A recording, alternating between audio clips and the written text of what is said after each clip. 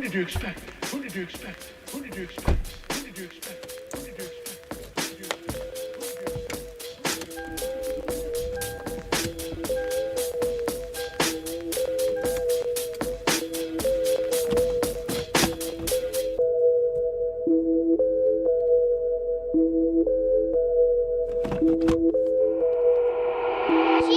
Welcome to the east side. We don't wait for doors of opportunity, we just wait on when we gotta kick them in. Decatur, Georgia, or a den of thieves. Hidden leads just to feed the village. Hidden leads make them feel like ninjas. Niggas always keep the metal tucked till you run up, get your face cut. Got your brookins on the back end. Know too many niggas trapped. They be stuck in genjutsu. They see the world from a different view. Shadow clones cause they silhouettes. Hard to point out when they robbing you. You never know what be inside of you. You never know who you be talking to. Till it's 2 a.m. on the east side. Black as shadows in the nighttime. They don't wait on nothing but the right time. Here it come around the corner. Shots fired, that's a nigga down. Sad, but this is normal around this town. I've been crying for my niggas found. I've been praying for my niggas down. Always looking for some progress. Try a nigga, he gon' regress. Locked and loaded, that nigga ready. Turn your brains into red spaghetti. I be looking for God here. Hopefully see that I'm trying here. Save my niggas cause they really lost. Talk to my niggas before you write them off. They say, Vic, don't you move on that side, boy. Both the crime rate and junkies stay high, boy. Scary niggas, they ain't see my vision and they see it, they want in the convoy. Stop by the corner store, know that it's kissing there. Let them watch windows, punk gas for a bag of chill shot with the water. But no, they got size, I don't need no patchouli. I just want water. Start bitch with my brothers like Pops and Earl. We gon' turn Killer Road right into a Melrose. I might turn Wesley Cap to a motherfucking church. They got them my people and teach them their worth. I don't need no appraiser, I'm knowing the worth of my property. They just owns out the cap, always a lot in the world, and I'm winning it all like construction on this side. I'm taking my time, now it's 2 a.m. on the east side. Up as fuck, no I'm writing rhymes. Late night, not an early morning, like an alchemist, I'm turning into something. Shots fired, that's your nigga down. Sad, but it's normal around this town. Cause I'm calling, say you beat the charge. He can't wait to come back around. Other cousin calling, y'all must stop. Say he heard prices went back up. I confirm they gassed up. Told him chill, though, cause we next up. People be looking for God here. My job is to teach them look in themselves. Say my niggas cause they really lost. Spitting for the ones they breaking off.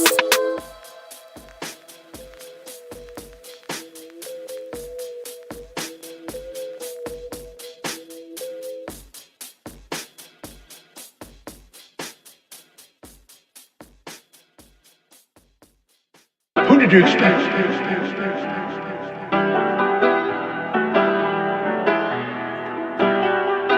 Biggest the what? Biggest the what? Biggest the what? Biggest the Super Bowl. Niggas so thirsty, don't put me in beef. Dissecting my words and start looking too deep. I look at the tweets and start sucking my teeth. I'm letting it rock cause I love the mystique. I still wanna give me a song where I be. Can trust everything that you saw on IG. Just know if I diss you, I make sure you know that I hit you like I'm on your caller ID. I'm naming the album to fall off. It's pretty ironic cause it ain't no fall off for me. Still in this bitch getting bigger. They waiting on the kid to come drop like a father to be. Love when they argue the hardest MC. Is it K-Dot, is it Aubrey or me? We the big three like we started the league. But right now I feel like Muhammad Ali. Yeah, Muhammad Ali, the one that they call when they shit ain't connected no more. Feel like I got a job in IT. Rhyming with me is the biggest mistake. The Spider-Man meme is me looking at Drake. It's like we recruited your homies to be demon deacons. We got them a 10 in your wake. Hey, how the gang got away from the bars, man, and shit like a prison escape. Everybody steppers with fucking and everybody breakfast, and I'm about to clear up my plate. When I show up, it's motion picture, blockbuster. The goat with the golden pen, the top toucher, the spot rusher. Spray this whole shit up, the crop duster. Not Russia, but apply pressure to your cranium. Codes automatic when aiming with the boy in the status of stadium.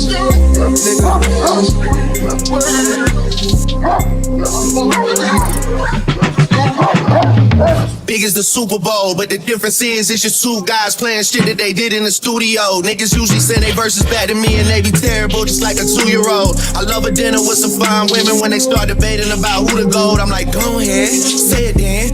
Who the GOAT? Who the GOAT? Who the GOAT? Who the GOAT? Who you bitches really rooting for? Like a kid that had been from January to November, nigga, it's just you and Cole. Big as the what? Big as the what? Big as the what? Big as the Super Bowl.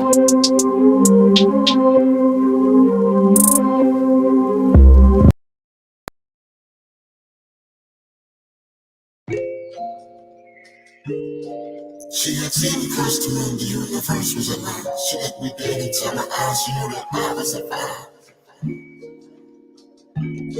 I don't say much cause my vibe says it all. I don't say much cause my vibe says it all. I don't say much cause my vibe says it all. I can't lie, no. She love the way I'm vibing. She love the way I'm vibing. She love the way I'm vibing. Yeah, I'm vibing. She love the way I'm vibing. She love the way I'm vibing. She love the way I'm vibing. Yeah. She like the vibe and see the aura switch up. I walk into the room and it's so bright now. Plant a seed and go and watch it grow. Water it and treat it what it's worth now. Pops told me I need to have some confidence. Always been a soldier, not a hoe now. Dance around how you really feel. It's a kickback, not a hold down. Kick back, relax, you know, that's how we vibe. So I got patience for things that ain't worth people's time.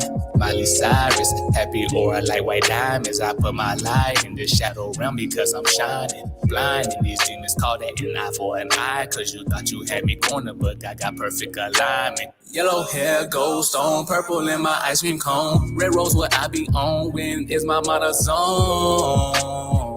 How you feel? Blues make you chill. How you feel? Red velvet make you heal. How you feel? Green get you bills. Back on chill life, old flats on them wheels, tryna make it to them Beverly's west side of them hills. Well, catch me riding, cause we about to go and sliding. You think I'm classy, cause first rate is what we be flying in. That's just how we vibe, man, we vibing. She love the way I'm vibing. She love the way I'm vibing.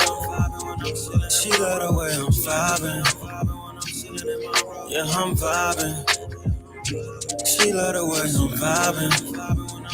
She love the way I'm vibing.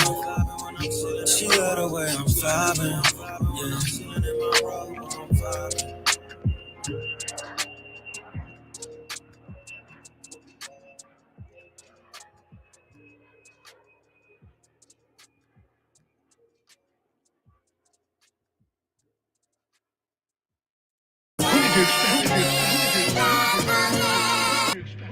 Even with COVID, I plan on staying on my purpose.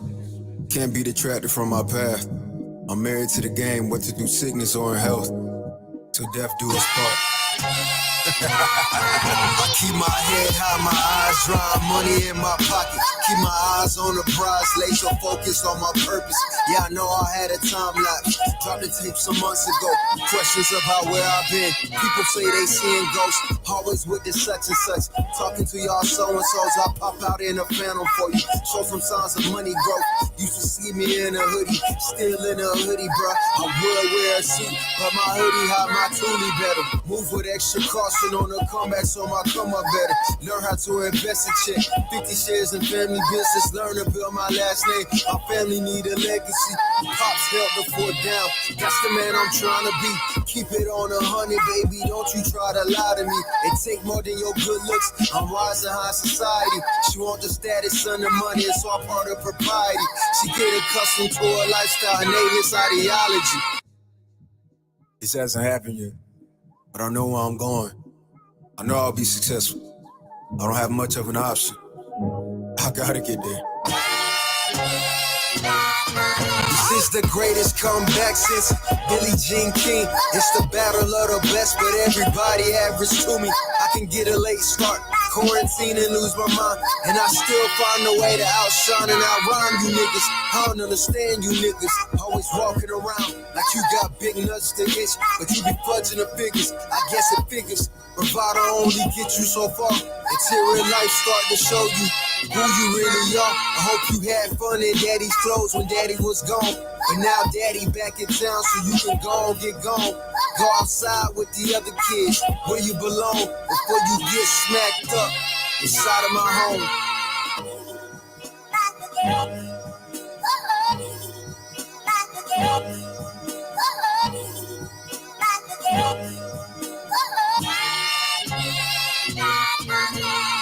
What did you expect? Why that girl on her phone, G? Never paid attention to the room or the homie. She just missed another opportunity, And I know that she lonely with no company, She so busy reading text, she ain't even read the room, yeah. Always sending texts like I just want myself a little boo, yeah. I think I just went stupid, hit by Cupid. The arrow hit my heart, I hope she noticed. Gotta read the room, yeah.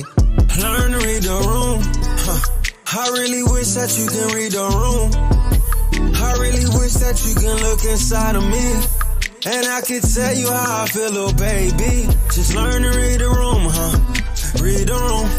Just read the room, Just read the room. Learn to feel that presence and that feeling in that mood. Just learn to go ahead and feel that moment too, Learn to read the room. Trying to talk to you was honestly so fucking strange. Trying to find a way to drove my brain to be deranged. I would've never thought I'd have this kind of issue. I couldn't connect with you inside of the same room. I know you feel me, at least I think you do. It's hard to tell, I cannot read the room. You seem to be unfazed, that's what you supposed to do. You seem so confused, baby, why won't you learn to read the room? I really wish that you can read the room. I really wish that you can look inside of me, and I can tell you how I feel, little baby. Just learn to read the room, Read the room. Just read the room, Just read the room. Learn to feel that presence and that feeling in that mood. Just learn to go ahead and feel that moment too, Learn to read the room. I'll show you how to read the room, baby. Say you faded out that drink, I hit the road and zoom, baby. Project nigga section 8, I never had a spoon, baby. She says it's rated, this movie coming soon, baby. No, I ain't worried about your boyfriend, he ain't like that. See me, it's on sight about that pussy, he gon' fight back. He gon' risk his life, I beat him up like go down my path. But your bitch want me, so it ain't my fault that you tried that. Oh yeah. Learn to read the room, I really wish that you can read the room. I really wish that you can look inside of me, and I can tell you how I feel, little baby. Just learn to read the room, Read the room. Just read the room, Just read the room. Learn to feel that presence and that feeling in that mood. Just learn to go ahead and feel that moment too, Learn to read the room.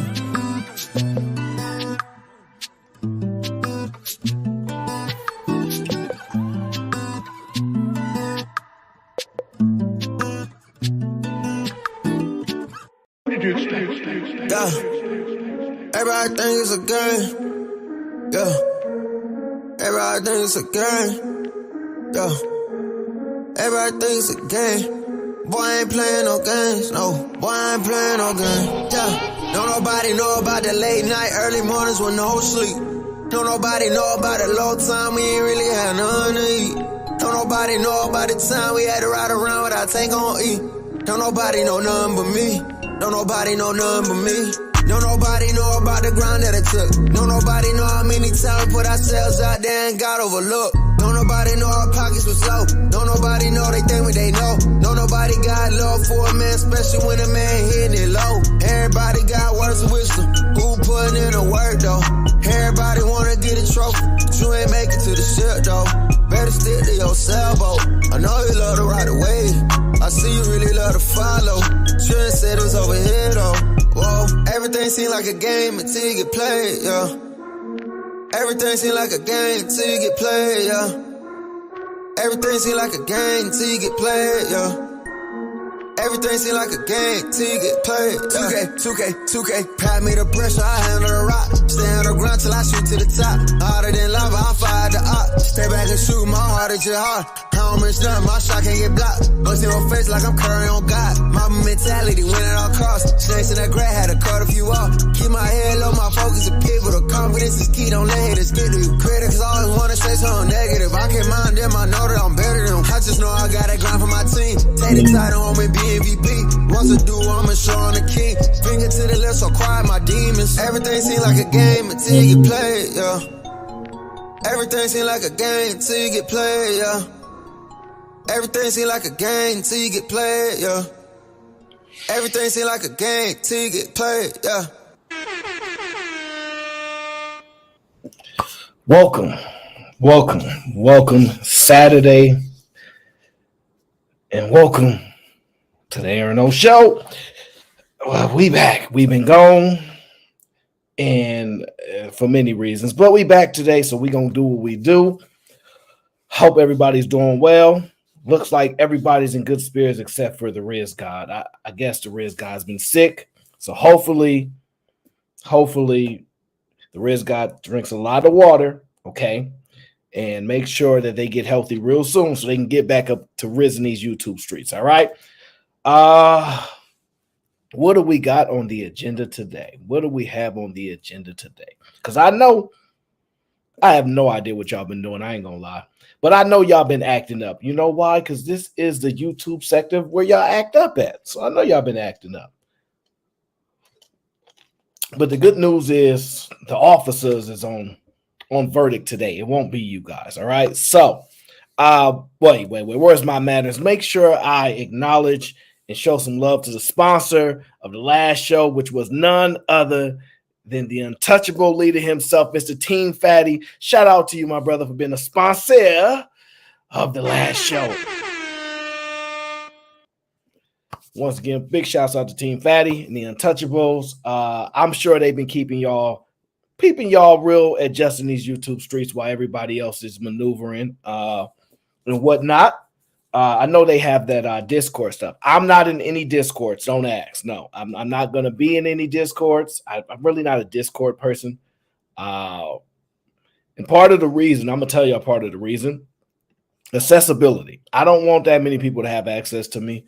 I'm not one of those people that are easy to contact or easy to speak to. And I like having barriers between me and random people on the internet. Okay. Especially people that are just waiting to get access to me to say crazy things. I'm cool. So I don't need it. I have enough people to manage in real life, let alone managing an insane amount of people on the internet who are not even part of people that I rock with anyway. So I don't have no ambitions to be on Discord. So I'm not in anybody's Discord. It's not personal against anybody. I'm not on anybody's Discord. It's just not my thing. But it is pretty cool as a way for content creators in particular to continue to grow their group and their people and keep contact. I just don't want y'all contacting me. Yeah, no. I don't want y'all to be able to go on y'all Discord and be like, let me see what he's doing today. Absolutely not. When I disconnect, I want to be able to disconnect. And a lot of people are struggling with that. When I was running Fight Club, there was really no disconnect. It was all the time. We all through these YouTube streets, every show, everywhere. I have since adjusted that because we don't have any you can look at a lot of other content creators. They stream a lot. They do a lot of content. They're always supporting other people's shows, which is dope. But there's really no balance outside of social media. And so that's not a thing that I'm looking to continue unless I go full time on social media, which I don't plan to do. One, I'm not cool enough. And then secondly, real life is really real life. And so I don't have the time to do it. But I do appreciate you guys always coming in and rocking out with me. And so I don't like to miss too many days. I'm trying to get back to more consistent streaming, but it's probably going to be a few more weeks before I can even get back to that space. But we'll see how it goes. All right. So that's what we're going to work on. We got a couple topics that we're going to discuss today. I want to talk about the officers. I want to talk about the process. I want to talk about the Blacks and their ability to build community. And then I also, one more thing I want to talk about, Texas. If you're from Texas, you might not like me. I don't know. But we got to talk about Texas, all right? In particular, Houston, Texas. I don't know what they got in the water down there in Houston, Texas, but we going to discuss it today. Yes, we shall. Because y'all been down bad. All right? Let me give a big shout out to my brother O in the building. Sent $10 just to show some love. I appreciate you. And shout out to Princess Cammy. Says, salute to my favorite handsome host, Aaron O. Shout out to Princess Cammy, the Riz God. Get better soon. Y'all wonder why I rarely get sick. I'm giving y'all the secret. It's water. I'm not even lying. It's water, and I don't know how true this is, but my immunization records, like I don't have all those like things that they supposed to, do to you when you're young and stuff to get your immune system. I didn't participate in a lot of that stuff. So I have like a really strong immune system. I don't really get sick. It's a rare thing for me. Also, yeah, I'm like asymptomatic when it comes to like other things. So I don't have signs and symptoms and things like that. So I'll be good. I just drink my water and mind my business. Drink your water, mind your business. Y'all will do good to do the same. All right. Don't be so nosy. Stop being in everybody else's business. Okay. Lindre said, could be worse. Be living in San Francisco. San Francisco's not that bad. It's not the ideal destination that it used to be. As far as, tourism is down, of course, business is having issues, politics suck. But the city itself is just a dope city, regardless of what you may think about it from the outside. Most people that come to the city, they feel a little different when they get here. I'm gonna just tell you, a lot of people don't understand. Oakland is a historically black city, so as far as black culture, it's more prevalent in Oakland because it's an historically black city. Although if you go there now, you won't feel that way. You won't feel that way at all. You would think about gentrification.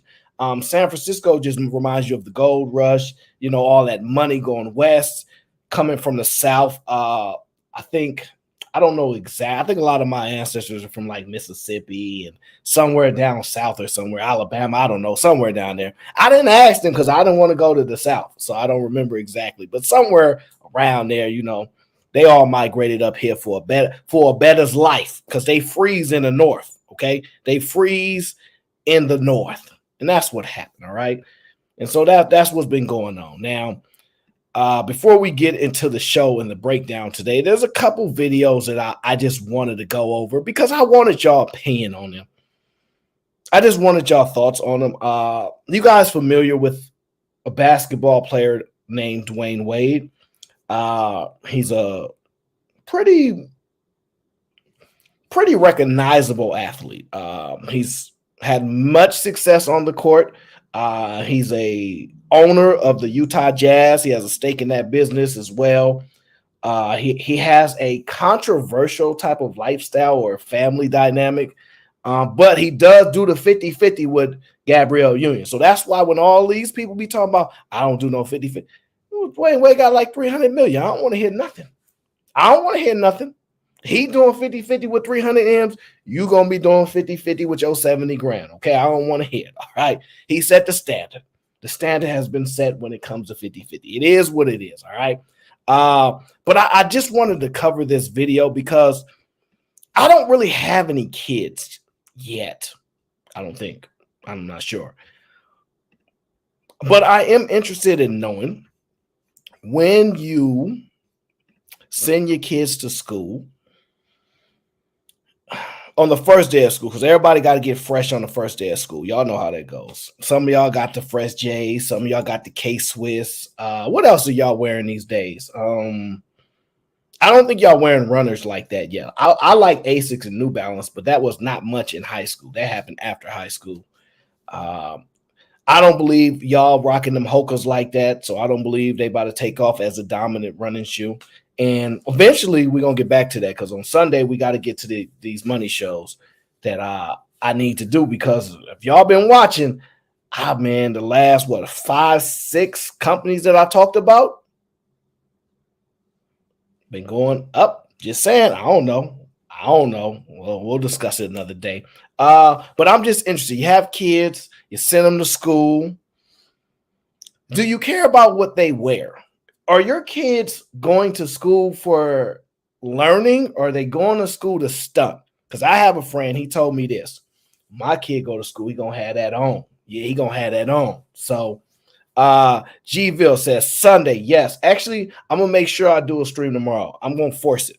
I'm going to have to do it early though. So it's probably going to be like maybe 7 a.m. Pacific. I'm probably gonna do. So I'm gonna have to do it early before all the games and stuff, so y'all can watch y'all games and I can take care of what I got to take care of. So, but I'm definitely gonna do a show tomorrow. So don't worry, G. I got you. We got some. You might be asleep, but I'm gonna do it anyway because it needs to be done. Because I do want to discuss some things now. Getting back to that, when you send your kids to school, just curious, are they there to learn? Why do you send you? Do you send them there to get fresh? I know y'all do. Then don't be lying to me. Y'all send y'all kids to school to get fresh. I know y'all do.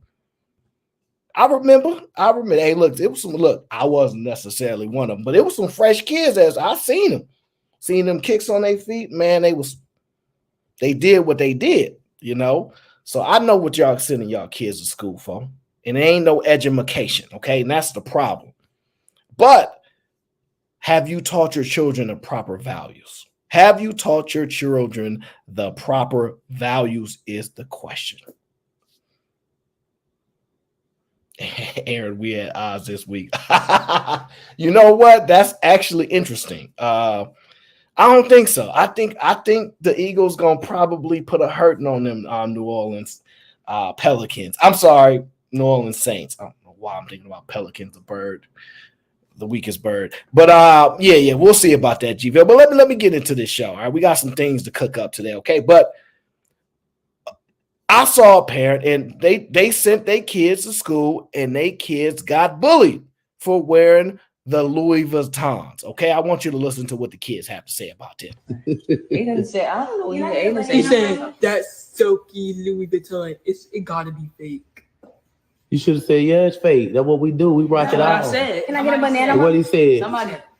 Somebody said this was fake. And I said, okay. Mommy, can I get a banana? We do not care. I'm talking right now. Don't ask me about a banana when I'm recording. What did Aiden said, I don't know. He said, that's silky Louis Vuitton. It gotta be fake. Now look, I don't really wear the Louis Vuittons like that. I think I got probably like a Louis belt or something like that. I probably even gave it away. I don't know. Maybe I have one, maybe I don't. But I think I do still have one. It wasn't cheap, I ain't gonna lie. But the point being is, are y'all kids gonna be that well thought or well? I don't know how to describe it, but the response was amazing. I just want to ask y'all: are y'all gonna send y'all kids to school in some fake Louis? I'm not saying there's anything wrong with it. I'm just wondering: are y'all gonna take a stand? Are y'all gonna say, "Look, man, we're not gonna let them no longer judge us for worrying about name brand clothing after getting online talking about all we care about is Jordan's and name brand, and we ain't looking to build nothing." Are y'all going to finally do what some other groups of people have done, put that fake stuff on, and they rock that like it's the real deal Holyfield? I seen it. I seen the backwards Jumpman. I seen the upside down Shaq logo. I've seen a lot of stuff that, would be considered not authentic. Let's just say that, to say the least, not authentic. Now, do you guys have the ability to send y'all kids to school that are there to learn and for them to be able to manage the kids that are laughing at them? Because this is what I think about y'all kids. Y'all send y'all kids to school and they get teased or bullied, they going to be fighting. Yeah, y'all raise those bad kids. I know y'all do. Yeah, you be like, yeah, they say anything to you. Go ahead and do. Yeah, y'all be raising them bad kids. See, these kids right here, well-mannered. I don't know about the parent mad because that kid asked about a banana or something. I thought that was a little wild. Don't you ask for no banana while I'm recording? Dang, what kind of parenting is that? But I can't say nothing because the kids handled the controversy so well when they said, I don't care if what I'm rocking is real. I don't care. You should have said, yeah, it's fake. That's what we do. We rock it out. I said. Can I get a banana? What he said. Somebody said this was fake. And I said, okay. Mommy, can I get a banana? Ooh, hey, look. Somebody said it was fake. And I said, okay. Truth, what up? He said, it's fake. Okay. You know what? I'm going to just admit to it. I wish I had the type of courage that these young ones had. See, back then, had that been me, which would never happen, I would just wear the less fortunate stuff, not necessarily knockoffs, but Definitely not that stuff, okay? Not that brand stuff, okay? I would just have stuff that, probably y'all would never have, all right? And if I got teased, well, we was gonna box. See, back then, that's what we did. But see, we didn't have great parenting like these. The senders to school and just laugh, be like, yep, so, and laugh it off. Very impressive. Those children there are there to learn, okay? You guys can learn something because I know y'all kids still got their Jordans and stuff, and I know that they acting up, all right? So that's one thing y'all have to get better at. Y'all children should aim to be as well-mannered as these kids in good spirit because I remember I used to whine like a baby when I couldn't get those J's. Can I get this? No, we ain't got no money for that. Man, no, you know, man, oh, you get the money. That's what happens. They don't care. So I ain't mad at them. So, hey, look, when it comes to that real or that fake Louis, I think we need to move Lonzo. That ain't no problem. Huh? That ain't no problem. Well, that's how the game go. All right, so one more question about when it comes to parenting. All right, and y'all got to lead me here because I don't know the answer to this just yet. All right, but I'm gonna lean on y'all's guidance and wisdom. Let's talk about girl dads. All right, so if you're a father in the audience and you have a daughter, like I know some of y'all do, it's so important to be present and tied to their upbringing. So my question really comes down to, is there anything you won't do for your daughter, or do you got limits as a Faja? Okay, do you have limits as a Faja? Okay, because I seen this video, and I'm interested to know if y'all are man enough to be as strong in your convictions as this man is. nail polish, non-toxic. Can't say the same for your strange comments. I should just block you, Rasheed Wallace. It's giving insecure if I'm being honest. Man, I don't really care what you think. She can paint them purple, she can paint them pink. Your opinion to me is like acetone, harsh as hell. And who is pain? I'm super dead, so that make you the villain. Nails stay polished like Caleb Williams. Asking Father Lord, please forgive them. So people just cannot control their opinions. You the type of guy who won't talk to the manager, keyboard warrior, probably need a manicure. You like a hangnail, get you up out of there. Go to the spot where they got the massage chairs.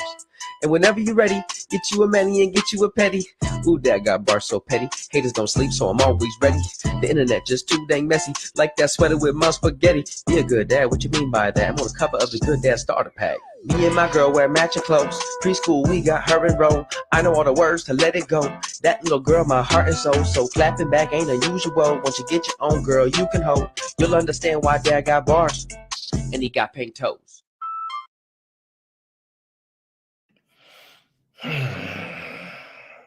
So, I guess my question becomes, would you guys consider this great parenting, dedication, more than what you're willing to do?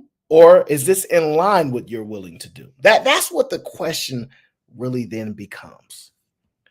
Is this what you're willing to do? Is this not what you're willing to do? Or are we just not working hard enough as parents? I'm just wondering. Because I don't know. Should I follow his lead and go, you know what? Yeah, we should let our kids paint our nails. I'm just wondering.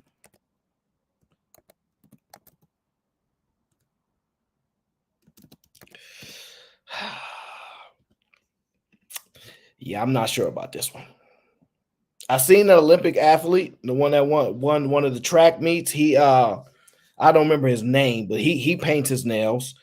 Dwayne Wade does the nail thing. So maybe it's something that we're missing out on greatness, because you're talking about historic basketball players, Olympic stars, gold medalists, and y'all just refusing to have fun and paint your nails with your daughters. Are y'all the ones messing up, or is it these Hollywood celebrities? I don't know what to think. I'm gonna just tell y'all, I haven't reached it yet. Whatever it is with comfort in your manhood. I just haven't reached that point because I don't really can't really paint my nails pink, orange, red, yellow, green. Nah, not my thing, y'all. It's not my thing. It really not. It's not my thing. I can't do it. I tried. I genuinely thought about it. I said, I need to do what's I need to, but I can't do it. I cannot do it, guys. I'm sorry. I apologize. Can't do it. It ain't gonna happen. I'm not gonna do it, guys. It ain't gonna happen. Now, let us get into I know. Houston, Texas. Let us get into Houston, Texas, all right? A lot of you guys may be familiar with Houston, Texas because they've been making a lot of lists lately. They've been making a lot of lists. They got a whole lot of diseases going on down there. It ain't a good look. It really ain't a good look. They say everything's bigger in Texas. I guess so is the transferring of I don't want to say certain words, but let's just say certain conduct unbecoming. Okay. But Houston, y'all got to figure this out. Y'all got a lot of issues down there. Now, I know some people that's from H-Town, and y'all gotta figure this out. Y'all having too many issues. Y'all keep lying to us, talking about, man, it's a great place to be. We got the best of the best. We better than New Orleans. We better than Atlanta. Like, y'all be going off. It's better than Dallas and all this type of stuff. And I understand. You got to root for the home team. I get it. But you got to have limits. Okay? And one of the limits y'all got to have is y'all got to stop lying to the people. Okay? Y'all got to tell the truth. Y'all don't have the best food out in Houston. Y'all just don't have them. Y'all was saying, we got the best food. It's better than Atlanta, better than Louisiana. Y'all was saying y'all got the best food. That's what y'all told us. But from what I found out,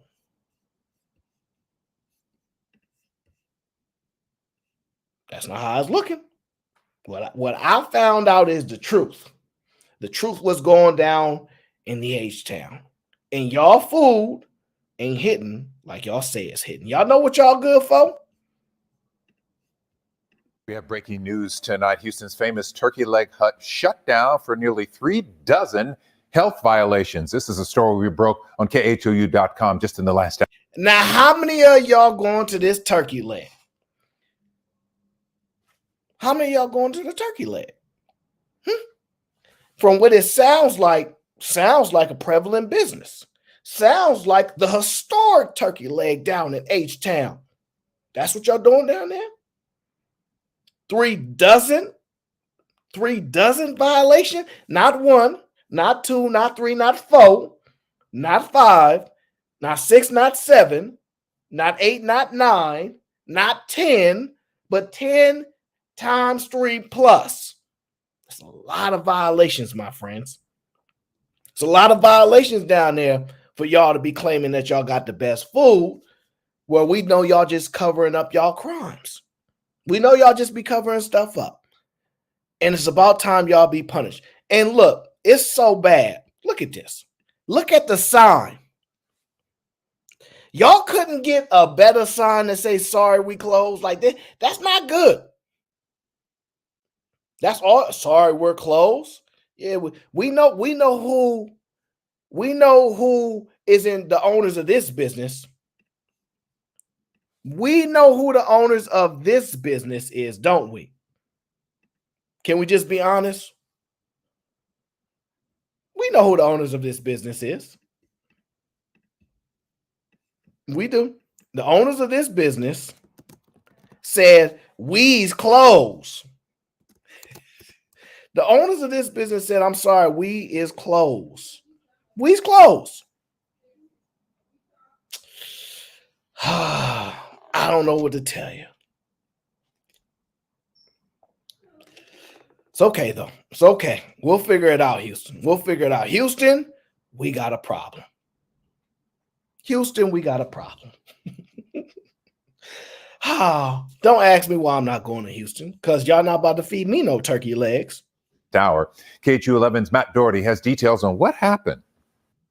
The turkey leg hut has become an institution in the third ward over the past 3 years. There's usually a line down the block, customers waiting to get inside, but not today. We spoke with several people who came to the restaurant to eat this evening. It was the first stop for one group here on vacation from Nashville. They were disappointed this evening. It was the first stop. Whoa. Who is that on the logo? Hold on. Who is that on the logo?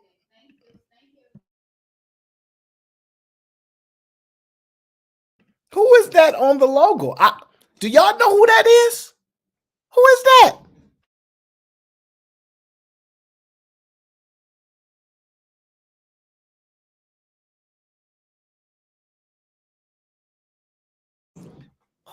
Who is that?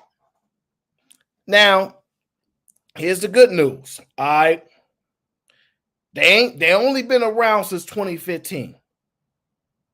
So the good news is they made legendary status in a short amount of time, because for them to get recognizable and really they ain't been open that long, that is impressive. That is impressive.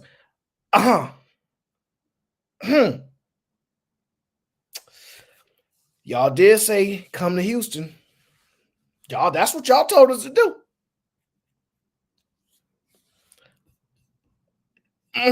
For one group here on vacation from Nashville. They were disappointed to learn the restaurant was closed and shocked when they found out why.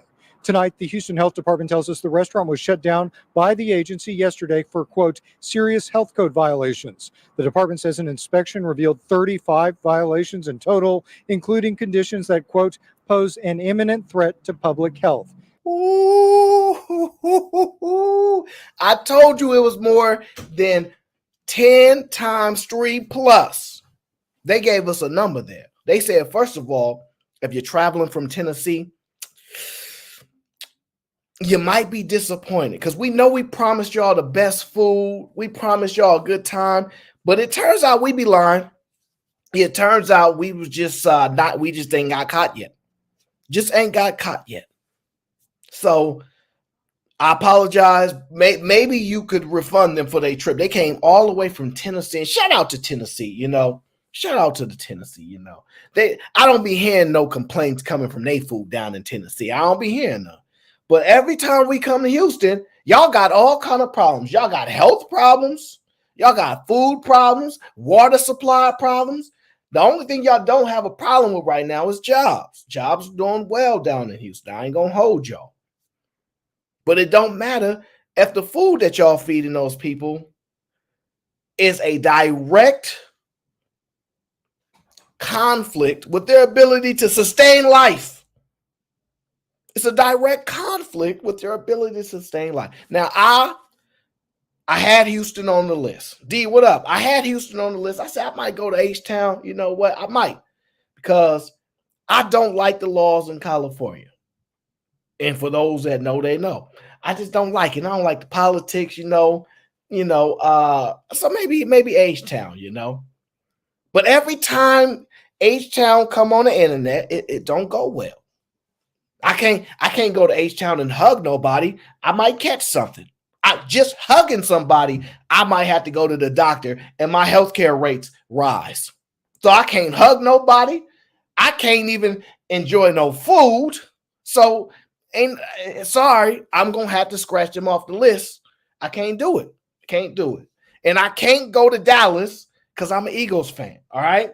And I don't want to argue with people in Dallas every day about why they keep losing every time. I don't want to do it because they're going to be angry. Y'all know me. I don't like to bite my tongue too much. I say things. I say stuff. I get in trouble. So I don't want to get in no trouble, all right? Because I like some of the people in Dallas. Some of the people in Dallas, I met good people. Currently, they're ahead of Houston right now. Currently ahead of Houston people. So that I'm trying to prevent y'all from getting yourself in trouble. I'm trying to help y'all. Okay. Jalen says, as a Houstonian, Turk Leg should have been shut down a long time ago. Well, look here. I'm sorry to tell you, but they shut down now. They shut down now. They shut down now. So better late than never. We saved again.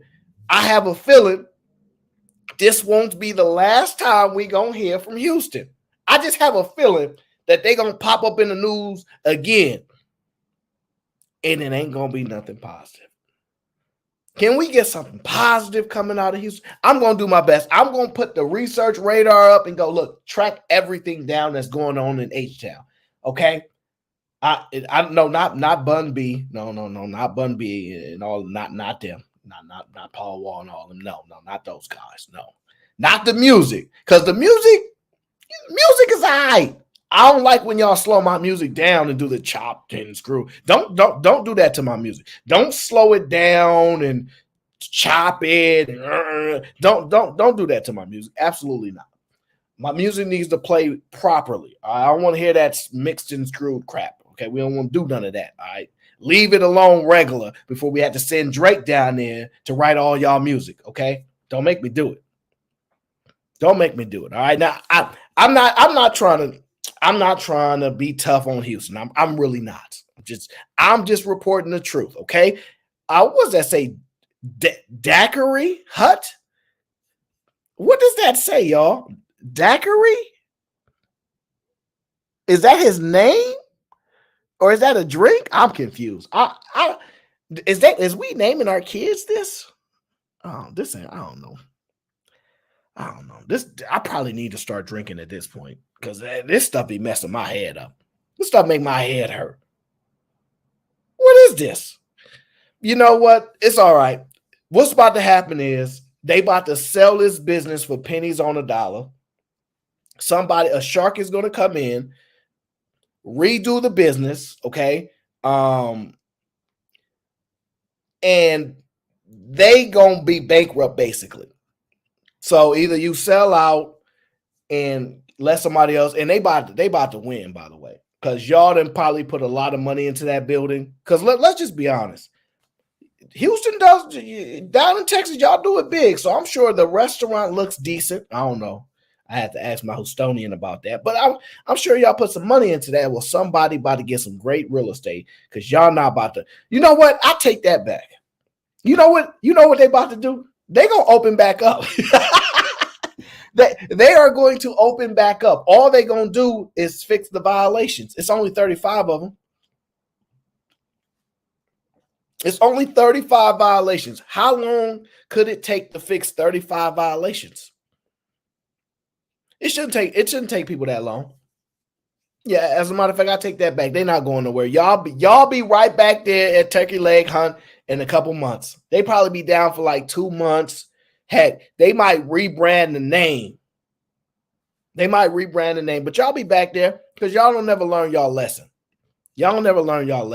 So far, the Turkey Leg Hut's ownership isn't talking about the violations. One customer today says he was told the restaurant was closed for renovations. That's also what is being said on Turkey Leg Hut's social media page. Oh, y'all be lying. I apologize. Y'all be omitting the truth. Y'all don't lie. Y'all just omit the truth. I got you. So what you saying is this. We are closing the restaurant for renovations. All right. So this is my question. Once y'all reopen, is the renovations going to be clear to everybody? Like, oh, they really changed it up in here. Because if y'all gonna lie to the people, why should they ever trust you? Y'all lying on y'all social media page. Look at this. Y'all lying on y'all social media page. Attention, TLH fam, will be closed this Friday through Sunday for some exciting renovation. We're working on making your Turkey Leg Hut experience even better. So stay tuned for what's coming next. Trust us, it's worth the wait.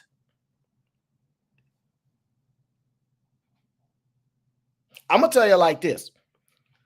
The woman wrote that. You saw the husband wife dude that was the wife wrote this. See the husband, he probably was like, we should just keep it real with the people. And the woman was like, nah, we ain't gotta do all that. Just tell them we close for renovations because you know how people is. And then once we open back up and fix everything, we're gonna get that money again. Yeah. That's what happened. That's what happened.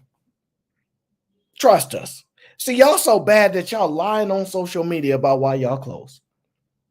See, if the health-related issues was related to renovations, I could agree with this. I'd be like, you know what? They probably got a rule where they need to have 1,100 square feet in the kitchen or something, and it makes sense. They've been violating. They need to close that down. But I know y'all violations is 35 violations. So we know it's the grease.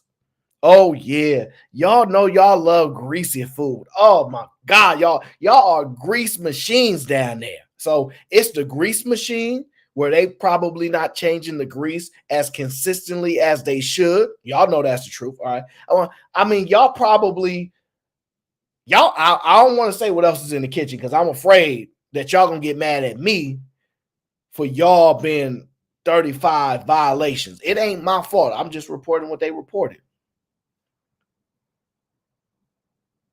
Man, oh man. Somebody said the husband was fired earlier this year by the wife.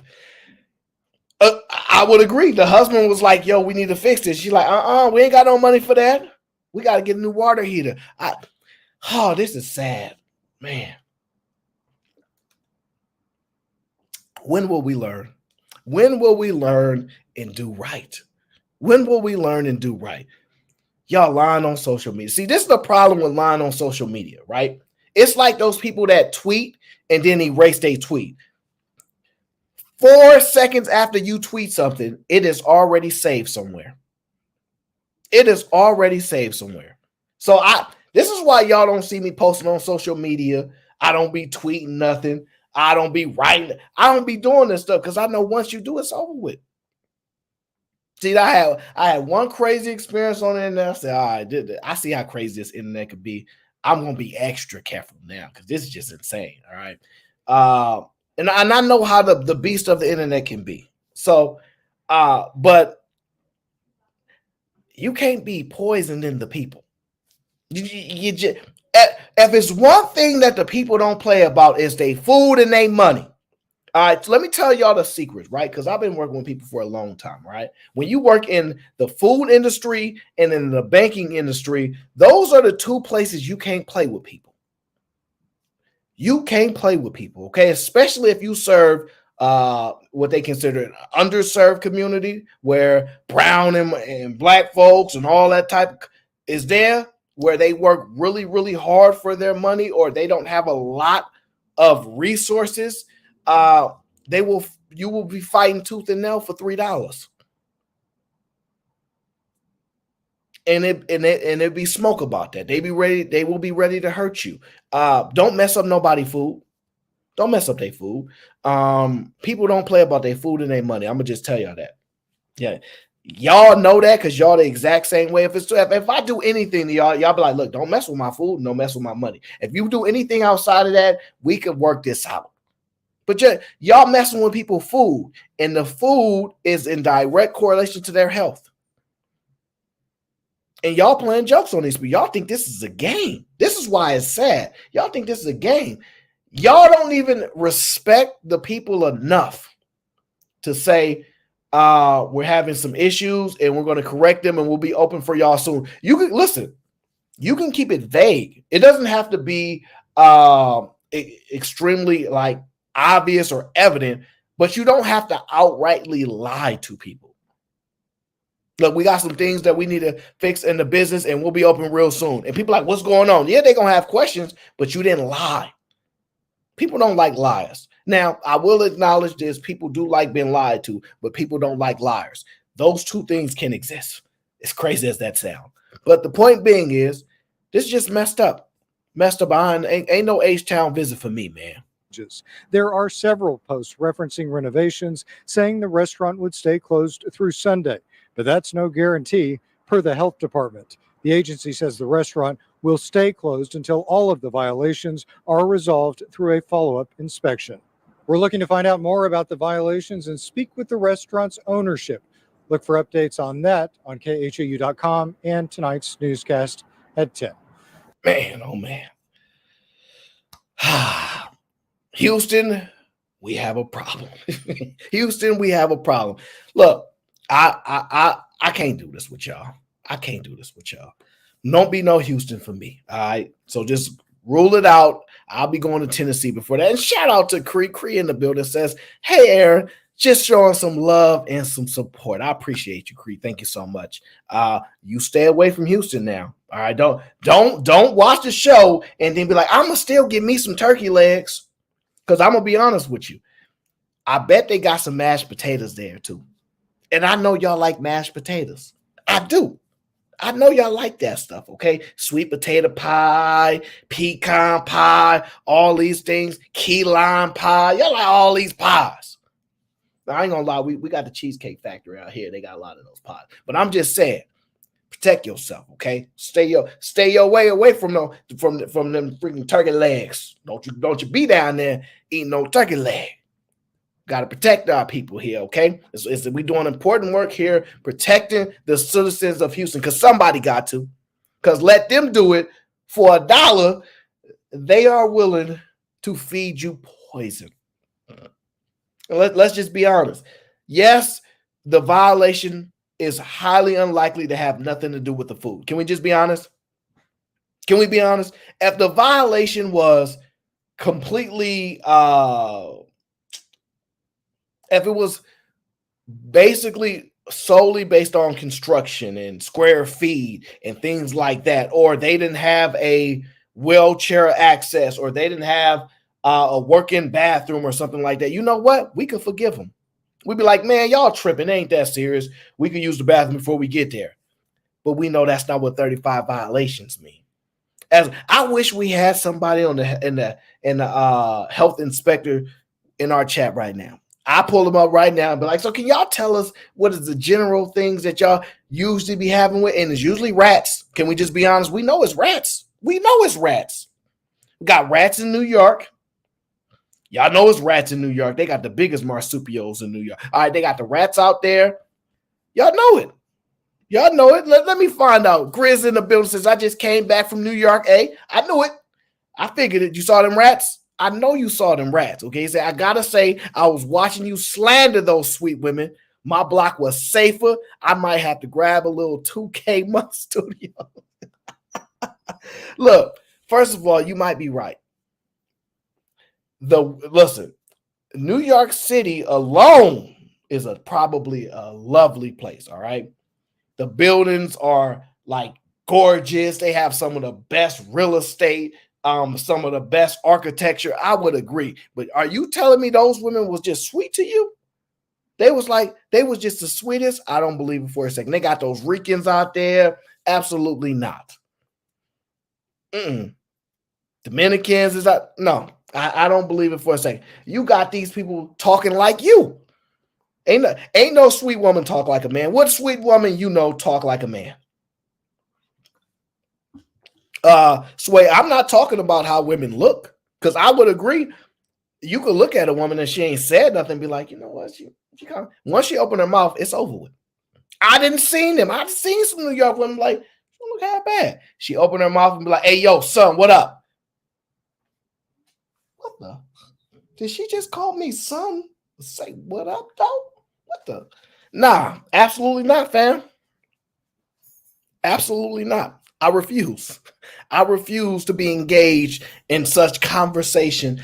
Absolutely not. We got a standard here, and you gonna be a woman of class. Man, ain't gonna be in New York City, but you gonna be a woman of class one way or another. Now, Sway know dang well they talk like him out there. He be thinking those women, what's up, sis? I mean, bro, sis. Like, you don't even know if to call her bro or sis. Like, let's just be honest. You don't know. I ain't talking about how they look. They look just fine. A lot of women look just fine. He said you find women from the Eastern Hemisphere in New York City or Texas. I'm gonna get a passport. I don't care. You can find women on an airplane. in another country, and they speak different. So I ain't dealing with what you dealing with, Sway. You a better man than me. You going up there negotiating with them sisters out in that New York City. That couldn't be me. Could not be me, my friend. I ain't negotiating with nobody that can out aggressive me. Nah, you ain't about to out aggressive. I got more aggression than you. You just a weak man. Nah, you right. You right, bro. Give you the pound. Yep, you got it. Nah. Ain't no way you can convince me we can do anything to save those women out in the NYC. Now, at least the women in the South, they got sweet voices. You know, they got hospitality. You know, they got something going for themselves, okay? But you know them New Yorkers, you better stop it now. There ain't no soft-spoken women out there. Stop lying. Freaking lying out there. The only soft-spoken women is in their 60s and up. You still got 40 and 50-year-old women saying wow stuff. All right. Oh, somebody said sexy red from the South. we ain't doing no get them sexy over here. We not doing no get them sexy over here. Okay. But shout out to Sexy Red. Go ahead and make your money. You are in the entertainment industry. It's no problem. No problem at all. Let me say this about the fellas from New York. Great people.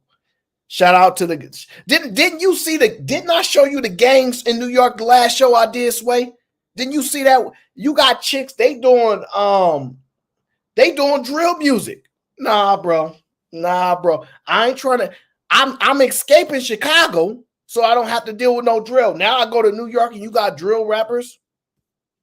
Come on, bro. We're not doing this. Absolutely not. You don't remember what the girl looked like last time? Look at this girl. Look right there. You want the foreigner, or you want the foreigner over here, or you want the New Yorker over there? You know, is she hanging with old boy with the ski mat? Nah, nope. No, sirree. You ain't gonna get me. Ain't gonna get nope. You're not gonna get me, my friend. Yeah, they real yeah, no, not at all, sir. Now that I done saved my Hostonians, show y'all the light, put y'all in a better space, saving a lot of y'all, because a lot of y'all love that turkey legs. I don't know why. Let's talk about law enforcement for a moment. You know, we have a lot of conversations around, do officers hold other officers accountable? And I'm going to be honest with you. I really don't know the answer to that. I know some things where, you know, a lot of officers don't make it past their probation period because they be getting fired. They be violent. So I do know to some degree they be holding people accountable, but I don't know to what degree do they really actually hold people accountable. You know what I'm saying? Because I know enough to the point where I'm like, yeah, it be some guys that be wilding in the academy and they almost make it through their probationary period, but they don't be making it to, and they be getting them up out of there, right? But on a larger scale, how do they really hold people accountable? Will they publicly say things like that officer was wrong? You know, like that officer, that's a violation. That officer should be in jail. Like, do they publicly acknowledge their positions, or do they just play it smooth and be like, look, we'll let the legal process play its way out? So that's what it comes down to. Is it too easy to become a cop? Now, I ain't gonna lie to y'all. At one point in my life, I was like, I should become a cop, because I was thinking somebody has said so. This is a long time ago. Okay, don't tell nobody. Just for us. All right. Oh, y'all always complaining about the community, and none of y'all don't want to be people in the community, being the people here. And I was like, I do it. I was like, I could do it. I don't think I could do it. I might could do it, but I don't think I could do it. But I might could do it. I don't know. But I thought about it. I said, maybe I. Now, the officers that I do know, I pretty much like them. I don't know a lot of them, but the ones that I do know, I pretty much like them. Now, I will be honest. They are maybe not the most conventional, so that's probably why they're more likable. It also may be the type of environment in which we engage. It's more conducive of building a better relationship. Maybe I'm just easier to get along with. Maybe I'm not up to no good. And maybe that's the case. So I know a few officers where I'm like, they cool. But I know that's not most people experience. And I have had some experiences before. Mistaken identity. I've been detained illegally. Like I've experienced a lot of stuff. So, but I don't over exaggerate my experience. But we're gonna get into we want to know, are they holding the officers accountable? That's what we're gonna get into today. Are they holding officers accountable? Is it too easy to become if right now if we all filled out a form, could we become officers? Is it just that easy? Will law enforcement hire anybody? Will they hire almost anybody? Let's find out. Let us find out, my friend.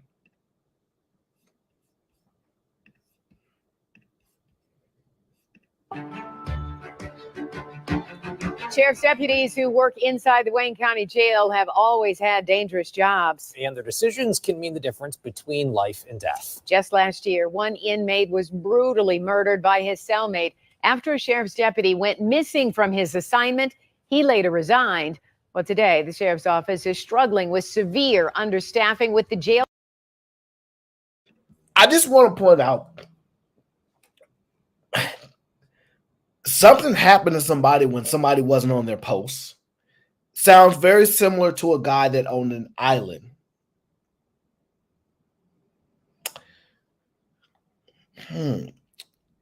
Are we paying people like? But here's the thing: they did fire him. Y'all gotta give the credit where credit is due. Something happened, and you were supposed to be on duty. You're fired. So now, I don't know if you can do much more than fire them. I know y'all be like, no, they need to be held accountable. They need to get charged. Man, they didn't do the crime themselves. They just wasn't following their procedures and stuff like that. I don't know if that's enough to jail them, but at least he was fired or she was fired, right? Currently 344 deputies short. So, did the sheriff's office lower its standards when it hired one deputy with a troubling past? Here's 7 investigator Ross Jones. Some people are meant to be the police, and some people are meant to call the police. He's someone who's meant to call the police. This is a story about a sheriff's deputy who's not allowed to be a police officer. This man is not qualified to be in public safety at all, period. Now, I think it said the Detroit police commissioner said he is not qualified to be an officer, period. That's what he said. Outspoken, to the media, stern position. That's not what we used to. Like I clap my hands for that. They're upfront, being honest. Now, the fact that they understaffed 346 deputies is wild. Are you telling me nobody wants the job? I'm gonna be honest. I don't think the job it can't be that bad. But maybe it's where I live, where they pay much better. I don't know what it is, but it can't be that bad. I'll be running into the sheriff deputies, and they be dropping off levies and stuff. So like they be driving around the city in a nice vehicle. It be 2 of them, and they just be issuing like subpoenas and levies and stuff like that. And I'll be like, that's easy work. That's easy work. You mean I just got to drive around the city, and execute these levies, subpoenas, etc., and things like that? That ain't. And I get this nice vehicle. I could do that.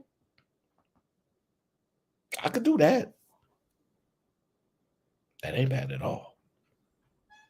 But they're saying that he's not qualified to be police. And this Detroit police commissioner stating this, but he was hired to be a sheriff deputy. Now, I know their actions as peace officers are like different. One specializes in the jails, the courts, etc., and one is more patrol and stuff like that. But the criteria is relatively similar. Till his latest job, Jamonte Horton had been fired or forced to resign. Oh, period. Until his latest job, Jamonte Horton had been. Whoa, Jamonte? Oh no. Yeah, no. You shouldn't have been hot with a name like that. I'm surprised they even read it on the resume. Normally, you have a name like Jamonte, you don't get no job. So I'm gonna have to be in agreement, y'all. I'm gonna have to be in agreement with y'all right now. I think that they were struggling to get officers, and because of that struggle, they hiring anybody. Jamonte? When have y'all ever met anybody named Jamonte? Let alone somebody that needs to have anger control, like they have to have the ability to control their anger. You gonna trust somebody named Jamonte? All right, I'm gonna chill because I know how y'all looking at me now, like, oh, you a sellout. Like, I'm just saying. Oh yeah. Hey, I need some help here. All right, we're gonna send out Officer Jamonte. No, you not. Can I get Officer Chris? Can I get Officer Dan? Can I get Officer Romero? Like, no, don't do that. No, absolutely not, sir. I refuse. I don't want. Look, he better use his middle name. Okay, and he said he applied to jail. He better use his middle name or something. I can't. I gotta protect myself. Okay, and one of the ways I protect myself is name. Y'all know how I am about names. I was right. You could call it name profiling if you want, but I was right. Look at him. Does he look like somebody that's gonna come save you if you ask for help?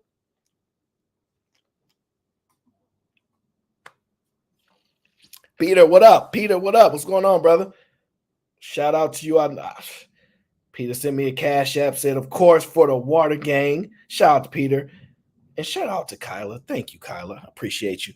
I have to know. Is it just me or y'all two would not be dealing with Officer Jamonte? Maybe it's just me. Maybe y'all cousin name is Jamonte and y'all mad at me now. But just don't. I would recommend, this is just my opinion, I've filtered through a bunch of resumes in my career. I ain't seen no Jamontes. However, I'm probably the best person because I would have hired somebody just out of mere support for the community because I know how it is to be scrutinized. But for law enforcement, I like generic names. I'm sorry. I do. I like generic names for law enforcement. I like Jamonte for football. Yeah, I do. I like Jamonte for Olympic athlete. You know, I that's what I like. This is Dr. Jamonte. No, he's gonna be performing search. No. Absolutely not. Nope, don't want it. I'm sorry, guys. I don't mean to be this way. I don't, but I just can't do it. I think you better with the basketball is your favorite sport. I think that might be better for you. But let's see how it went for you as an officer. Because maybe I'm wrong. Maybe you officer of the year. We're going to find out. Fired or forced to resign from every law enforcement department he's worked for. Hold on, so what? Fired or forced at all, period. Until his latest job, Jamonte Horton had been fired or forced to resign from every law enforcement department he's worked for. What? Today. Hold on. Jamonte has been fired from every single law enforcement job he's ever had before today.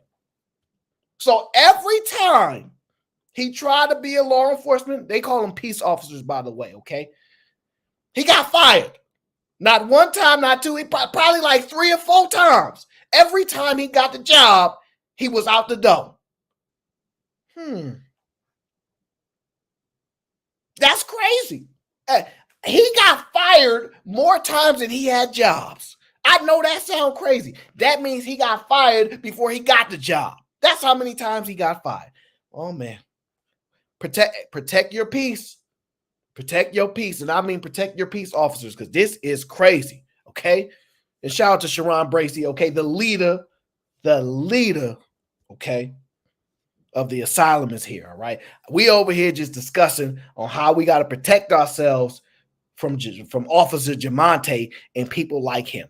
Fired from every single job. That's crazy. And what did the Detroit police commissioner say about him? Who's not allowed to be a police officer. This man is not qualified to be in public safety at all, period. Until his latest job, Jamonte Horton had been fired or forced to resign from every law enforcement department he's worked for. Today, he wears a badge from the Wayne County Sheriff's Office.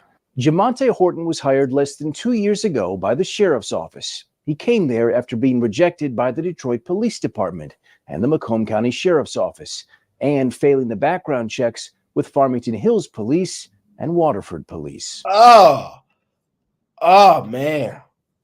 Can I ask y'all a question?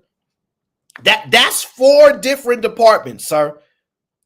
And another sheriff department. So a sheriff department and 3 other police departments. And then you had the police commissioner talking about he ain't qualified. And then the police commissioner said, period. You don't normally see a black man say period. Because if a black man say period, he really mean that. That's usually our black women. They be like, period. Like when a black man say he is not qualified to be an officer, period. That's in sentence. He mean that in the most professional way he could say what he want to say as a black man. That's my opinion there, okay? I just have to wonder. This is just my question to y'all. And this sounds crazy. It is easier to become an officer of the law than it is to get a loan. Could you imagine if you got rejected for 4 loans? Do you know that the odds of you getting a loan on the 5th try is almost non-existent? You're not about to get no loan after they even rejected you 4 times. They're like, yeah, we're going to give you this loan. We see you been rejected 4 other times. We ran your score. We seen you pulled your credit 4 times. And now you coming to us to get some liquidity. No. We see what's going on here. We see what's going on here. We ain't got no money for you. Apparently 4 other people rejected you. Something is up there. We ain't got no monies for you. But Wayne County, Harrington, Waterford Police, another sheriff's department, they all said no. They declined you, and you've been, I don't want to say that word, but you've been fired or let go from every job you had prior to being on this force with the sheriff's department, which I will say this. It's fair to say that if he's been there for 2 years and he ain't had no problems, maybe he learned his lesson. I'm going to be fair, okay? I'm going to be fair. He might have learned his lesson, y'all. I'm being fair as I can be. He might have learned his lesson. I'm still scared because they don't even fire officers for doing stuff on camera right in front of us. Can y'all imagine that? We see officers do stuff right in front of us. To me, the most blatant case I have ever saw, I think it was the Walter Scott case. I don't know if Walter Scott Young case. I don't know if I'm pronouncing it right. But when he was running from the officer and he said rounds in his back and lied and was like he was coming at me and all these things, and it was literally on camera, that man was fleeing with his back to him. That was the most blatant thing I had ever seen, like online type of thing. The thing that probably was one of the hardest ones was I think the Philip Castillo. Yeah, that one was crazy. Yeah, that one was crazy. Yeah. I think the Philip Castillo case was probably the most like visual one where I was like, whoo-wee. That one was a tough one to just like, what, like that was crazy. The Walter Scott Young one was like, you said that this happened and that was, but they don't even be getting fired for half of stuff like that. And you telling me he got fired 3-4 times, denied about 3, another 4, 5, 6 times. What could you have done for them to fire you or let you go? When we see things happen all the time and they be like, well, we got to wait till the facts come out. And we saw it. So I'm very intrigued how somebody can get away this long. But you know what happened, y'all? This is what I think happened. He messed with the wrong white guy. This is my opinion. I think he messed with the wrong white guy, and this person went and done research on him. You know how they be like, I'm going to sue your pants off. Don't touch me. I'm going to sue you. You be like, what? You know, we don't talk like that. We be like, if it's up, it's up. They be talking about like, I'll sue your pants off. You're going to hear from my lawyer. You ain't going to hear one of us like, hey, you're going to hear from our lawyers. Talk like that. So I think he pissed the wrong guy off. Because he was under the radar for the last 2 years, basically. He pissed the wrong guy off because he's still probably up to his old habits. And you met the right one. You met the right one, and it's probably gonna cost you your job. Horton's problems began early in his career.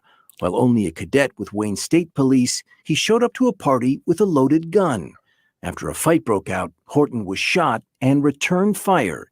He resigned in 2015 for his role in the shooting. I'm kind of confused by this one.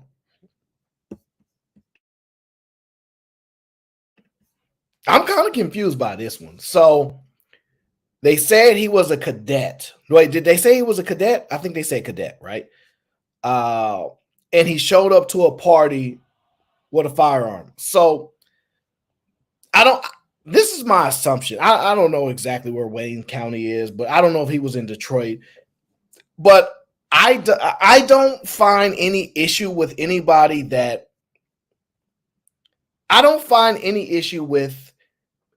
that carries in a state where you're allowed to carry. So like him having firearm at a party. Now I'm guessing maybe he was on probation. So maybe there's some rules around that. I don't know. I know you need to be dang near perfect when you're on probation. That part I do. But you going to a party, protecting yourself, I don't have an issue with that. So I don't know why he got fired for that. They said somebody fired at him, hit him, he returned fire, and then he ended up getting fired. That don't make sense to me. That to me, that don't sound like a good fire to me. But there could be information that I'm not privy of. But him going to a party, which adults can go to parties if they want to go to parties. Probably not no white clothes party, but you know it's your choice. I ain't going to no parties in New York City at all, ever. I ain't going to none in New York City ever. New Yorkers is different. But I don't have no problem with that. So I don't know if that's an issue. I don't know if that, because it's not illegal, I don't think. And I'm assuming this is a state, city where you have carrying rights and whatnot. So I'm conflicted on trying to understand why this particular offense would be causing him to lose his job. Maybe you guys heard something I didn't, but I don't understand this particular offense. Began early in his career. While only a cadet with Wayne State Police, he showed up to a party with a loaded gun. After a fight broke out, Horton was shot and returned fire. He resigned in 2015 for his role in the shooting. His next stop, Ypsilanti Police, where okay, so maybe he started the fight, because then I could, that's justifiable. He started the fight, or he didn't de-escalate the situation, something like that. All right, cool. If you started it and then you end up getting crossfire, you fire. Okay, fine. That's something to fire you about. Okay, especially if you started. But if he didn't start, no problem. I think you don't actually have to be the initiator in these situations. I think that you need to be not in no situations at all. You need to be extra aware. So that's probably why he got in trouble. They were probably like, nah, you're on probation and da-da-da-da, you got a crime. I don't know. So, but to me, it didn't seem justifiable.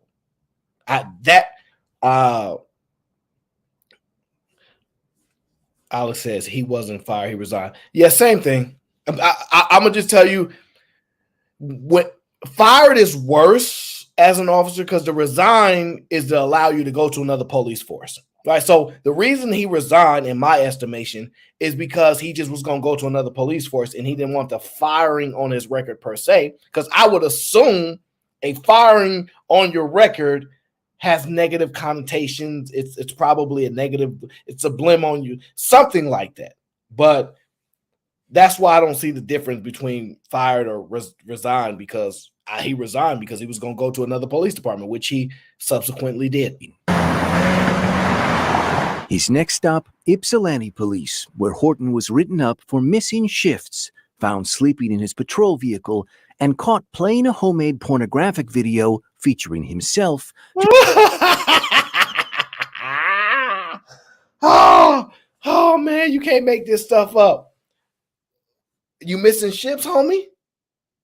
You missing your shifts, player? You missing shifts? You overslept? You overslept? Is that what's going on? You were sleeping in your patrol car?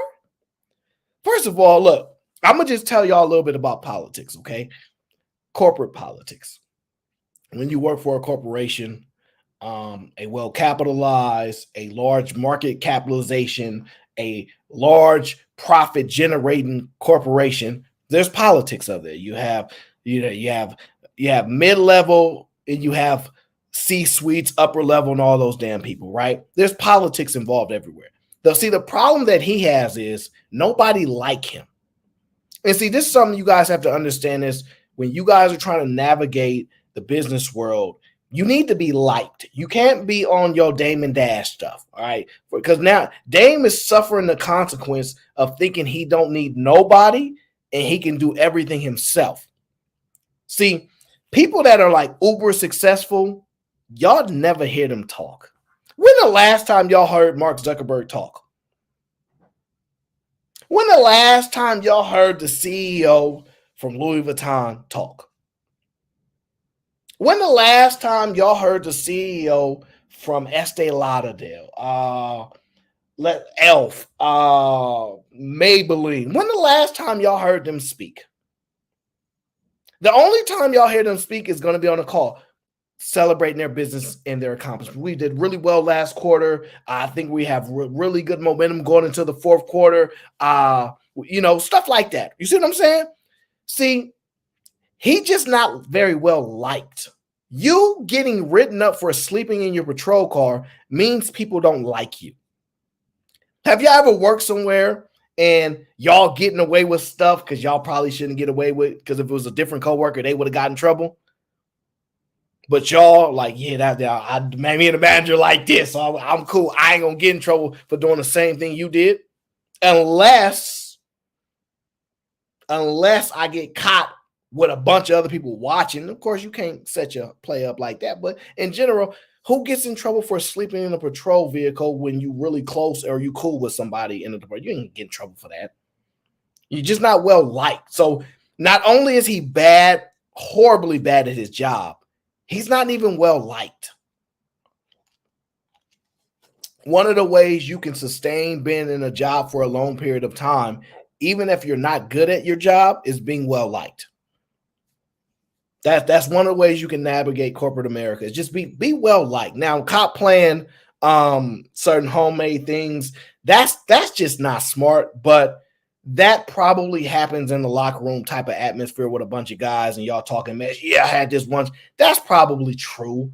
But that's just not smart to do. Like, you could do that off when you not on duty. To be on duty, showing a bunch of people and get written up means they don't like you.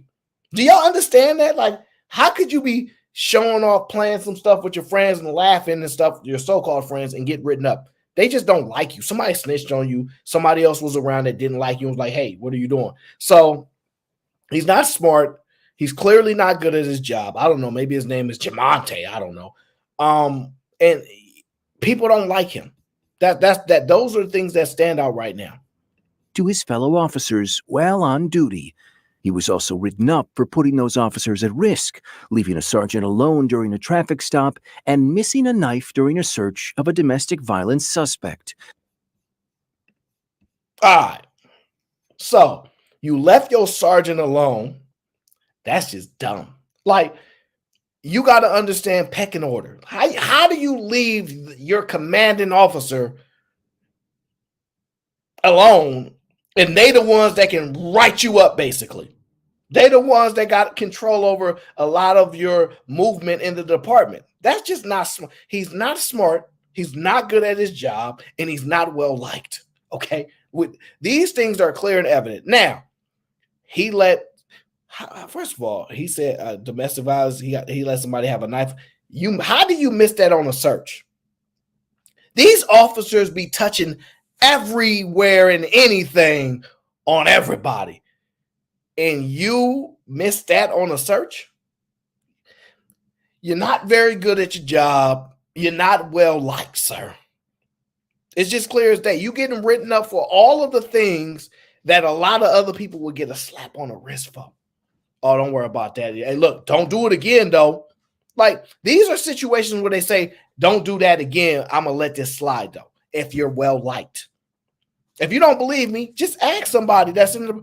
If I tell us the truth, somebody, if you like somebody and you know they can get in a lot of trouble, would you do? Nah, like I might let the first one slide. They really, you're not well liked. You're just not good at your job, sir. And when he was working a sexual assault investigation, Horton failed to follow simple orders that led the case to be ignored for 2.5 months, leaving the suspect free on the streets. Oh no, you can't be having those type of violations, sir. So what you're telling me is that you had a suspect on the street for 2 months. Once again, I'm gonna repeat this, guys. He's not well liked. Not good at his job. Okay, I'm gonna just tell you, he's not very good at all. Victims are the reason why police departments are in business, to help victims and to prevent people from being victims. Ricardo Moore is a commissioner with the Detroit Police Department who rejected Horton's applications twice. He shouldn't be trusted with the privilege of being a police officer. Facing termination from Ypsilanti, Horton resigned in 2019. See, right there. See, I think Alex was saying earlier, facing termination in 2019, he resigned. I told you, that's just a technique to use so you can try to get another job at another department. This guy is horrible at his job. This is scary to know he's been on multiple departments, but the good news is they writing him up, because how many of y'all too lazy to write people up for their violations? Yeah, how many of y'all like, yeah, man, I'm gonna have to write you up for that? Y'all lazy, y'all don't be liking writing people up, fill out that paperwork. That's another reason why I didn't want to do the job. Like, y'all want to be an officer and I gotta fill out all this paperwork? Nah, man, I ain't doing all that paperwork. I'm too lazy to do all that. I wouldn't even. I'd be mad at you that you make me have to write you up. So, this is interesting. They will hire anybody. His chief said he'd been given multiple opportunities to improve, but still wasn't capable of completing his core duties like coming to work and remaining awake. His next step.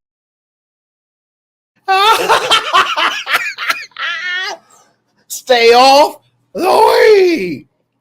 He could not complete his core duties, which was to stay awake while at work. Guys, how do you get a job? And the one core thing you have to do is at least be alert and awake while on duty. This is crazy. And he got multiple jobs. Oh my gosh. Y'all got to admit, he is been held accountable so far. Every single place he's been, they not letting nothing slide. They writing up everything. He's getting let go every time. So right now, he's been held accountable so far. The Highland Park Police Department, where Horton's judgment was questioned early and often. Who stabbed who? I ain't stabbed nobody, man. In 2020, Horton responded to the scene of a stabbing at a club along Woodward Avenue. When it was time to handcuff a suspect, Horton was seen handing his department-issued AR-15 rifle to a strip club security guard, a violation of department policy. Yo, guys, you can't make this stuff up. This is wild. This is crazy. This is why he can't be a security guard either, Vanny. Look, You seen on camera, like, yo, just so wait, you don't know your camera thing is working? Like, look, officers know how to turn it off. Trust me, ask them. They know how to turn it off. They know how to hit it to make it muffle. You handed this is important, y'all, because there's a distinction between your personal and your professional weapon. He handed his service weapon over to a civilian. Now, I'm gonna be honest with y'all. I'm not saying it's the biggest issue in the world. I'm not. But the one thing that most people should be good at is, one, be good at your job. Be knowledgeable about what you do. All right. If you do a job, the one thing, if I come to you or I need you're an expert in your field, I would appreciate that, sir.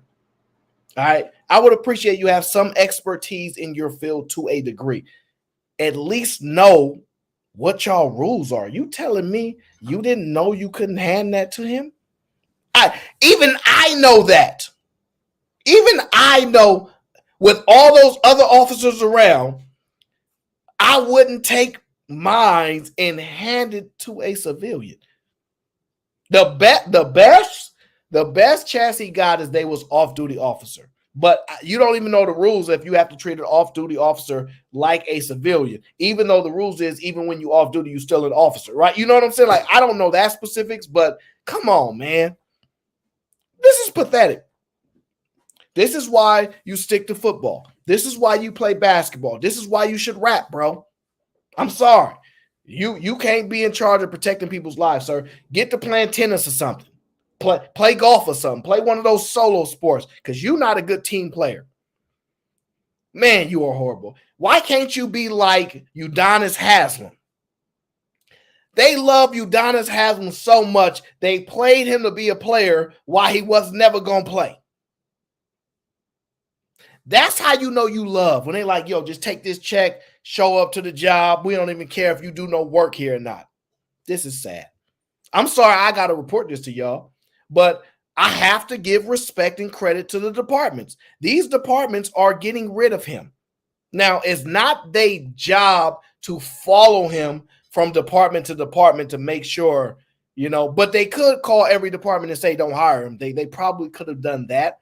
I don't know if they're allowed to flag, because in California, when you get fired, when you're going for another, like, as far as I know, you're not really allowed to ask a potential hire if they've been fired or something like that.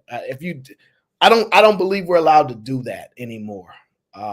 So it's not like, have you ever been fired from a job? I don't think you're allowed to ask those questions. And even if you are, I don't think you're allowed to call another company and ascertain that information. So I don't know other states are like a little bit more less supportive of workers and more supportive of business owners and things like that. So they don't have the same protections as California. That's why I always tell y'all California is the best state for workers. Whether y'all like it, ain't the best for business owners, but it's the best state for workers because y'all have the best protection, in my opinion, of all of the goddamn lands. And there's so many lawyers and money around here. But this is just sad and pathetic. You handed your weapon on camera. Now, not saying you should do it off, on camera, because, look, you're not smart, you're not good at your job, and you're not well liked. You ain't even smart enough to know that you're on camera. You ain't even smart enough to know. And look, let me tell you how you know nobody else like you. Nobody stopped you from doing that. Nobody stopped you from doing that. This is horrible. In a separate incident, while searching for a suspect, Horton did a U-turn across 2 lanes of traffic, striking another vehicle. According to Highland Park PD, he kept driving without checking on the driver he just hit.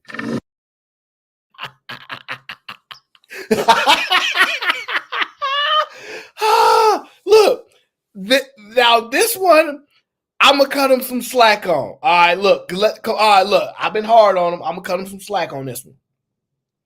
If you get one of those, you get those lights, you want to be able to violate certain traffic things. You know what I mean? Like, I'm an officer. I got to get to this destination. My bad. So like, I can't really be too mad at him. You know what I'm saying? He like, hey, look, I got bigger fish to fry. I'm sorry I hit your little vehicle, but I got to get to this scene. I'm sorry. Oh man, boy, he dumb. Oh, I'm sorry. I don't usually say this stuff, but he's not a very smart person. He's not very smart. He's not good at his job, and he's not well liked. I'm sorry. I have to repeat this so y'all understand. Now, boy, I think this one a little petty. I ain't gonna lie. If there's a officer involved shooting or something like that, my humble opinion, if you skirt past a couple of things, you hit somebody, I wouldn't expect, like, if it's not like a big thing, you just tap them or something small. I'm gonna just be honest with you. It's circumstance. It's like in that moment, I'm not mad if you ain't stop and check on them. I think the priority is you should probably be getting to protect that other officer. I'm not really too mad at that. Now, do I believe you should probably try to get the footage on your vehicle and follow up and find them? Sure, yes, absolutely. But in that moment, I would prioritize that particular event over that small thing. But it's still a violation. You still are held to the highest standard. This is what y'all got to understand. They're held to the highest standard. So even if it was me and they're like, yeah, we're going to let you slide, they should not technically let him slide because he's held to a higher standard. I respect that. But I mean, come on, man. It's like, but I'm going to be honest with you. I don't even think that's why he did it. I just think he didn't care. I don't even think he was responding to that type of call. I just think he was like, I'm police, baby. Like, you know what I'm saying? Like, this is my town. You know what I'm saying? He on his Denzel stuff. So he's just not smart, y'all. He's just not. But the final straw came in 2022. While Horton was out on patrol, he heard over the radio that Detroit and Michigan State Police were engaged in a high-speed pursuit. According to Highland Park's investigation, Horton was ordered not to get involved in the chase, but he did anyway. And when he did, according to investigators, Horton manually turned off his body cam during the pursuit. Why? So wait. Okay, so now he knows how to turn off the camera. Now you know how to turn off the camera. Now, let me tell you why this is hilarious. Why are you pursuing something that you don't have to do? Do you know how many times look, I ain't gonna say no. Do you know how many times, like, I'm downtown or whatever the case is, and officers are just sitting around drinking their coffee, whatever, and they be chill most of the time, and they have their little, their walkie-talkies, whatever, or whatever the thing is, and it says code such and such, such and such, and they like, oh man, yeah, I got this, guys. They are not excited about this stuff.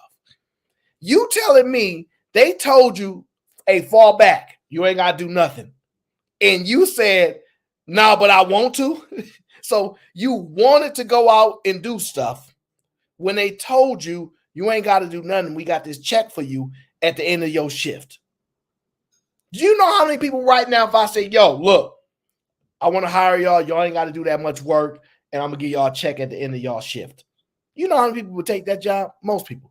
You so off your career path of being a football player, basketball player, an Olympic athlete, a rapper. You so far off, Jamonte. You so far off that you don't even know your own rules. Like, you don't even know how to follow commands, sir. There ain't no hope for you. Pac said it ain't no hope for the future. The truth is, there ain't no hope for you. Did you turn the camera off?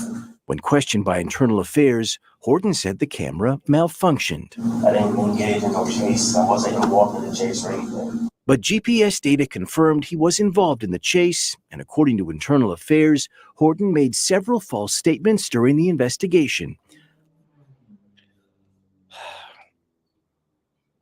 Do y'all not understand that this man is so smart that he doesn't understand that we have technologists that are so skilled. This is why so skilled that they can tell when something malfunctions or where something did malfunction if they truly wanted to, right? And not only are you so smart that you lie under oath as an officer when you probably could have just said, I don't want to speak, I don't want to talk, give me a representative, and you lie, because this is sad. Like, you lie, but you are not even a good liar. Y'all ever met somebody where you're like, damn, you really good at this lie? Like, y'all ever had a homie or something, right? Or y'all probably work with a coworker or something, and a customer comes in, and the customer got some questions, and your coworker is lying out the side of their mouth, but they make it sound so good that you almost believe them, even though you know all the rules. You know how much stuff you got in supply. You know everything. You like, man, you lie but you there. You like, dang, you convincing me. You really good at this, and you know the truth. He not that person. You're not a good liar. You're not good at your job. You're not well liked, and you're not smart. And this is what makes it worse. You so bad at lying that you don't know your vehicle has a GPS system. That's how horrible you are. You don't know that the vehicle that you're driving has a GPS system. Like, look, guys, we all know these criminals not the smartest, because they be taking their phones with them to do crimes, right? We know they dumb for that. Your phone can be tracked and hit off the cell towers and all that stuff, right? But you so smart that you don't know your vehicle has a GPS system, y'all. This is why this was the last straw. You notice that they said the last straw came after he decided to go and chase down somebody. The last straw. This is what they said. This would be the last straw for me. I'm going to tell y'all a secret. Shout out to my dog Tone in the building. Salute to the water fund. Yeah, man. Shout out to the game, man. I've been missing you. Gang. But I got to be honest. Have y'all ever been lied to so bad that you feel so disrespected? See, I understand when women say, you gonna just lie in my face? Like, you know how like a woman that been through stuff, you done cheated on her 2-3 times, you know what I'm saying? And you just keep lying and keep lying. I ain't do nothing. And then she finally got evidence on you. She finally got this evidence on you. And you know what happens? She put it in her back pocket like the FBI, because you know they don't come unless they got a 97% conviction rate. It's really 96. And then she come to you and go, I know you've been talking to such and such. Just tell me the truth. And you look her dead in her face and you go, baby, nah, I would never. And the footage is playing on the TV in the background. Your face all in it, like Snoop Dogg when he was messing with Selena Powell. All right, so this is the problem. If you gonna be a liar, you best be good at it. So I'm gonna tell y'all the truth. If you lie to me, you better be the best. Because I can accept it if you good at it. If you so good at lying, I'll be like, you know what? You good at this. I can't even be mad. You real good at this. But when you lie to my face and you suck at lying, and you know how somebody is lying and you like, do you not hear yourself? You know I know you lying, right? It's one of them moments. This man don't has got a GPS system, sir. For the love of everything in my life. Look, you don't even make a good bad. Look, this is how sad this is. You don't even make a good bad officer. That's how horrible you are. Even the bad officers are better at covering up their tracks. You ain't even good at being a bad officer. You are horrible, sir. You might be quite effectively the worst officer we've ever reviewed on YouTube. Outside of the ones that did horrendous crimes, what you have shown and what has been documented, you by far might have to be the worst we've ever seen. You by far might be the worst. You ain't a good cop. You ain't good at being a bad cop. You are probably the worst we've ever seen. Quite possibly, sir. This is sad. Highland Park called Horton's misconduct egregious, and as it prepared to fire him, he resigned in October 2022. 3 weeks later, We really do want you on our team. the Wayne County Sheriff's Office made Jamonte Horton a deputy. On our team.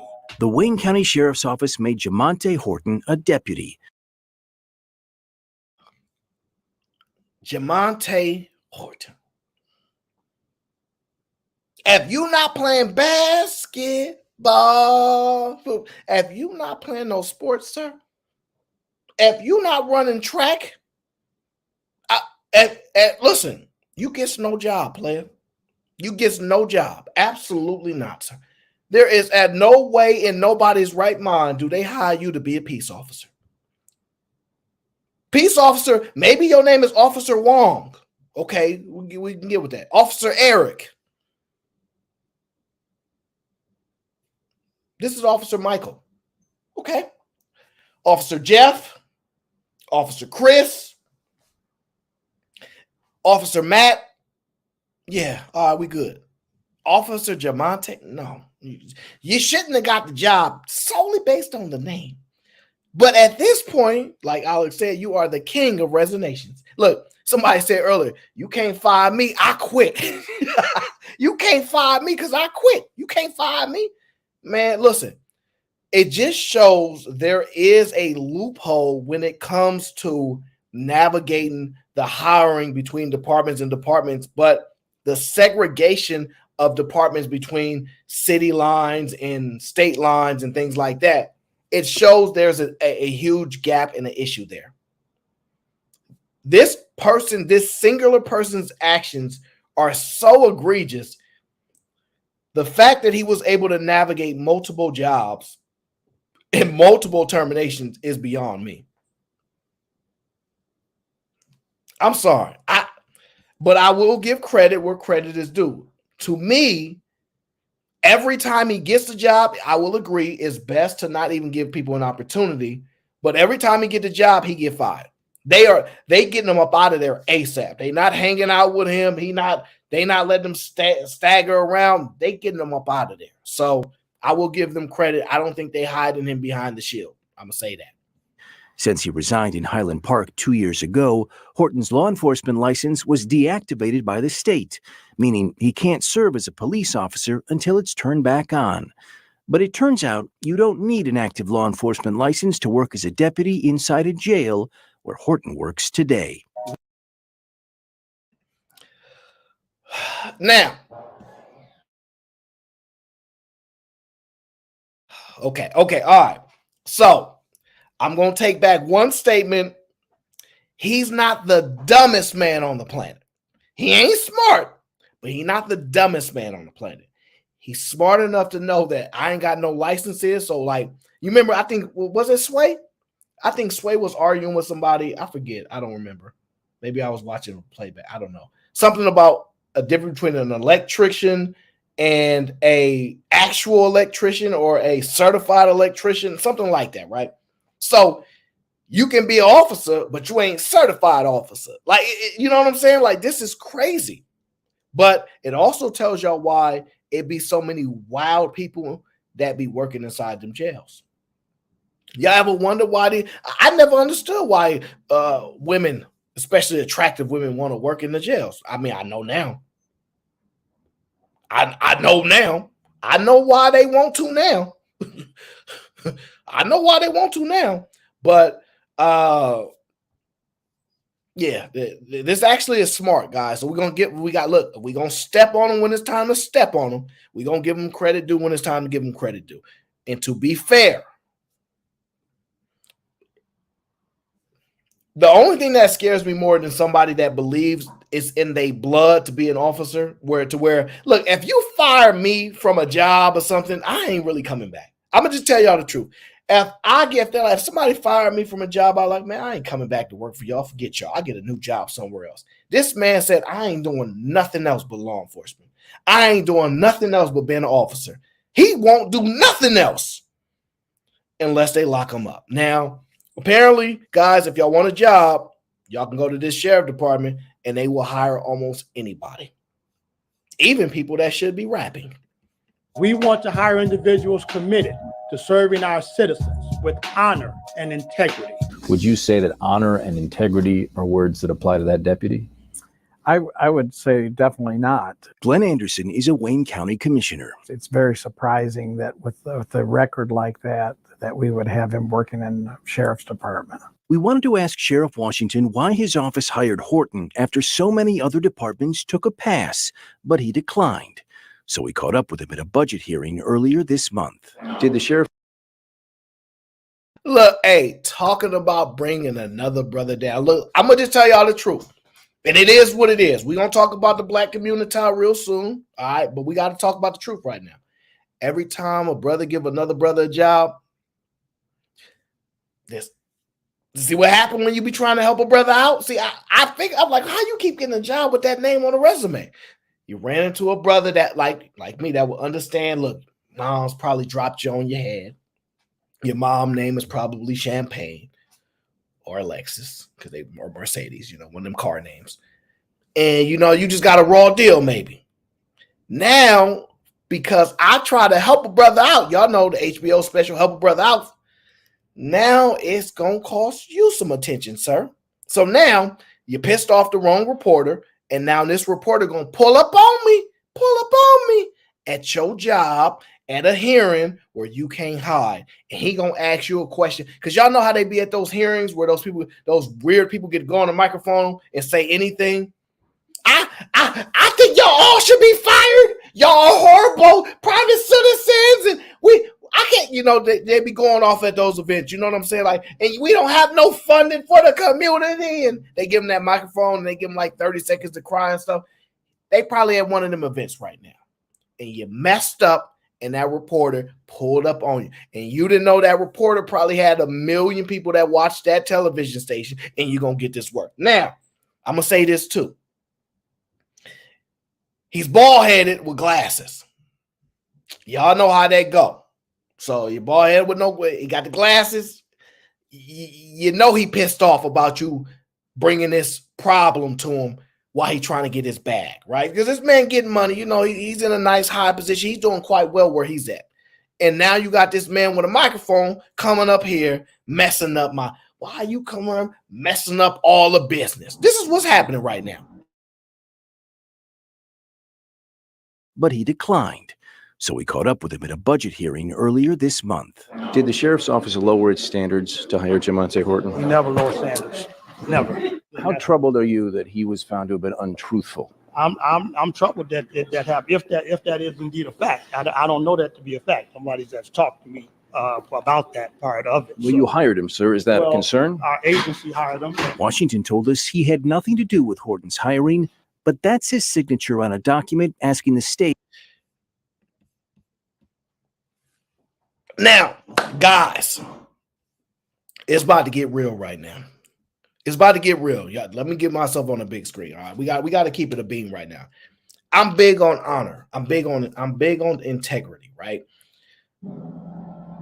I'm not saying you're infallible as a human being. We all have faults. We all make mistakes. We all mess up from here to there.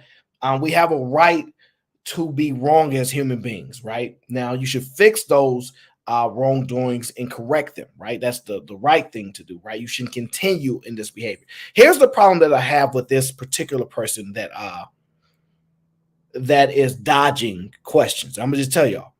The first thing he said was this: we never lower standards. In fact, we never lower. He said it 3 times, I think.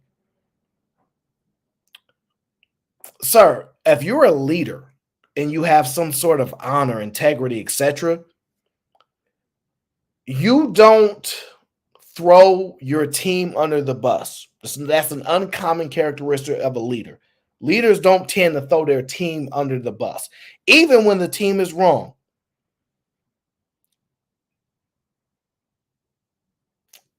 You shouldn't have said you didn't hire him because you're lying.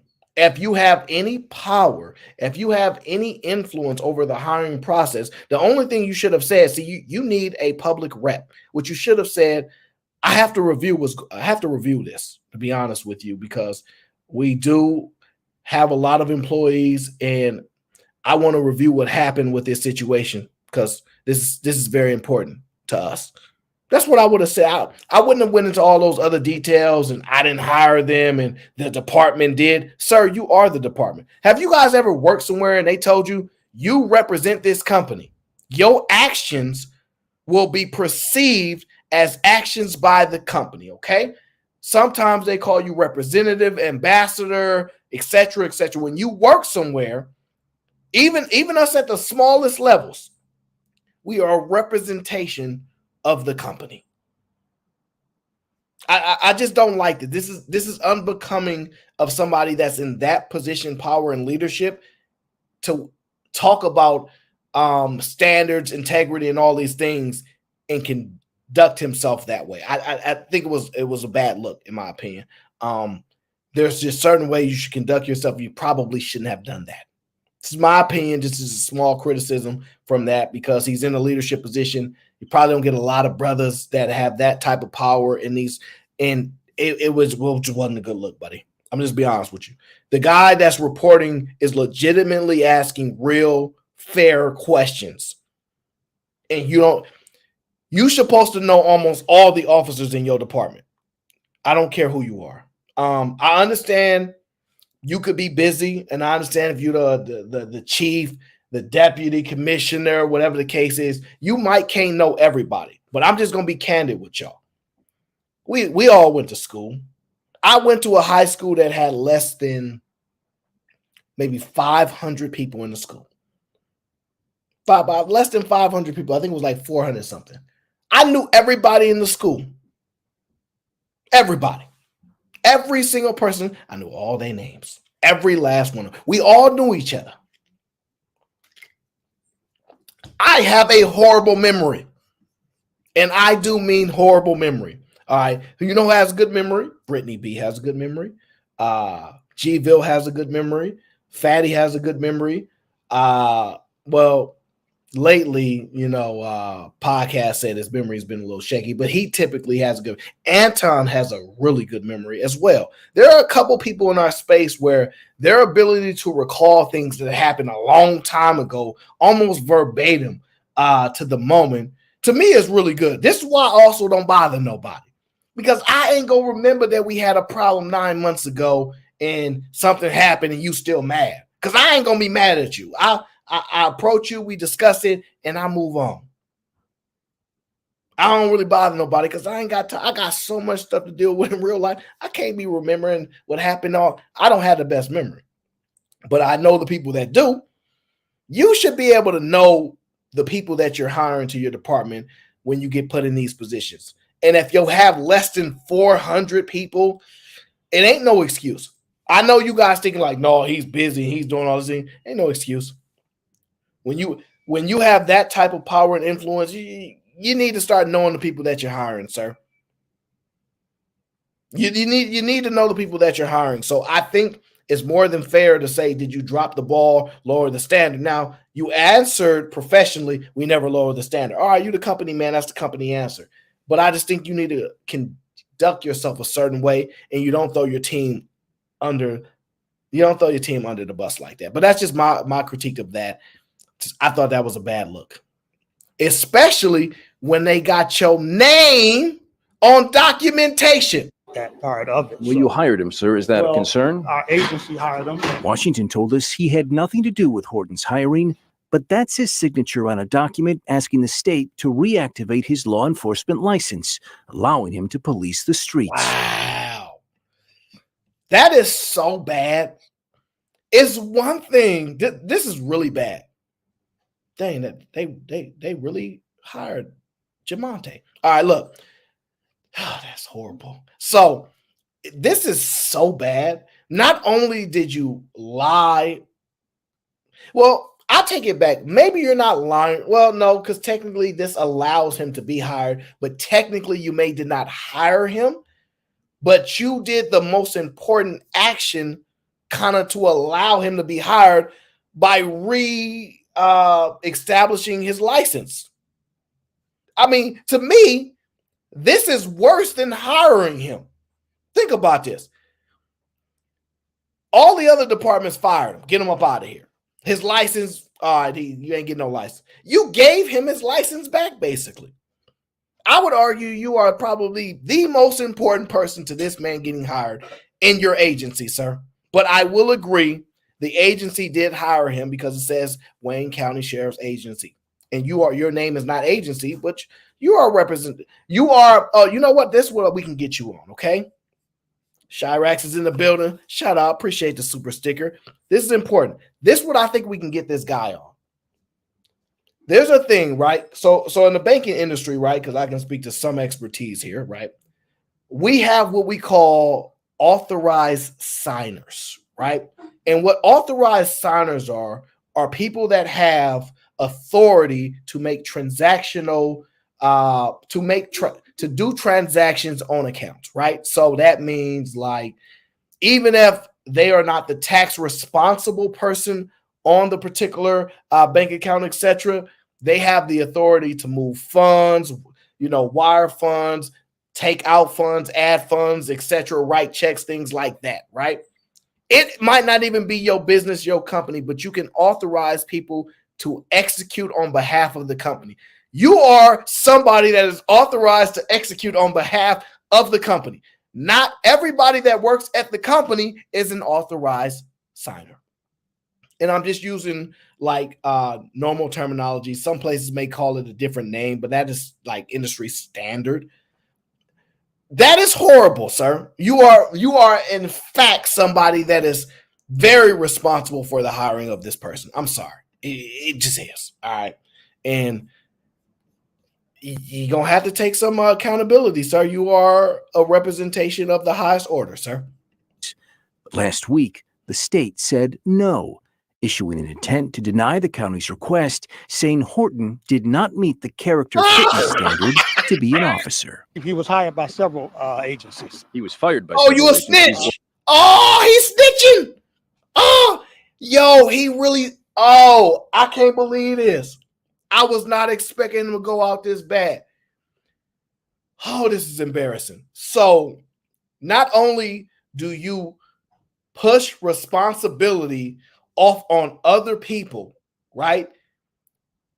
You are shying away from your actions instead of stepping up saying, yo, I was wrong. This was probably an error on my behalf. I take full responsibility for that. We will be much better in the future, et cetera, or something political like that. You go the complete opposite and say, well, everybody else hired him too. Are you kidding me?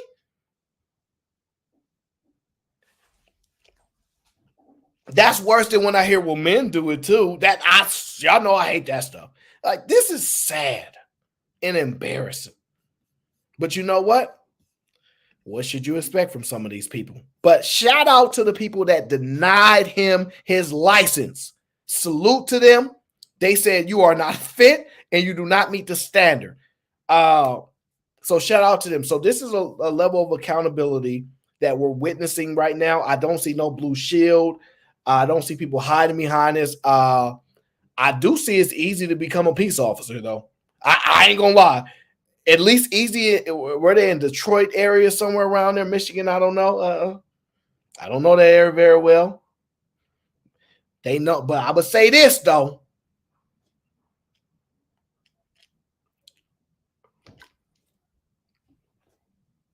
Detroit is known for their corrupt officials. Hey, you call it what you want. Call it what you want. They known for their corrupt politicians, sir. Hey, it is what it is. They know what they did. They vicious out there. So this is kind of embarrassing. It really is. To be an officer. He was hired by several agencies. He was fired by several agencies or forced to resign. I don't know about our last. He was fired or forced to resign from 3 different agencies. I have no firsthand knowledge of that again. Well, look at this. Like, this guy is pathetic in the sense of he does not know how to handle dealing with the media. He's not polished, sharp, witty at all. He is probably like a blue-nose officer that just made it through the ranks by being a decent officer and not getting into trouble over the years. But leadership, how you gonna bring up a circumstance where he says other people hired him? So you have knowledge of other departments hiring him, but you have no knowledge of other departments firing him? I see why he can get a job working for you. Heck, we all might as well apply and get a job to work for you. Do you not realize how ignorant and dumb and I don't know, maybe you're not, but this is bad. I'm sorry.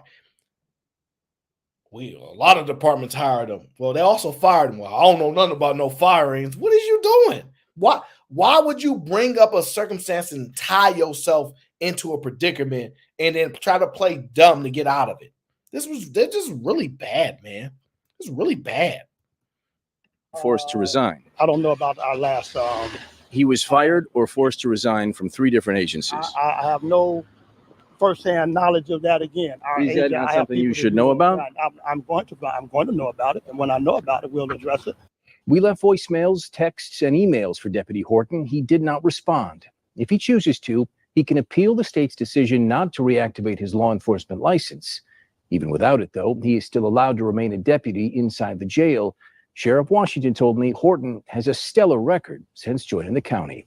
I told y'all. He learned his lesson. He like, yo, I got fired for this. I got fired for being in a car. I got fired for searching these people. You know what? I take a lot. At first, I said he's not smart. He's not good at his job. And he's not well liked. I have to take some of it back, right? Because this is how quick I catch on to something, right? He's smart enough to know I need to get me a job where I can still be an officer, but I don't have a car. So he's not good at driving, because y'all know me, I'm a bad driver. And so what he did was, I'll just be sheriff. I ain't got to drive. So he erased driving, he in the jails, right? Not bad. Then he said, I'm not good at searching people. Well, even better then, because when you go to the jails, they already premier top of the line searchers. So heck, they be like, take off your clothes and cough, buddy.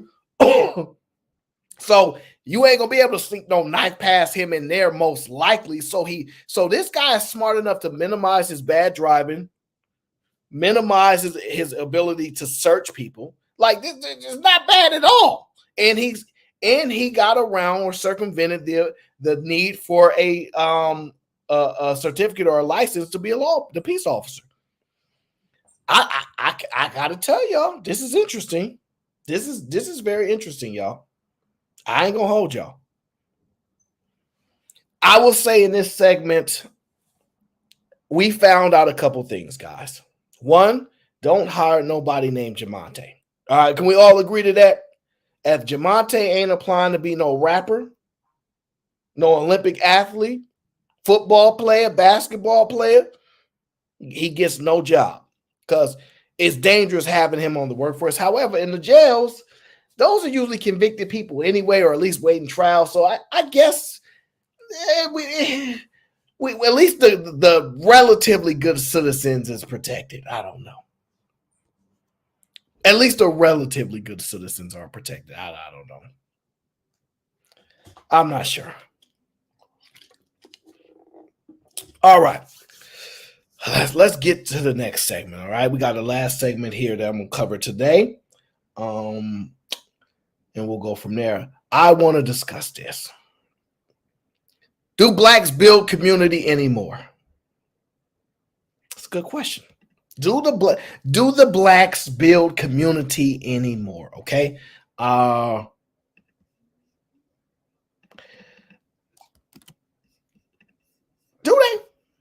Do blacks build community anymore?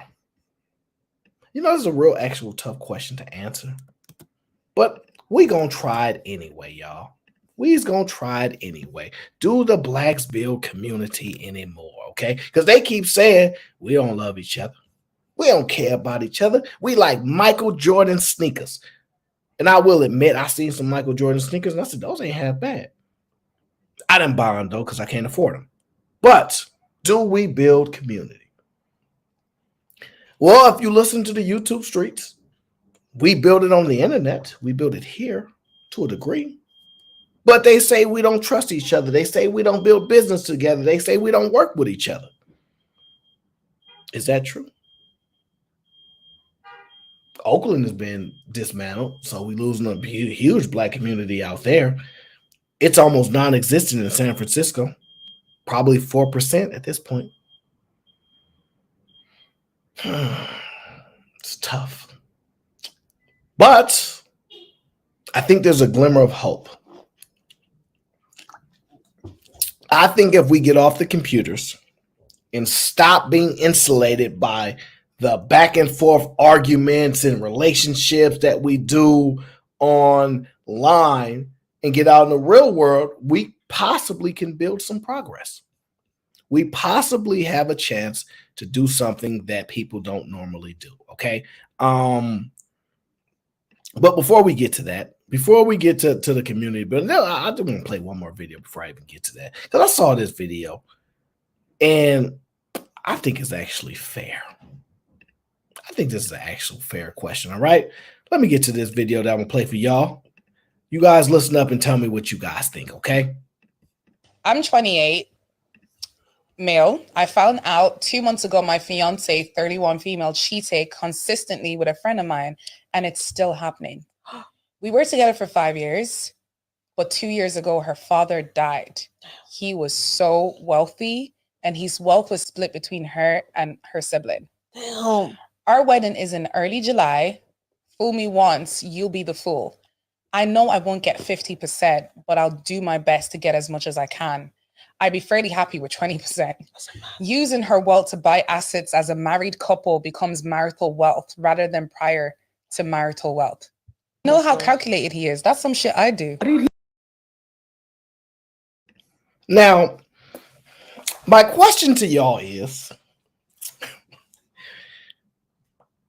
justified or not justified? That's what the question. Justified or not justified? And I'm sitting there thinking, she over there stepping out on him. He don't know she know. No, she don't know he know. Now he been a good soldier, been around for a bunch of time. Is he entitled to his payout? Is he entitled to his payout? Now, this is really, really intriguing to me, okay? This is really, really intriguing to me. I think there's a little bit more on this video. He's been cheating on. He's actually been faithful. They've been together for 5 years. Yeah. She's been cheating with his close Where's friend the as well. integrity? What integrity? Where's the integrity? Where's her integrity? Yeah, she cheated. Leave her. Well, he's been there for 5 years. He deserves something. He cheated. I'm from around the way. She cheated. I'm leaving with something. With her. I'm like, I'm leaving here with something. I'm from around the way. I'm leaving with something. Friend. Yeah.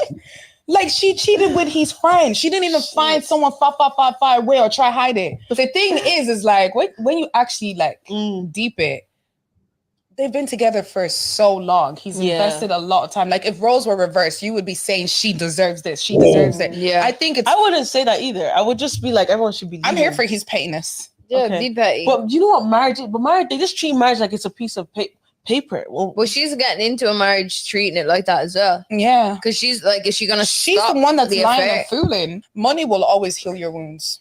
It will. You're getting money from the people who have wronged you in this life. I still won't feel. Would you not be happy? If you know that if this person hurts you and you're gonna make bank off of it, are you gonna be sad when they do it? I don't know where I am right now. I'm not in a good place to answer that question. I'm not opposed to it, but I think two it's wrongs brilliant. don't make a right.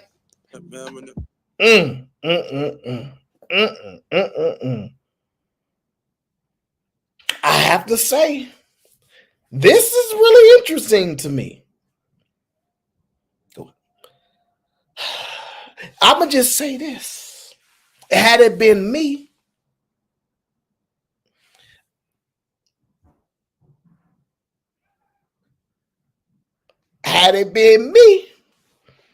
I already put my 5 years in it. and you already was cheating on me anyway, and I've been taking it, we gonna go ahead and get married. We not breaking up. Nope. I ain't break up with you for cheating the first time. We staying together, and we're gonna get married too. Ain't no sunshine. Look, it's gonna happen. And so your dad had all this money. He left it to you. You obviously still with me for a reason. You're not trying to leave. So yeah. I don't know, but it sound like a good plan to me. I ain't gonna hold you. Sound like a good plan to me. I need some of that money too. Look, hey, look, you know how they say I'm a cry in a Bentley? They be like, well, you could just tell your kids to cry in a Bentley. Oh, it's gonna be some crying, all right. I just thought that was interesting because I'm not calculated enough for that. But boy, oh boy, did he just change my mind. See, if a girl step out on me, I ain't gonna say nothing. Shh. I ain't gonna mention nothing. I'm gonna act like I don't know nothing. And it's the difference, right? Let me tell y'all a secret. And look, it's only for my only people that's listening, because out of the rest, a woman can't hide the fact for long that she know you doing something against her. She can't hide it. See, a man, if he wants to, he act like it never happened. It's just different. So I go ahead. I act like it never happened. You can't do it. See, women don't have that ability. Women get angry when they doing some stuff. Men get nicer. So y'all better be careful. Y'all best be careful. Because ladies, if y'all got some money and y'all stepping out on y'all man, just know it's going to cost you half, Adele. It's going to cost you half, Kelly Clarkson. It's going to cost you half, Mary J. Ain't no sunshine when she... I'm just telling y'all now. I'm getting my money, man. Dang, and I think it's fair because, well, you was going to share the money with me anyway, whether you didn't cheat or not. So, hey, money is fair. Yeah, you know, that's actually not that bad to me. It's not that bad, all right? Let's get into the community building, all right? Let's get into community building. Do the blacks build community? And Fulton County will now get tax revenue from this community that didn't exist before. Plus, developer Booker Washington says micro communities are also keeping more money in the residents' pockets. I'm saving about maybe $2,000. I'll be passing this down to my son. Welcome back to Official Black Wall Street, the largest app and digital platform connecting you to the best in Black-owned products and services. Head to obws.com to download our app and discover thousands of Black-owned businesses you can shop and review today. Has an update on how the neighborhood is coming along and is giving us an inside look. The developer says people have already moved into 20 of the 29 homes in South Park Cottages, and the ball is already rolling on the next location, Union City. Crews are putting the finishing touches on the final 9 tiny homes, 16 months after construction. I told y'all these tiny homes gonna change life. They already got 20 of the 29 fulfilled. Look, y'all better move there now. Y'all best go ahead and build y'all some community. Y'all better build y'all some community. They already got 20 plus owned. You get ownership. You get to pass it down. I'm trying to tell y'all. Get it together. Construction began. All 29 have been sold. The money they spend is directly impacting this community. College Park will now get, and Fulton County will now get tax revenue from this community that didn't exist before. Plus, developer Booker Washington says micro communities are also keeping more money in the residents' pockets. I'm saving about maybe $2,000. I'll be passing this down to my son. Now, think about this. Brittany, think about this. You're living in a community amongst people that you want to live amongst. You have some level of control. You're getting a reduction in cost of living. You're getting an ownership position. You're living in a community where you pretty much will know everybody.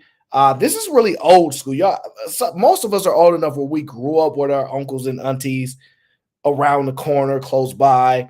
That don't exist no more. Most of us are dispersed. And this is something we'll have to break down in depthly in the future at some point. But let's just be real. Ownership, something to pass down. You get some gratification for your hard work in life to pass down to a family member. Can you get proof of concept to a degree? You start to get tax revenue. You hearing, look, listen to this intelligent brother breaking it down, right? You start to elevate and you start taking control over your life. This is a good look right here. I've been telling y'all for a long time that we can build our own community. We can build our own community, okay? By following a blueprint, watching something play out and go, okay, it's kind of like what people saw with the Fight Club, right? They found out what I was doing wrong when they were scrutinizing me. Oh, Aaron, he's messed up. Everything I did wrong or they didn't like, they got to watch and then do stuff that worked better for them. They didn't have to go through that same process. So we can watch, get the prototype, get the process, and then duplicate it over and over and over again, right? And I like those tiny homes, all right? Now, you can't have no 10, you can't have no NBA young boy family up in there, okay? I'm going to just tell you that now because he got about like 12 of them things, all right? You ain't going to be able to have that many kids, all right? Now, I know people in this space got like 8, 9, 10 kids. Yeah, y'all not going to be able to do it, all right? But for some of us, some of y'all don't even want no kids.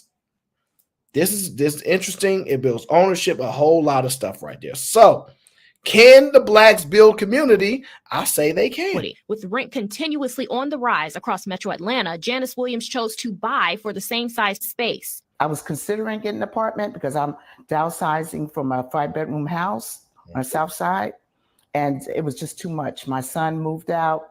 He has a new baby, a new family he's building.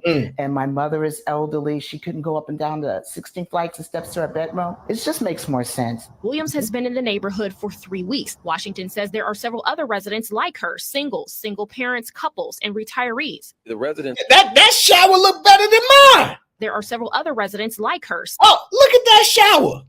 That shower better than mine right now. And I ain't saving $2,000 like she is. Man, oh man. Hey, listen, moving on up. So it's really good to start seeing this stuff promoted. It's really good to start seeing positive things from y'all black community that y'all love so much. Y'all don't get to stop. Y'all don't get to keep saying they ain't doing nothing. Now this is what y'all question is. Who y'all willing to live with? Who y'all willing to be in y'all community with? Who in this YouTube spaces y'all like, yo, we could get together? Because I know a lot of y'all probably like, nah, you can't come with us. Because, you know, they not like us. They not like. So there's a point where you're like, nah, not everybody can come. But I like this. Conceptually, I think capital-wise, this is something that more people can be a part of. I think in the South, well, y'all can't do that out here where we at. But in the South, there's a lot of land to acquire. There's a lot of ownership to be there, and there's just more flexibility. And a lot of y'all, I think most black people in the South, right? Hey Siri, where do most black people live? I'm joking, guys. I ain't got no dang Siri on my phone. See, y'all thought I wouldn't have no Siri playing on my phone. They already listened to what we saying anyway. Shout out to Zuckerberg. Keep on pushing the business forward. All right, but point being, blacks build community. I told y'all.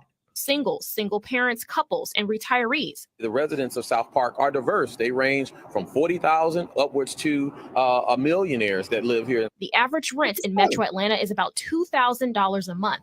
Washington says the average mortgage here is $1,500, and he has his eyes set on the next project, Union Park. Expanding in all urban metro area markets is important because every metro area market is affected by high real estate prices and squeezing out those in the lower incomes. So we are eyeing and targeting the center of Atlanta. We have a long waiting list and interest list of well over 3,000 of people that desire a micro home project. In College Park, Teresa Bowles, 11 Alive News.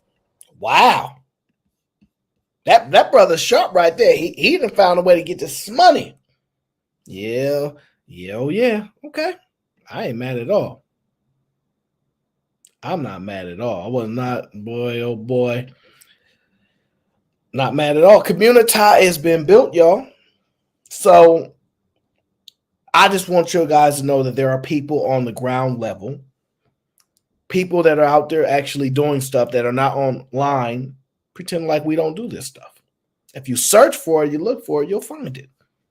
And I always said these small homes will be a game changer because the affordability matters and the technology is to the point where we're not losing much, and we're actually starting to get smarter in the sense of we no longer becoming as close to being victims of material things where we want all this, like all these rooms and stuff that don't get utilized. We're getting smarter and we realize, oh, well, I'll take something smaller that we can own. We might be getting back closer to ownership, something that we used to have. So where I'm from, in San Francisco, I grew up predominantly in a historically Black community, right? I didn't see white people at all growing up in my neighborhood at all. They are everywhere now, but I didn't see them growing up at all. Ownership existed. Grandma home was not being sold yet. Obviously, the 80s happened and it all went downhill, but ownership start to be an adjustment that we need to get back to. We have to start having more equity in life. We no longer have any of it at this point, right? It's so small of a portion of ownership that we have in this country. It's pathetic. We need to shift that narrative. We need to change actions. And I do believe a lot of y'all already live in the South, the dirty anyway, dirty. So y'all should have no problem buying up some land and being able to create a community amongst each other. It's not going to eliminate crime, right, guys? Crime exists everywhere, but it will allow for the possibility of you to be able to live amongst your own family again, which we actually can create the village again. So it's something for you guys to look into. All right, you guys are clearly a lot richer than I am, but we're not going to Houston. Houston, not on my list. You can just forget about it, okay? Houston is not on my list. That's just out. That's not happening, okay? What about what say you, sir? Are you gonna come down to Georgia and live in one of these tiny homes? No, sir. You don't want to build community, sir? No, sir. Not only that, I'm heterosexual, so why would I come to Georgia? Okay, that's a fair point. But okay, that's more than a fair point. Maybe not Georgia, but we can recreate this in a different space. I think this is actually good. You don't think this is good? So, did you see the who is it? I think it's Amazon. Mm-hmm. They got some for $19,000. Yeah, I seen them. I absolutely would do it, especially because my kids is grown. And not only that, like you said, everybody could get one at 19,000. You know what I'm saying? Absolutely. Absolutely. So, yeah, I mean, that's what's up for me, to be honest with you.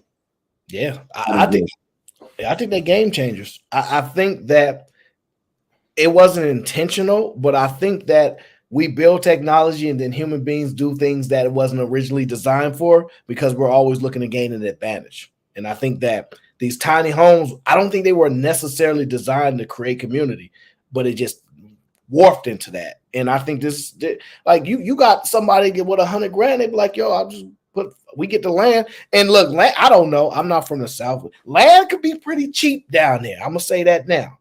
Okay. So $100,000 get you about 4 homes easy. I don't know about in Georgia. Yeah, we could figure it out. There are things that can be accomplished. But they saying things starting to change because everybody been moving now. True, but see, even if you couldn't buy, like, you could buy a bigger home than that, you know what I mean? Like, even if they're tiny homes, there are bigger size tiny homes. Like there's levels to it. even if you had to get on a payment plan to get outright ownership to some degree, to some point, I think it's well worth it. Because the lady said she was paying $2 and then the guy saying that it'll get your payment down $1,500. I ain't mad at that. But the problem is that you still not owning the actual land though, right? Like, so even though I don't even know if that's actually really possible. Like they say that shit's possible, but if they ever just they will. So contractually, right? There's like I'm not a contracts person, meaning like I don't specialize in that. There are some people that can speak more in depth to that, but I'm pretty sure that you can buy the land, you can buy it as a group, however you want to do it, and contractually say each person that either owns this home or occupies this home or whatever the case is owns this percentage of the land, et cetera, et cetera. So if sale ever were to come, they would be afforded X amount. Like contractually, I think it can be done. Yeah, it can be done, but I think the biggest problem you have to do is, first of all, the land have to have sewage and it have to have electricity. Mm-hmm. The ones on Amazon, my friend purchased, they don't have electricity. So you got to get someone to be able to run electricity to the land. Mm-hmm. And then for it to work correctly, you have to have an HOA deals. So you got to have like a maintenance of the land when you talk about like the roads, electricity, sewage, trash. So I think you do have to have something to maintain the land, maybe $250 to $500 a month. But it do got to be something to keep it up, or you know how black folks do that, running into the ground. That's only in Houston, sir. Wait.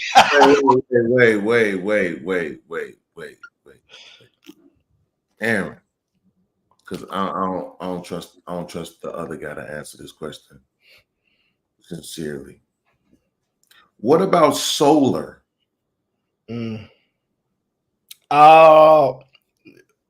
It's funny you say that. Legally, it depends on what the laws are, because some places can actually ban it in certain zones. They have that authority. But I think you could do solar. Yeah, I don't see where like that would be a predominant restriction. Yeah. So solar is definitely an option if you in a place that have enough sun throughout the year. For example, it wouldn't work in Washington, but it'll work in Texas. It'll work in Georgia. They have a website for it. So yeah, solar will work. You know what solar work really good at? Arizona. If you move to Arizona, solar is like your best friend. We have a solar ban right now. So what a lot of people was doing, they put solar on their panels on their house, and their house was actually producing more energy than they need, and they was actually charging the power company for it, and that was a big issue here in Washington. So it's a lot of companies are not favorable of solar right now, but you can't go solar if you get enough sunlight. Well, the reason why I asked that is because of the fact that you brought up, the electricity part. And that's what I'm saying. Like, if we really go in there, let's go all the way there. Let's, like, you know what I'm saying? Like, trying to cut out as much of the middleman, so to speak. You know what I'm saying? Getting off grid as much as you can without actually getting off grid. Yeah, but I think the part, because I get what you're saying, but I think the goal is not to get away from other people. It's to gain power and ownership to a degree, right? So a lot of the times we don't have no problem contributing to society. We clearly don't have no problem doing that at all. It's just we never excel because the equity is never owned by us. So we could build up communities, we could spend in it. Like, you know how we always talk about the restaurants in our community that we never actually own. Like, we produce money there, but the lack of ownership means we never gain in value over time. We just constantly lose money. So if we own the things and we actually are benefiting from like generating stuff, it's probably worth it. You see what I'm saying? So we don't have to go. It might be beneficial for us to have power going back to the city, paying taxes, getting school systems up and things like that, because it builds partnerships with us in a position of power instead of weakness. But somebody have to be humble in the system. I think that's the key. Because if you have your own community, unless you're going to outsource to another community, somebody got to be the trash man. Somebody got to be the plumber. Stuff like, and that's the thing is, somebody have to be humble in the system and do the jobs that quote unquote other people don't want to do. Wait, but why wouldn't you have that though? I would assume those would be the kind of people purchasing anyway. Well, but then you got to ask this: is like they're not going to do it for free. They're going to want to be incentivized for their efforts, correct? Wait, I'm confused. Run this down one more because it's a part I'm missing. I'm just slow. No, so the point that I'm saying is that you would have to have people in the system that's either willing to serve the community for free or to be incentivized to serve the community, correct? No, I thought we was just building another community. Yeah, but you wanted to be completely separate from the current infrastructure. Or you want us to just build a community on someone else's infrastructure? Because I thought. No, what I'm saying is, so the money to pay, let's say, whoever handles sewerage in the cities, they work for the city. So the city pays them, right? That money comes from where?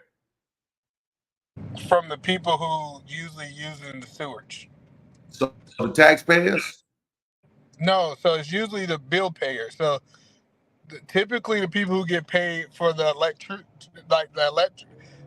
company get paid by the people who's using the electrician. Right. That part I understand.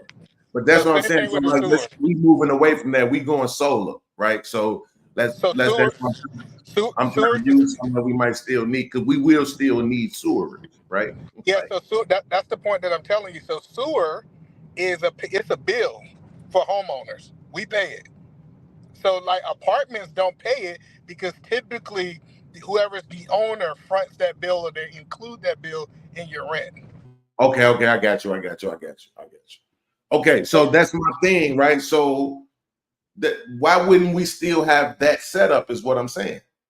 Yeah, I'm assuming the same thing goes for garbage too, right? So why wouldn't we still have that same setup? Yeah, I agree, but now you got to understand that some people have to work for the system. So is everybody contributing, or is it just certain people contributing that are key factors? No, it's gonna be. I'm saying it'll be some people, like myself, that would have no problem with being a truck driver. You know what I'm saying for the town. It's some people with better skill sets than I have that would probably have no problem working and doing the sewerage part. Like that's what I'm saying. I don't understand why we assume that wouldn't be the case, particularly when we're talking about very this town is very minimalist in its approach, right? We're not trying to make like 4-foot story $19,000 homes. You know what I'm saying? Like you're talking about people that's going to be coming not with millions of dollars, but maybe hundreds of thousands of dollars, and then even upper middle class earners purchasing and buying into this town. So I think those people would absolutely be okay with working. I think conceptually, y'all, like the way y'all describing it is different than how I'm thinking. This is how I'm thinking. Y'all are thinking like, let's just buy up a empty type area and reconstruct like control and stuff. And I'm like, that's probably not worth it. It's actually better to be a Chinatown. Y'all be like, oh, everybody got a Chinatown. Yeah, so we just gonna build our town, but it's within the environment of it, so we don't lose access to other things that other people have. Like we don't have to do it. Like we going extreme. I think we like, yeah, man, we gonna have our own grocery stores, which is cool to a degree, but I don't think that's where we need to actually be. We just need to go, hey, when we go over to this town or this particular part of the city, that's their community. I think that's actually better. It's easier to transition to that because we still could go to Walmart then. Yeah, but see, my problem with that is that those Chinatowns, what's the word I'm looking for? Like the infrastructure of Chinatown in Chicago is still Chicago. Like it's right next to downtown Chicago. it's still Chicago. You see what I'm saying? It's not like it's any different. They have to play by the exact same rules as the city. That's the part I don't like. You know, I prefer that we have a place where we could create our own rules, right? If you like, for example, removing the necessity for the light company, right? You can't in Chicago. They ain't doing that, and there was so many people when the solar panel stuff really started getting popular, who were trying to file lawsuits and different stuff like this in order for them to be able to apply solar panels and stuff to their buildings, especially in the Wicker Park area. It's one of the nicer areas, upper class people live, and you're talking about people who own those condos and stuff over there, right? So that's what I'm saying. Like some stuff, I get what you're saying. That sounds like the easier transition. The harder one to me is, hey, go find a place and make it a reason for Walmart to build there, right? Or purchase or lease a space of ours, right? A space that belongs to the town, right? Walmart leased the space from us to be able to service us if we want Walmart, because I don't think I do. I went to the Kroger on the Indiana side with all the white people. Aaron, all the fruit was nice. It was just an example. I don't care about Walmart. I know, but I'm just saying like that. Like I don't understand that. Why is all the fruit at Walmart terrible? Because they're mass distributors.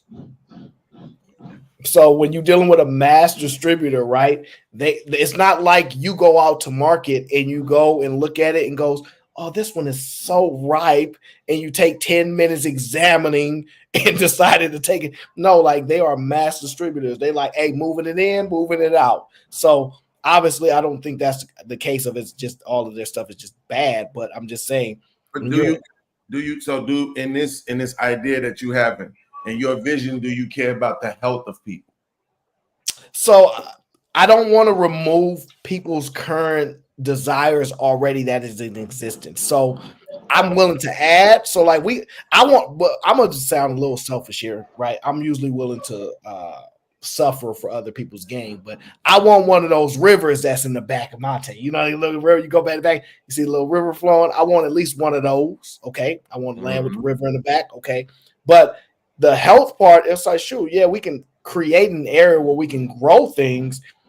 But at the same time, there are people that still like what they like. They like gushers and fruit roll-ups and popsicles and they still like that stuff. I'm not about to be like, nah, we ain't got that over here. Like, I think it's way too complex to build from scratch, restructure infrastructure, get plumbing running through, and all these things, and segregate ourselves from the rest of society to accomplish it. I think we just need to buy whatever's closest next to something, build all. It's like just owning 6 blocks in Chicago. All these 6 blocks is ours. You can walk through our city. I mean, you can walk through our town, like our little area, and like, hi, but we run like these 6 is all our people. You see what I'm saying? Like, I don't know if we need to go right outside of Chicago where some open land is and just build there. That I'm not thinking that's too complex. I think actually, and it might not be sustainable for our people, as opposed to we just run these like this 6 block area and we still surround and have access to everything that everybody else has. It just doesn't make sense to not have that. Yeah, but then what you're gonna be trying to remove current property that's there to put in this new style, minimalistic. I forget exactly what they called it. What did you call it again? Efficiency homes. What is it called? Small homes. What is it called again? Tiny homes. So tiny homes. Yeah. So you're gonna try to get rid of current structures that's there to replace them with the tiny homes. Yeah, you can. So it's different in some places that like we talk. Obviously, we're not talking Chicago specifically because that is a major city. You see what I'm saying? Absolutely not. And it's not like a lot of open land source or something like, and we don't want dilapidated places like Detroit because their houses be like $1 and stuff like that. No hate on Detroit, but realistically, we want something where if I just throw out an arbitrary place, Tennessee. You know, probably to get to the next person's house or whatever the case is, we probably driving 15, 20 minutes once we get past this area, half hour, wherever the case is. I'm talking about that type of access. So now it takes us 15, 20 minutes to see the next person. Well, we want that plot of land and we want to build there. You see what I'm saying? Like, I'm thinking more on that line. Yeah, I mean, it's the solar wouldn't work, but it's spots like that in Iowa. Like when I lived in Iowa, it was like that. It was just one central town, and then all the other towns was a 10 to 20-minute highway drive. You know what I'm saying? It's like every other town. When we went home, it took 20 minutes to get back in town. And in our town was nothing. Even the gas station shut down in our town. So it was a 10-minute drive to the nearest gas station type shit. Yeah, see, I think so that's how it was. It was kind of like, and then the surrounding towns. I think we would have a tougher choice, Lee, too, because we from major cities.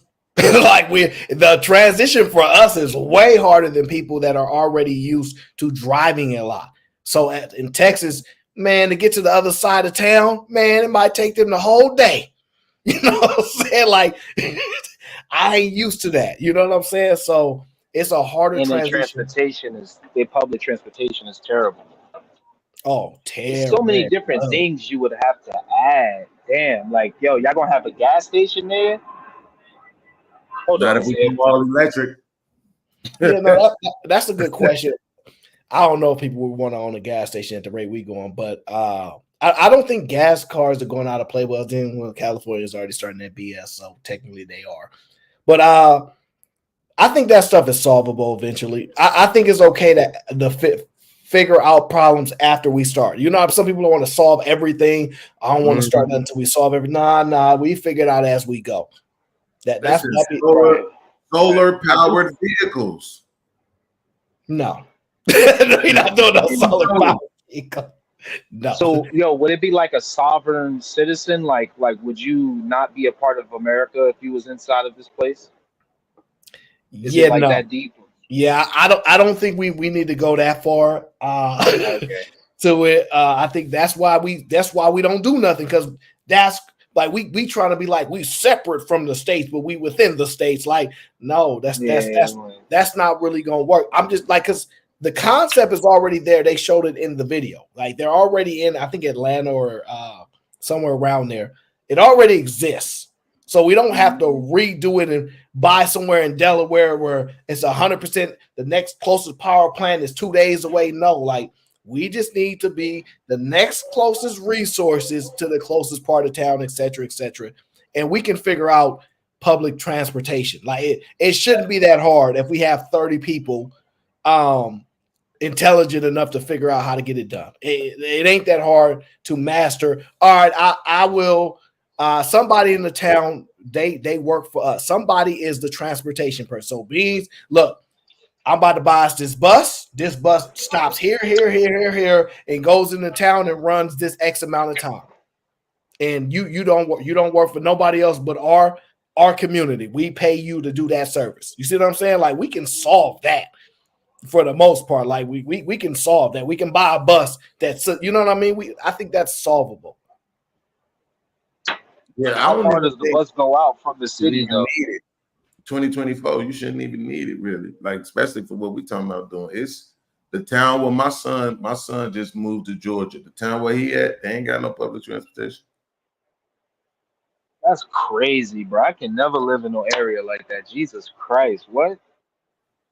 I need like a city. Somebody from the city can never do this, man. I guess it's just gonna be a down south thing. Bro, the expectation is for you to have a bag.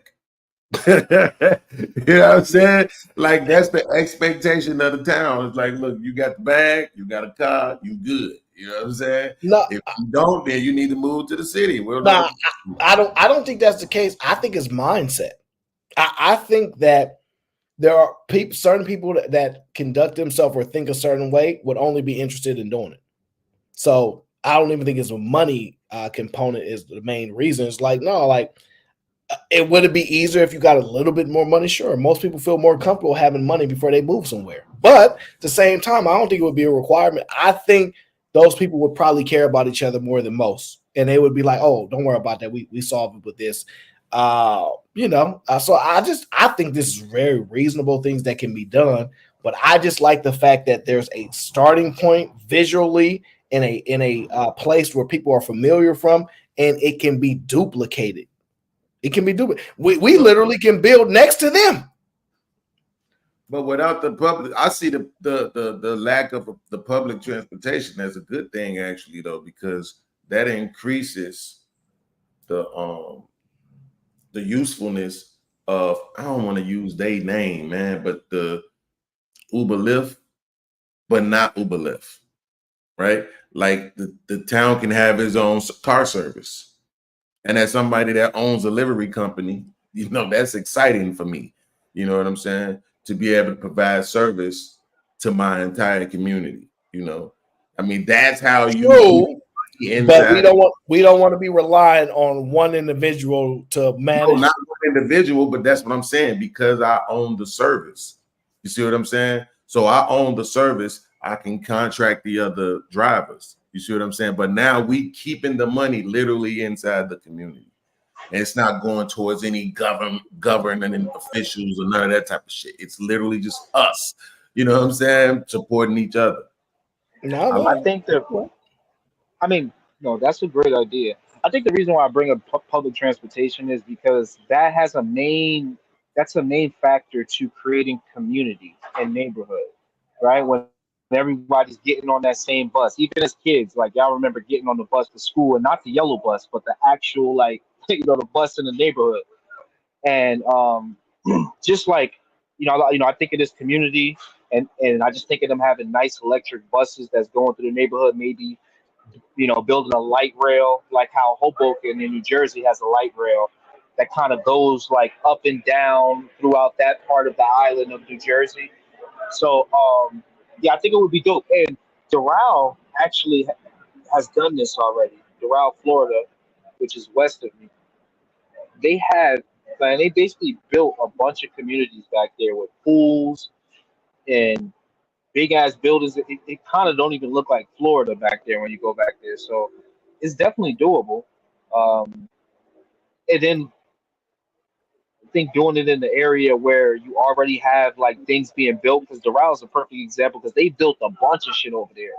Like, they didn't even have a McDonald's over there, bro. They got McDonald's, Wendy's, Burger King, Starbucks. They got a whole mall now that they built. They have Doral Center, and then they built the comedy club over there, the Improv. So they built that whole club over there and everything. So yeah, man, it's definitely happening in a lot of these cities. DC did the same thing on this. I think it was, what was it? The Southwest. They have like a boardwalk. They built a whole boardwalk. There's a bunch of condos just going straight down in a line across their boardwalk. Their boardwalk looks so amazing now. So it's happening everywhere already. Yeah, but I mean, like I said, I'm looking it up right now. The spot where I lived at in Iowa, it says it's 5,000 people. It felt like 200. Just keep it in the buck. It says it's 5,000, but it felt like 200. I can't believe that it was 5,000 people out there. Was it spread out? Was it a spread out area? Nah, that's what I'm saying. It was the whole main town was about as big, you know what I'm saying, as the downtown area in your city. You know what I'm saying? Like, it wasn't really, I don't know if they count the city itself or some kind of region, like they have the Chicagoland area. So you might see something that says 3+ million people in Chicago. Well, they not just counting Chicago. They count the surrounding areas as well, right? I don't know if this is what they're doing or not. I don't think it is. But 5,000 sounds like a lot. But again, no public transportation. You see what I'm saying? It depends on how many people you servicing.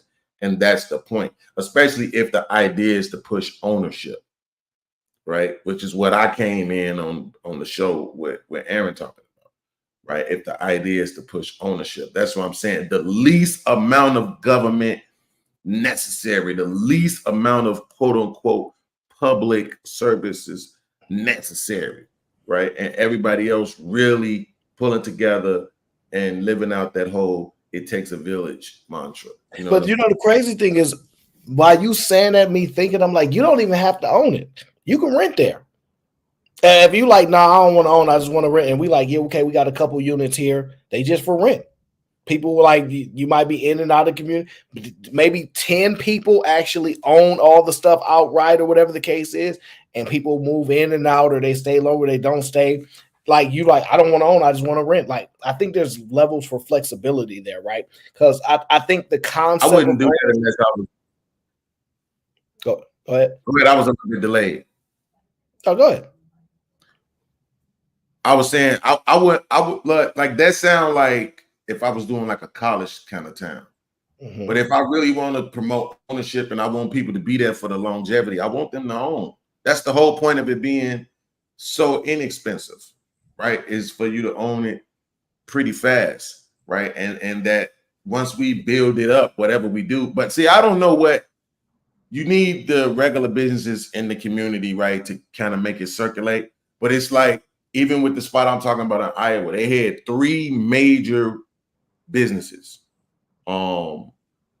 Pioneer, which is the corn producer. You ain't about to work in no field, Beans. Stop lying. You ain't about to work in no field. It wasn't a field. Your ass talking about a field. It wasn't in the field. You ain't about to work in no field. No, it wasn't a field. It was in the way. It was like a warehouse factory type thing joint. It wasn't in the field. That's crazy though. It do sound like that, but no. So Pioneer, and then they had Snap-on. You know the motherfuckers that make like working products and shit. Yeah, I know Snap. Hammers and all that type of shit, and then Hormel, which makes like the pepperoni and the meat and shit like that. That's a publicly traded company. Okay. So these was the 3 major companies down there. Like if you got in those, you was just gonna stay in there until you retire. You know what I'm saying? So like you kind of need that, right? And then you need your schools and stuff like that. Of course they had a jail and all that type of stuff. Nah, ain't gonna be no Dr. Umar schools. So like this is the thing, right? Wait, nope, ain't gonna be no Dr. Umar schools. Nope, we're not doing it. Nope. That's hilarious. Why the hell wouldn't you want to give your kids the best education they probably can get at the earliest age? Because if he's so smart, he should have figured this out by now. Sorry. He like figure out what? How to get the school started? Yes. No way. Yes, absolutely, sir. I've already thought about how to do it, and I know I could get it done. No way. Absolutely. First of all, for what he's trying to accomplish, that's the problem. That's pride and ego. You see, you can't trust nobody that can't bring the concept in their mind to reality because they refuse to adjust it, right? So realistically, right, he can teach one course online to 300 people, charge $20, $30. Hey guys, I'm going to run a class. Look, everybody has access to internet. We're going to start with y'all. I know I said I'm going to take care of everybody in the community. No internet, no nothing. We starting with them. Y'all can help fund it by me actually producing education for your family. That's going to get, we have at least 3,000 Black people that would be willing to pay $50 for an hour class of his, whatever the case is.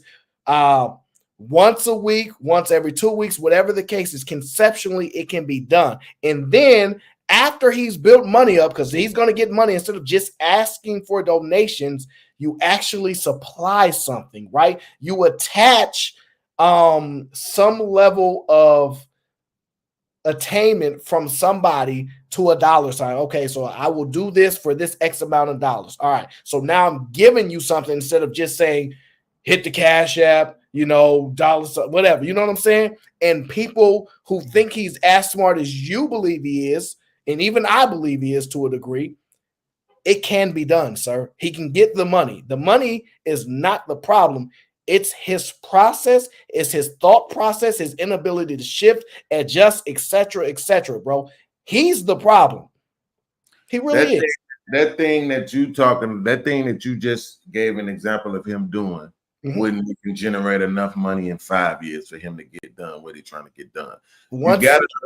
You got to understand something, right? Specifically. Crazy. And this the only reason why I'm a fan of his idea of the school is the curriculum, right? It's two things, the curriculum, and it's the fact that you are removing the students from this toxic ass environment out there. Beans. And that's the biggest flaw in what you just said is that you're not removing them from the toxic environment. That's the point, is the saying I used to say all the time, you can't heal in the same environment that you got sick in. So the toxic environment starts in their homes. That's where the toxic environment starts. No, stop right there. That helps my point. Nope, I'm going to shatter your whole point because it's immaterial to what I'm discussing. So 3,000 people, right? He charged them $50. How much money is that? So 10 would be 30,000 times 5, so that's 150,000. 150,000 for 3,000 people of his 100,000 followers for $50. That is just the first class. This is what I'm building out. And then after I obtain the money, I don't care if it take 2 years because he ain't built the school in the last 5 years. So if it take him 2 more years to do it, at least he will be generating income and providing something. That's the part you don't like. I get his thought, like I want to build it to this, and because you're kind of like that when you have a concept or a thought in your head and you get stuck on it. It's hard to break it down into smaller pieces and smaller pieces. But that's what people that bring solutions do. They make a huge conundrum and they go, oh, let me break it down to the smallest thing and take that part out first and build over there. You have to adjust. And I believe that with the invention of the internet, he can teach people online. Now, I agree with you. It's not going to be his school concept yet, but he is a teacher. So he can start with that concept, sir. I'm telling you, it's just excuses, bro. You saying how he can make money. Let's just say that the analogy you just used, let's just say it was workable. I think it does. Right? Let's just, and I'm gonna give you this. Let's just say it was for 3 months, which means he could literally do 3 a year, right? Mm-hmm. That'll be what, $450,000 a year? Okay, let's say that. Here's the problem. What I keep trying to explain to you, though, we just saw what these motherfuckers went through trying to get these kids to do online schooling. The biggest issues is that they need to be removed from the environments that they're in. To Unlikely's point, it's the homes, but then also the TVs all day, the phones all day, the media all day, the music all day, the movies all day, right? They need to be removed from those environments. And that's the thing. It's certain standards and practices that Umar is saying he wants in place for his school that will absolutely remove them from it. It will be like a detox. Mm-hmm. It's one thing to just educate them on political science and agriculture and all of that. You're doing exactly what I said he's doing. You're stuck on that one option only, and I'm fine with that. But we're not there yet. We got to go through this option first. If you told me, look, you might have to suffer another year or two, or maybe 3, even according to you, before you can start building out what you desire. However, the money will no longer be an issue. The money will no longer be an issue stopping you from building your concept. It might take you 3 years longer. That's what you're not understanding. People already have to still go to school. These kids are already still going to school, and they just not being educated by him in that worse environment. I believe this. I believe he can do a better job at teaching them in a worse environment than allowing somebody else to do it. So even if they're still in that bad environment, it's better to have a teacher like him.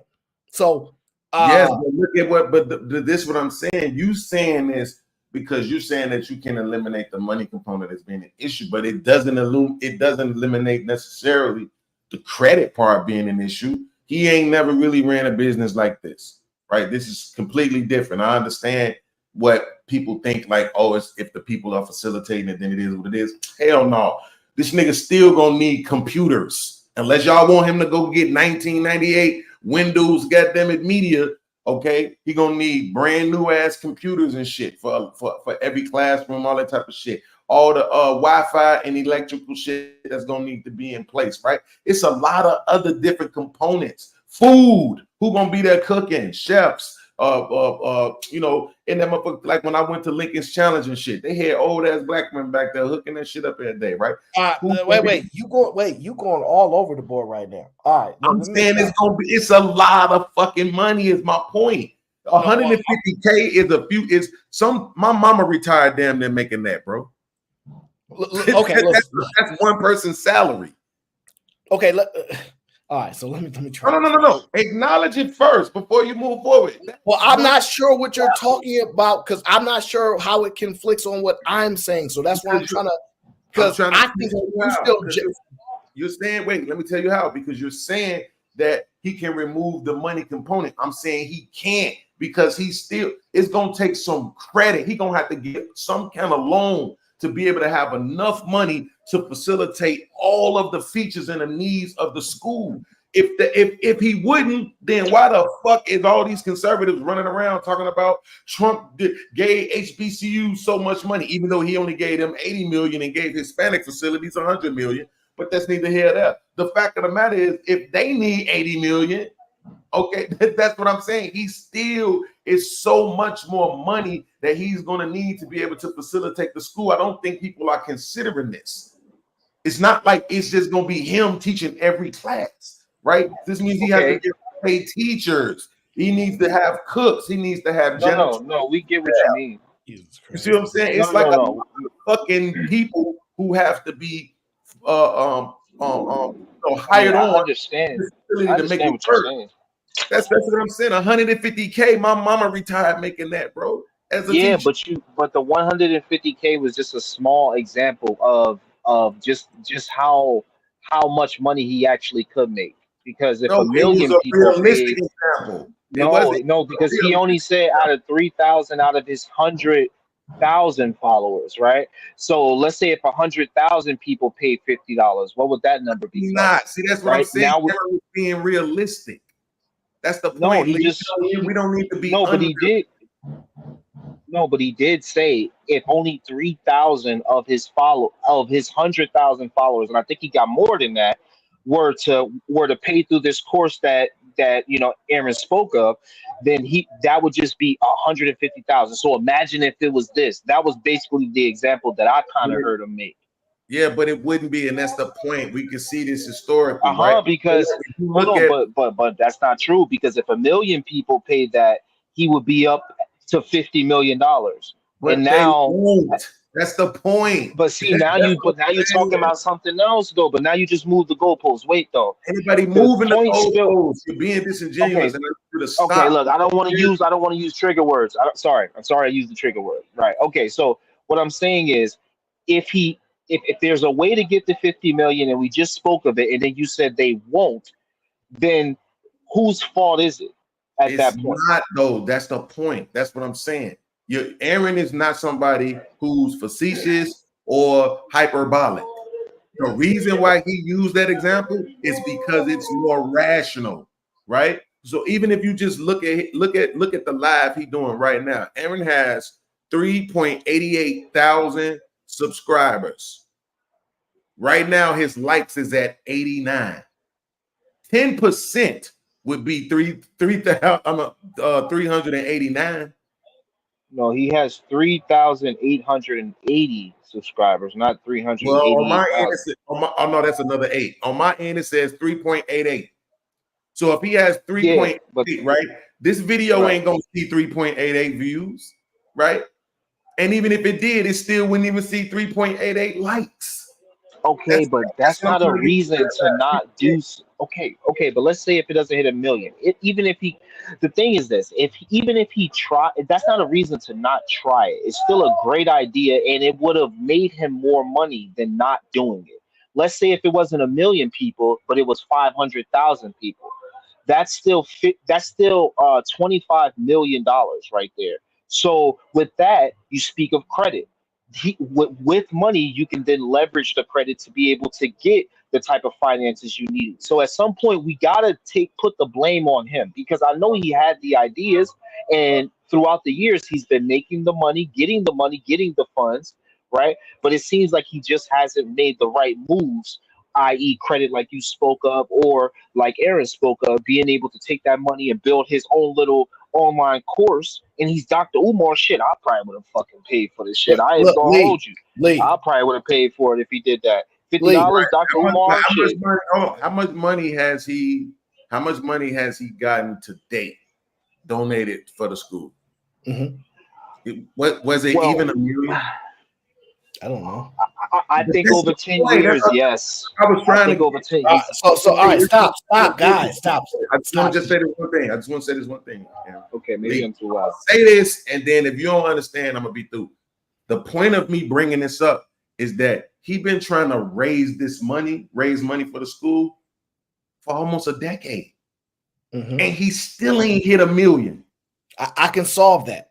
This is what I'm saying. Wait. Before you solve it, acknowledge it though. That's what I've already acknowledged what you said about how much other things and things have cost. I think the part that you're missing, this is a very, very important part. He was just asking for money. Oh, please send me stuff, right?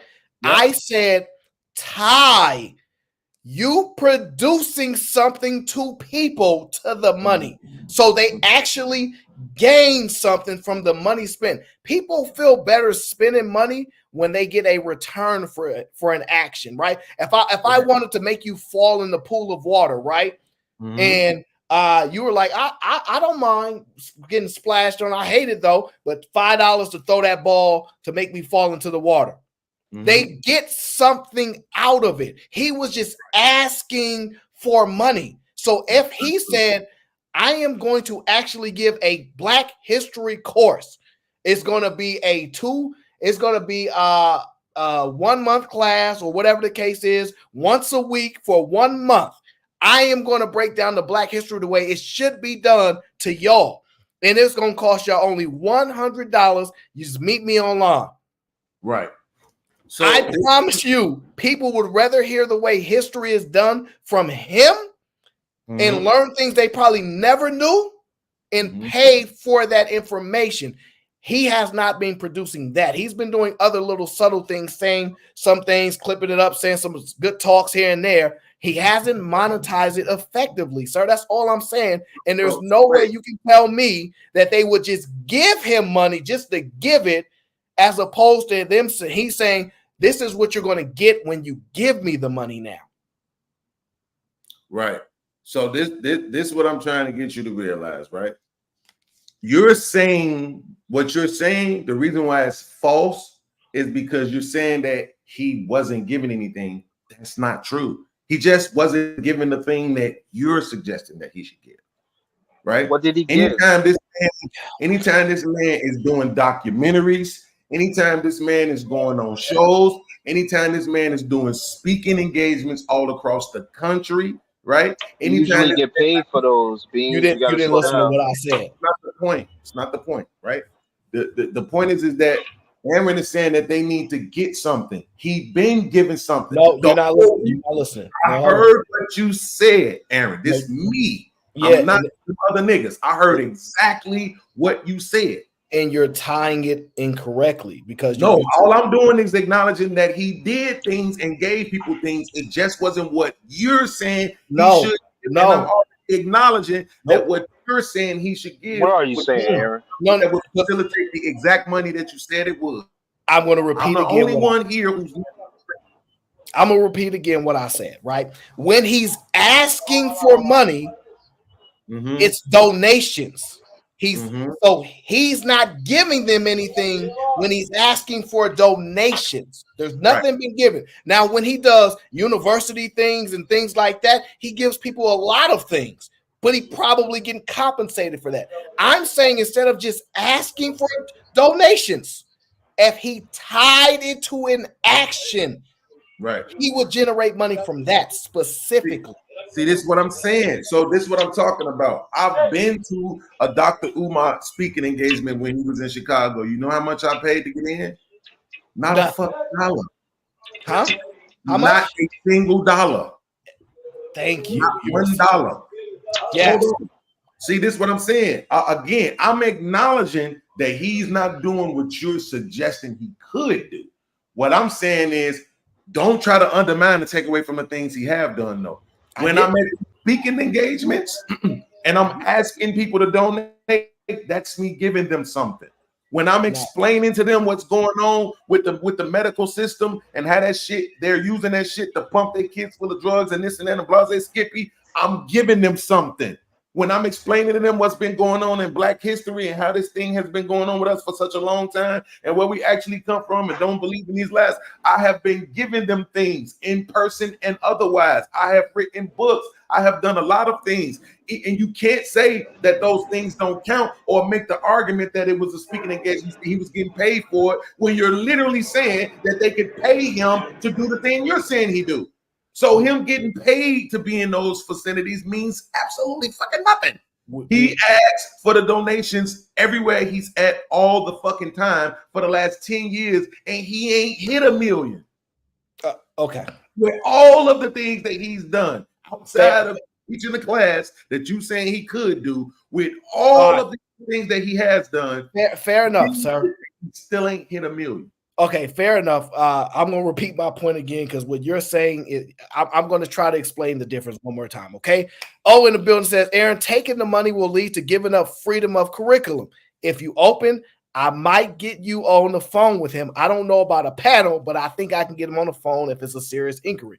This is the thing, I have nothing against him. I hope for the best. I hope he's uberly successful, right? What I'm saying is that what Beans is talking about, he has been to speaking engagements. He's taught course. Okay, what I'm speaking to is scale. You going to a university is limited to whatever people that are in that university. On the internet, it's unlimited scale. And what I'm saying is I've never heard of him presenting the option of, I'm going to run a class online. This is how much it's going to cost. And $50 for 1 month for each person that has. It's crazy that you don't think that is the easiest thing he ever could have done, as opposed to asking for even if he's got $1,000 donation, he's already bought the school according to him. So whatever that school costs, he's getting that money for just donating. There are people that have never gotten a class from him that's donated to him. Imagine if he actually presented him a specific class on Malcolm X in the way he wants to do it. I just think there's more avenues to generate revenue, and he's not maximizing that. I'm just using an example. Your point is still valid, though. Okay, I definitely appreciate you saying that at the end. Repeating it, I don't think that's on that Sharon Bracey shit. We understood. I've already conceded that that's something that he didn't do, to my knowledge, right? I don't know if he ever did that, but it wouldn't shock me if we found out that he did, right? But the fact of the matter is, the point still remains, is that through all of the other means, he didn't, let's say he didn't do the class, through all of the other means, from documentaries to speaking engagements all across the goddamn world, TV show guest appearances, from books, from t-shirts, from every other form, he has been asking people to donate, and he still ain't hit $1 million in 10 years. I don't know how much money he's actually got, because he's already purchased the school. Remember? Yeah, and at that time he was saying he only needed $500 to do it.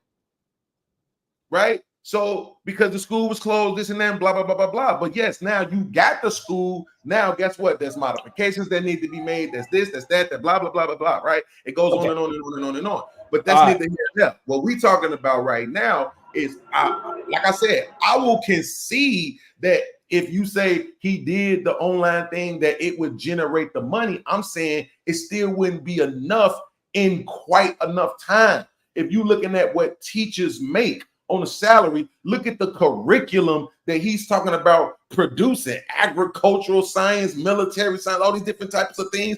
These ain't gonna be no $40,000 ass teachers and professors, right? I'm not even making an excuse. I wish the nigga would just come out and say, yo, it's gonna cost way more money than I'm ever gonna be able to raise to do it, right? But you know, y'all can't have this defeatist mindset. That being logical and just telling the truth is a defeatist mindset. Right? So he ain't gonna never do it, but I'm just saying, I don't think people are considering that. When I saw the curriculum in my mind, I was thinking, what the fuck is 500K gonna do? Okay, that's just out of building. Okay, let's see what happened after that. And this is why I think he just sells. And I don't want to call it what they call it, those pastors, prosperity selling or whatever. Prosperity preaching. Yeah, because it's like, why are you? I got you, Fed. Why are you making a goal so far from being attainable, but making it sound so grand so that people still look at it of value? I believe you can do something on a smaller scale. Now you keep speaking to what his dream is. I don't care about what his dream is. Some people's dream is to own the Dallas Cowboys. You ain't got $10 billion. It's irrelevant, sir. But you can own 1% of the Dallas Cowboys, sir. So I'm saying, yeah, that's all you're gonna get. So whatever his dream was, adjust. Do something better and make a shift. I don't care. We need something else to be materialized over these last 7 years. And I believe he's failed at it. Because he's a damn scammer. He's scamming. He's finessing, bro. You got several brothers that already put schools out here. You got. It's a dude in Georgia, bro, that did the same shit he did in less of the time, not even a half or a quarter of the money, and all these other things. So, bro, you gotta stop making excuses for this scamming ass nigga, bro. The curriculum is not an excuse. All this other shit is not an excuse. The nigga just motherfucker ran off with the money and keep running off with more money. That's a fact. Show you what? That's a fact, bro. Wait, show you what? Show us the school that the dude who did it. King Randall. King Randall, brother. He's King Randall. And Q Butter. Yeah. Thank you. King, there are other brothers out here, bro, that has not did any of the campaigns for the length, the time, the amount that Umar has done it, and they produced what they said they were going to produce, brother. With results. Let me jump up in here real Yeah, quick. he has a school. Hold up. Let me jump in here real quick. I ain't gonna be here long. Look, all this stuff could have been done in about 2 to 3 years. With Dr. Umar's name, he actually can build people. He can pull people together. There's people out there, if they believe in your vision, they will actually do stuff for you pro bono if they believe in your vision, as long as your vision is continually moving forward over a period of time. The trouble is, I would not pretend to know the mind of Dr. Umar, but whatever it is, it ain't working out in all these years. It ain't, and at some point, man, it had to stop. It had to stop. It ain't happening. It had to stop. This is the thing that frustrates. Wait a minute, hold up. There's a lot of bullshit in the background. I ain't gonna. That's you with the phones ringing and all that, bro. He old, man. Hey, chill out, bro. Thank you. The fuck you mean, chill out, nigga? You this nigga trying to do a show. You got phones ringing and shit. Now going back to the community thing. Look, in Mississippi and other places like that, look, $100,000 can get you so much land. You can put about 20 teeny homes in them. 20 of them. That's how good in certain places land is. And that's all across the South too. Now, if you want to move out there near California, close near the desert, there's whole towns you can buy out there. Whole entire town. Now, infrastructure, yeah, you're gonna have to build that up if you intend to do it from just the ground up. But I like where you're going with that, Aaron. Go somewhere where it's already there. You may have to tear down a lot of houses, but then here's the thing. Your infrastructure is already there. Only thing you have to do is tap back into it with your teeny homes. Now, what the biggest thing to have to deal with, you have to deal with a lot of your legislature in those towns trying to convince them to make ordinances for it.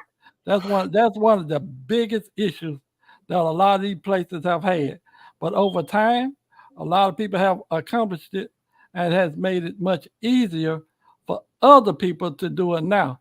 Because if you Google teeny home communities, you will find out they have popped up all over the United States and continue to build. All right. So this shit that stresses me the fuck out, bro. Right? It's because because all you niggas stupid as fuck to me, man. Damn. The whole time, the whole time when it was just me and Aaron and fucking Lee, the conversation was never about whether or not Dr. Umar was a fraud or not. We was literally just having a genuine conversation about whether or not what he was saying he was trying to. I don't know if you heard Lee. Just I don't know if you heard Lee. Lee said he was fleecing, brother. Lee said that before I even got on the panel. Said he was fleecing. Yeah, but the conversation hold on. So now that you're jump out the conversation wasn't about that. Dumbass nigga, as you normally fucking do. You don't listen. You stupid fuck. He said it, you nigga. Stupid fucking nigga. You stupid fucking nigga. What does fleece mean, nigga? What does fleece mean? We didn't change the whole conversation. Goddamn Mr. Intelligent, Mr. Motherfucking Dictionary. What does fleece mean, nigga? We didn't change the whole conversation to the stupid ass comment. What does fleece mean? Dumbass nigga. What the fuck does fleece mean? Nobody else mentioned it. Nobody cared. What does Nobody fleece fucking mean? cared. I didn't say shit about his comment. Aaron didn't say shit about his comment. Nobody gave a fuck, nigga. You the only one. You want to come up and say the dumb shit you want to say. So is this dumb nigga. Shut the fuck up, dumbass nigga. You the one that motherfucker jump out your body talking crazy like you about that shit. You have Shut a good your weak day. ass up. I'm out. Bitch ass nigga, I wasn't fucking talking to you. Hoe ass nigga. You said I'm on I was the panel, talking to that nigga. Dumb nigga. I'm on the fucking panel, bitch ass nigga. I was talking to that nigga, dumb nigga. But you can get smoked too, pussy.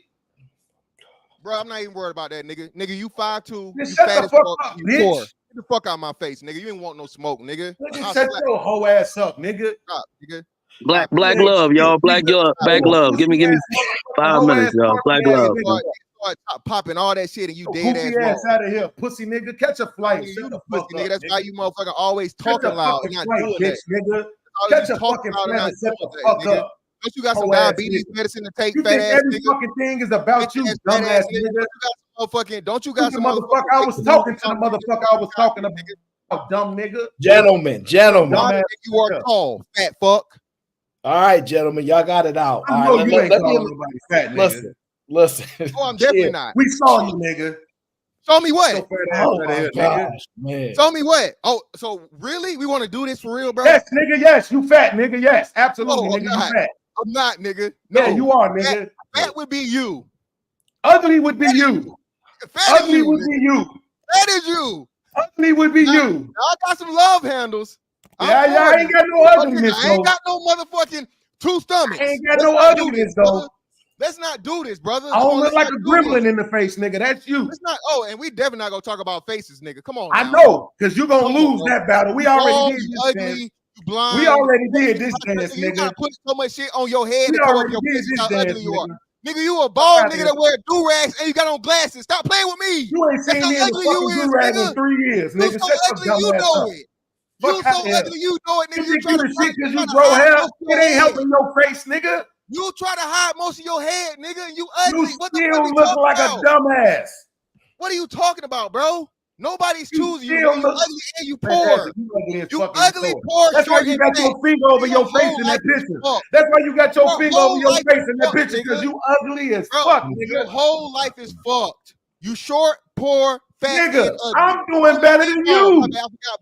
I'm doing better than you. That's what's so crazy. You don't. I'm doing better than you. That's what's so crazy. How? How? Nigga, because I'm not ugly. That's all But that yet you cover up 85% of your head. I'm not Okay, fucking ugly, nigga. All right, nigga. I got the same shit you got. I got a nigga, career, a- I got a an fat apartment, bald I nigga got that wear credit cards, I do-rags. got bank accounts, never I seen a got bald nigga kids, wear I got do-rags. exes, I got all the same shit you got, but you ugly. No, you don't. You don't have none of the shit I got. You live on Section 8. I got all the same shit you I got, got none nigga. of the shit I got, bro. You- Assistance, nigga, we both get nigga. the same shit, but you ugly. You are a government shutdown You away. can't win, nigga, so from are Come on, you, man. I got nigga. like 10% So are battery, you, man. Y'all nigga. killing me, man. Please, So are you, please. nigga. Gentlemen. This nigga So are fucking you, nigga. Gentlemen. I'm trying to listen to my brother O, okay, because he only speaks with very, very rarely. So could y'all just let him speak just for a moment so I can understand what he wants me to know. Go ahead, O. It's crazy.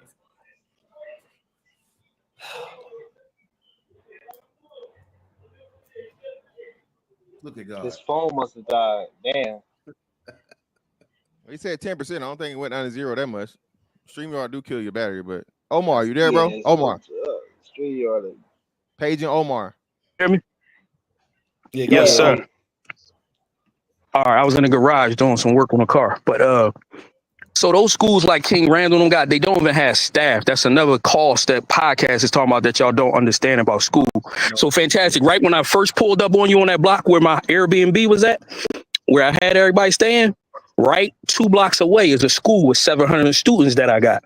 So people don't understand how much money it costs to pay enough staff, security, and teachers, licensed teachers. So there's a lot of stuff that come in and play. Randall and them don't have real schools. They got like kids on computers and they learning through computer systems. So it's not really a school. You know, it's like homeschooling, but they saying it's a school. So it's a difference on what he trying to build. He trying to build an actual building, actual staff. You know, it's a whole different ball game. Brick and mortar. But why is he making it so grand to where it's like it's almost impossible instead of going out and doing what you did? Where Because what I did is I submitted to this establishment and we take government funding. Mm-hmm. He don't want to change his curriculum. So like when I showed the school on Fight Club and all y'all laugh like, why they got the African stuff in there, right? So the African stuff is what I want to put in there. But then the regular stuff that the white man want to put in there for giving me that funding, that's also at the school. So he don't want to go through that with his curriculum. So and if you want to take their money, you got to accept their curriculum. Well, Omar, hold on, bro. I just got so the thing with King Randall does have a brick and mortar school, bro. It's not just a homeschool situation, and he does have staff. How many teachers he got? How many students there? Because I seen it. I remember when he first did it. The young Republican brother, black brother from Georgia. I know the whole story because you know schooling is what we've been doing for 20 years. So how many teachers he got in this school that's licensed teachers? I'm not sure. Like I said, his staff is extremely small. Like I said, his whole thing. This is my whole point. So this is my whole point. In most major cities, right? You got 25 kids in there with one teacher that want to make 6 figures. Mm-hmm. Well, that's crazy because that's just because teacher on standard don't make that though, Omar. So no, licensed teachers. When they first get out of school, they have 58 here in Pennsylvania, right? So when they get some years in, now you got to pay to keep them because remember, you can't offer them the benefits that they do working at this public school system. Mm-hmm. So now you got to offer more. Hold up, you got to offer more cash in order to deal with the benefits that working at the city school system can give them. Double though? That's crazy. Double is outrageous, Omar. Bro, all you got to do, like when you was there on that block, all you had to do, Granville and went. All you had to do is say, "Bro, take me around to the school."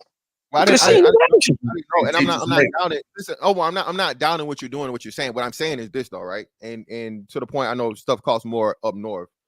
What I'm saying is, Umar has, and you know what I'm saying. I'm not trying to watch your pockets. The money you've put into your school, out of your pockets, out of what you've made or whatever, like I said, Umar has raised more money than that, fam. Over, like we saying, over what? The government give us $5 million a year. Oh, cool. But yet still, you still started a lot of it with your own funding, correct? Not with that size building. I told you this 20 years in. I know I be on here acting like a young kid. This is 20 years worth of work. He said, what y'all say? He got 10 in? Yeah, you had to get okay, and listen, and the lady, here you go. This is, you can go research. The lady that establishes all these schools for these young black independent people like myself in our city, her name Dr. Mama. So she do this for everybody. It ain't just me. So when a girl got 5 kids in a daycare and she said, yo, I want my house to become a school one day, that lady work with her and build her up. And she do this with everybody in the city, just like him. He used to be in Barnes and Noble under the same lady I'm talking about. But he don't want to accept the curriculum. She could have been had him in a building with funding and all that, writing grants. He don't want that because then you got to accept the white man's curriculum. Yeah, man. And then Lee, hold on real quick. Lee, you know what else to answer your question directly? Because he been saying from the beginning that his goal was to remove these kids from their environment. That's the biggest component, believe it or not. is to be able to remove them from their environment, to be able to cut down their time on the phones, cut down their time in front of TV and media and all that other stuff, and really cut down their ability to wear makeup. He said he don't even want the girls to wear weave. That was one point he was talking about that shit. I don't know if he gonna stand on it, but he was talking about a lot of shit that he was trying to set a standard on. That's why I'm saying it's more than just the money. It's the other part of it, which is I got a standard that I'm trying to set. If I can't do this, which is the thing I think is going to heal and be a better service to the people, then it don't make no sense for me to fucking do it. Why half step it? And the perfect excuse for that is the white man won't let me, while blaming a white man and collecting millions upon millions of dollars. Okay, well, Umar's well over $1 million, bro. Hold just real quick. I'm not defending Umar because I don't know his plan, right? I just know the rules to get into school. So I wasn't defending him. I'm just saying there's a lot of stuff you got to factor in cost. Nobody was though. That's the point. Process. Oh, so you're the subject matter expert on the process, Omar, and I'm taking your word for it. But what I'm saying though, it's the perfect excuse, bro. The white folks won't let me. The white folks won't let me. I want to do this with no white curriculum. I want to be able to do this the way I want to do it.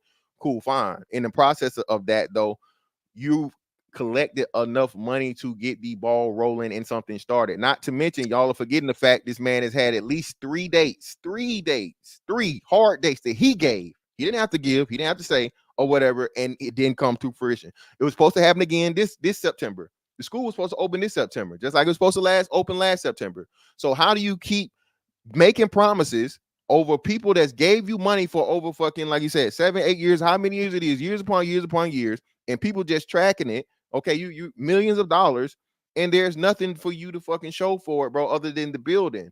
And then the constant go ahead. So what's different than his trying to start a business process than everybody else that try to start a business? So who takes 10 years to start a business? Shit. Aaron, how long they take to start businesses, Aaron? You can't even get a loan for 5 years. People need to see you working. So, but Omar, that's what I'm saying. Omar, he jumped the line because he got the funding. He got free funding at that, because like you said, this ain't government money. This ain't bank money. This is all donations. $1 million in fucking donations. You know how crazy that is? And then like, but that ain't nothing that getting to school is what I'm trying to tell you though. $1 million ain't shit. It ain't. Yeah, but Omar, he hadn't stopped taking donations. Yeah, I don't know how much money he took, right? I just remember he used to be in the back of the bookstore called Black and Noble, and he blew up to y'all knowing him on the internet. So I can't give you that. He didn't talk there to school to our kids a bunch of times. That's it. I can't tell you nothing personally about him. Omar, now this nigga's doing fucking podcast tours, bro. He getting paid for podcasts. He getting paid for speaking engagements. He shifted, y'all, which is cool, right? So it's actually smart. He's actually shifted a little bit. He's realized I can't keep just asking for donations and think I'm going to survive. I got to start going out there to actually make some money. So he's actually getting a little bit better at making money. So I'm not mad at that. I just think he's not maximizing his money making abilities with the type of reach that he actually has. Like that's what we was talking about. Totally fine. But I'm curious, how much money do you think he makes a year? I'm just curious, how much you think he generates a year alone, just him?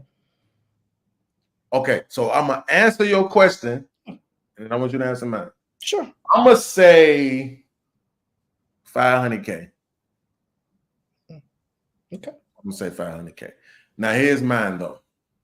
What percentage of his own money should he have to invest into the school project? That's a good question. I would say I know it is. It is a good question. Have to, all of it. You must be out your mind. And the reason why I'm gonna say that is that's the difference between someone with conviction and greatness and someone that doesn't have it. So, for example, when you look at these people that built the Walmarts, they put all their money into it, every single penny.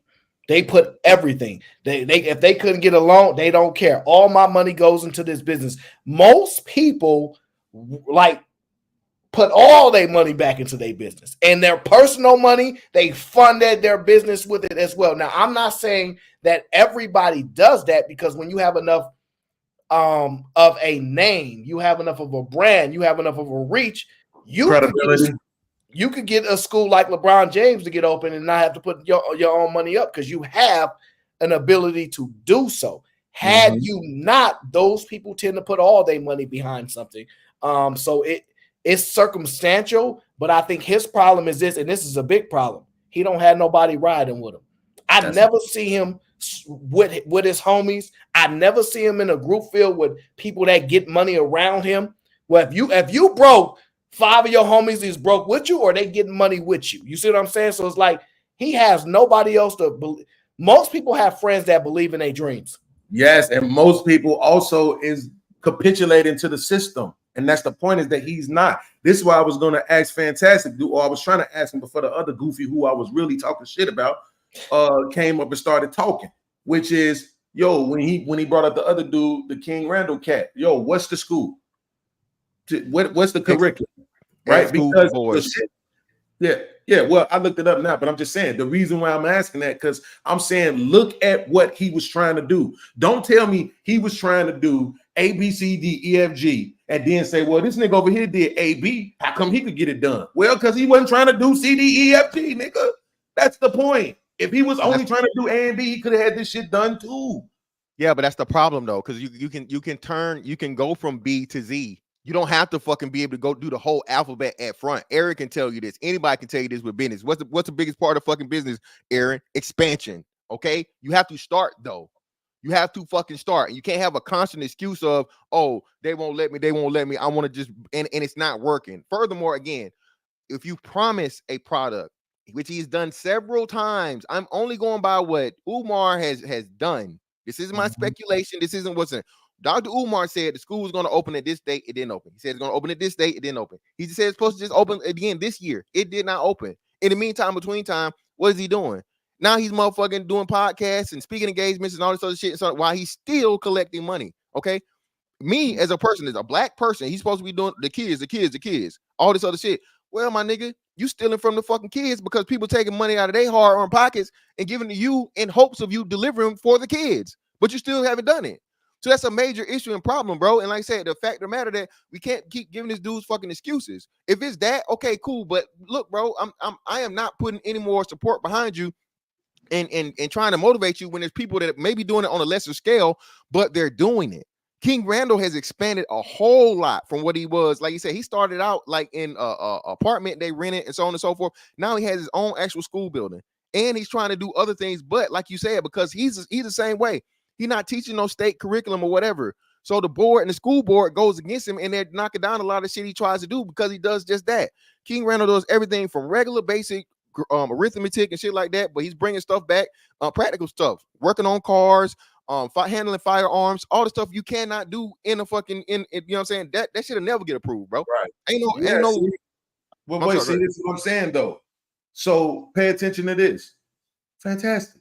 Nobody before you hit the panel was defending that nigga. And I'm not saying that to check you. I'm saying, like, understand.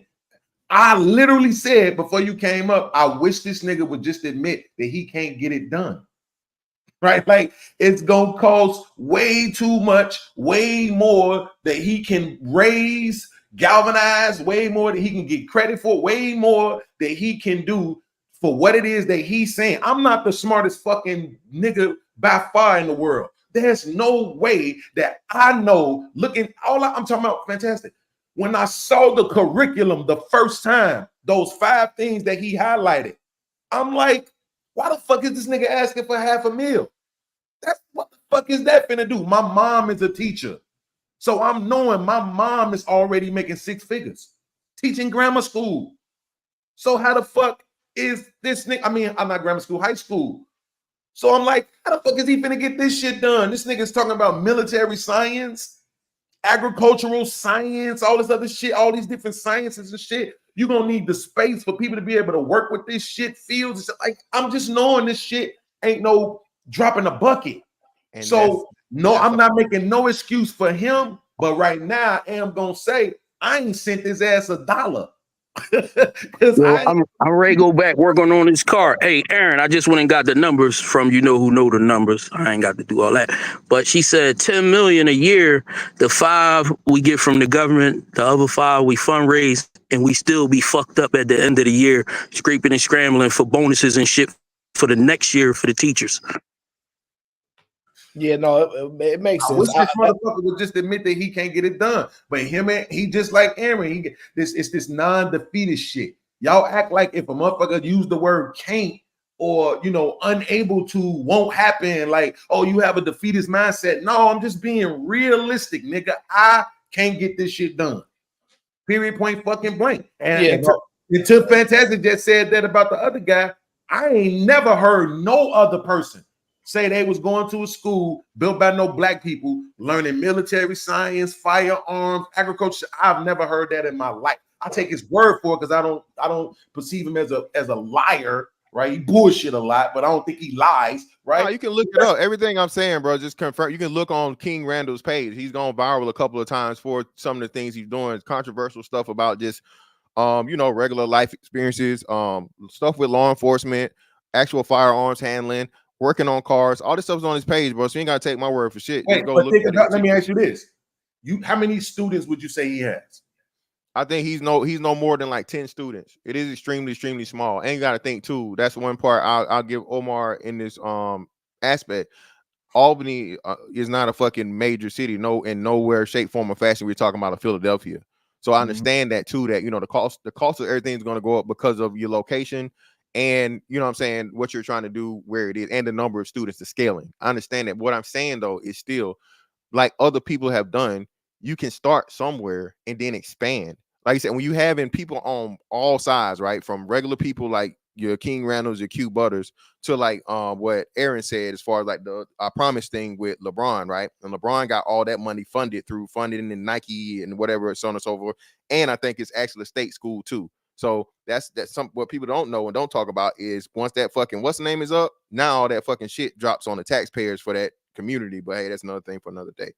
So what I'm saying is, I think that y'all have to understand that some people can't. Like take Umar and put somebody else in there, nigga. Some people, when it comes to certain things, Aaron, Fantastic, they can't see past the vision, right? Because the smaller version of this is worthless, damn near. It is not even. They trying to have like this big ass impact, right? So it don't make LeBron would have never started a school for 10 people. He would have never fucking did it, right? Of course, he started a school for hundreds of fucking students. You know what I'm saying? Because that's the vision for somebody of his stature. And I think that's how Umar sees himself. I have this wealth of information and this grand design that needs to be, I need to see it to fruition. It kind of undermines the. No, but there's no comparison for Umar because LeBron's not an educator. So for example, when you can run the business, like if you have a cybersecurity firm, right, and you're a cybersecurity expert, well, you can run the business because you are the business to a degree. LeBron James is not an educator, so if he was, he would probably run a school of 10 and say, "Hey, this is what I genuinely want to do. I'm going to be the only teacher in this school. I'm only going to be able to have 10 students, but I'm an educator." So it's not an apples to apples comparison. I get your point. But tell the truth though. LeBron James, like you said, not running the business, right? But that's what I'm saying. I guarantee it, nigga. I'll bet the whole 600 sitting in my cash app right now. That ain't that nigga's motherfucking model. I guarantee you that school ain't his model. I promise you. That's somebody else's model. He just put his name on it, funded it, whatever the fuck he had to do. That's absolutely different from somebody when it's they model, when they have sat down, when they have built the curriculum, when they had a vision in their head, trying to see anything other, trying to accomplish anything other than that. When you want them to remove certain components that to them serve as the foundation of that thing, it's just difficult to do. Yeah, so you actually are making an argument to why he needs to cave in and take the white man's money, because he is ill-equipped, ill-advised, don't have the ability to do it on his own. He's incapable of it. He needs a leader. He needs somebody else to be able to produce something of his dream. He cannot bring his dream to fruition. He needs somebody else to do it for him. And when you're in that circumstance, like for LeBron to play basketball, he needs a court. Maybe he could pay for it, maybe he can't. So I the circumstances are just uniquely different. The reason why I can't see it though, Aaron, is my point. You even to Fantastic's point, when he said that the guy had firearms training, I'm like, whoa, right? Like that's impressive to me. But then it's for 10 people. What have I consistently said? Yeah, if you want to do some shit on a small scale, they allow for that shit. After all this time, all these motherfucking millionaires we produced, not one motherfucking Dr. Umar type school, not one by no black people servicing a whole community, not one. It's because it's not fucking allowed. That's why ain't nobody standing next to this nigga, because they not finna get involved. That shit ain't allowed. They not finna allow you to do that. It's certain shit is meant to be a certain way in this country, bro. We know why they just flooded this motherfucker with all them immigrants, and it wasn't to undermine white people. Yeah, that's another thing you thought was right about arguing that. What I'm saying is this, bro. Listen, when you ask and you receive from the public, and you offer or you propose and pretty much promise a product, okay, to where the public has funded it, the public has a right to ask, why is it not here yet? Especially over other and I understand what you're talking about the is this a dream and so on and so forth, bro. Yeah. You don't get to dream with other people's money like that. You're going to have to make let's just say, right? Say he got it started and everything's working good, but now, like you said, because it's such a large scale, right? He can't afford the teachers. He can't afford to keep the light bill going. He can't afford to do all these things. What do you think he's going to do? Is he going to shut down the school completely, or will he downsize? He's going to downsize. So the problem when you're talking about business is it work both ways. You make cuts and changes if you need to. If it's you're losing too much money, and if you're making enough money, you expand and make more money. So what I'm saying is, he is the premier person, bro. Like you said, that's been doing what he's been doing. And like you said, as much as the dude's a scammer, he's a bright individual, very, very bright. Something when he talks and he speaks, a lot of things he talks about is factual. You know what I'm saying? The racial shit or whatever it is, what it is. But my thing is him knowing that, right? That is the perfect scapegoat to say, the white man won't let me. They won't let me do this. I want to give your kids the best possible product. And then you just, you know what I'm saying? I'm sticking to my guns, but at the same time, give me more funds. And that's the issue and the problem, bro. My problem with what you're saying right now is this: two things. One, and I'm not dying on this hill, the first one, but people literally do build their dreams with other people's money, right? Like that's literally. Yeah, you're correct, 1,000%. So, but like I said, I'm not down on the hill. I just want to interject that. But the second part is that myself, again, not gaslighting you. I've never heard him say the words, "The white man won't let me." I've only ever heard him say, "Y'all ain't donating enough. Y'all ain't sending enough. I've always heard him blame the people. And honestly, I thought that's why the majority of people who are turned off by him was turned off by him, because he kept blaming the people when the people are saying, well, nigga, you said 5. And we got you. No, it's not even that said 5. You changed it to $1 million. You know what I'm saying? Yeah, it's not even that you said 5. Is that you promised to deliver and you haven't delivered. And like, verbatim, him saying the white folks won't let you. No. But like he's saying, it's inferred, right? It's inferred and it's implied. I don't want them learning that curriculum about. And he talks about certain things, rainbow activity and man and woman and all these different stuff and so on and so forth. Confusion. He's mentioning it by not mentioning it, saying pretty much, hey, I do not want our children to be subject to the white man's structure, right? Because with the curriculum comes structure. My bad, Aaron. Go ahead. No. So let me just read this that come in, because I kind of want to add something to the argument. Shout out to JJ in the building.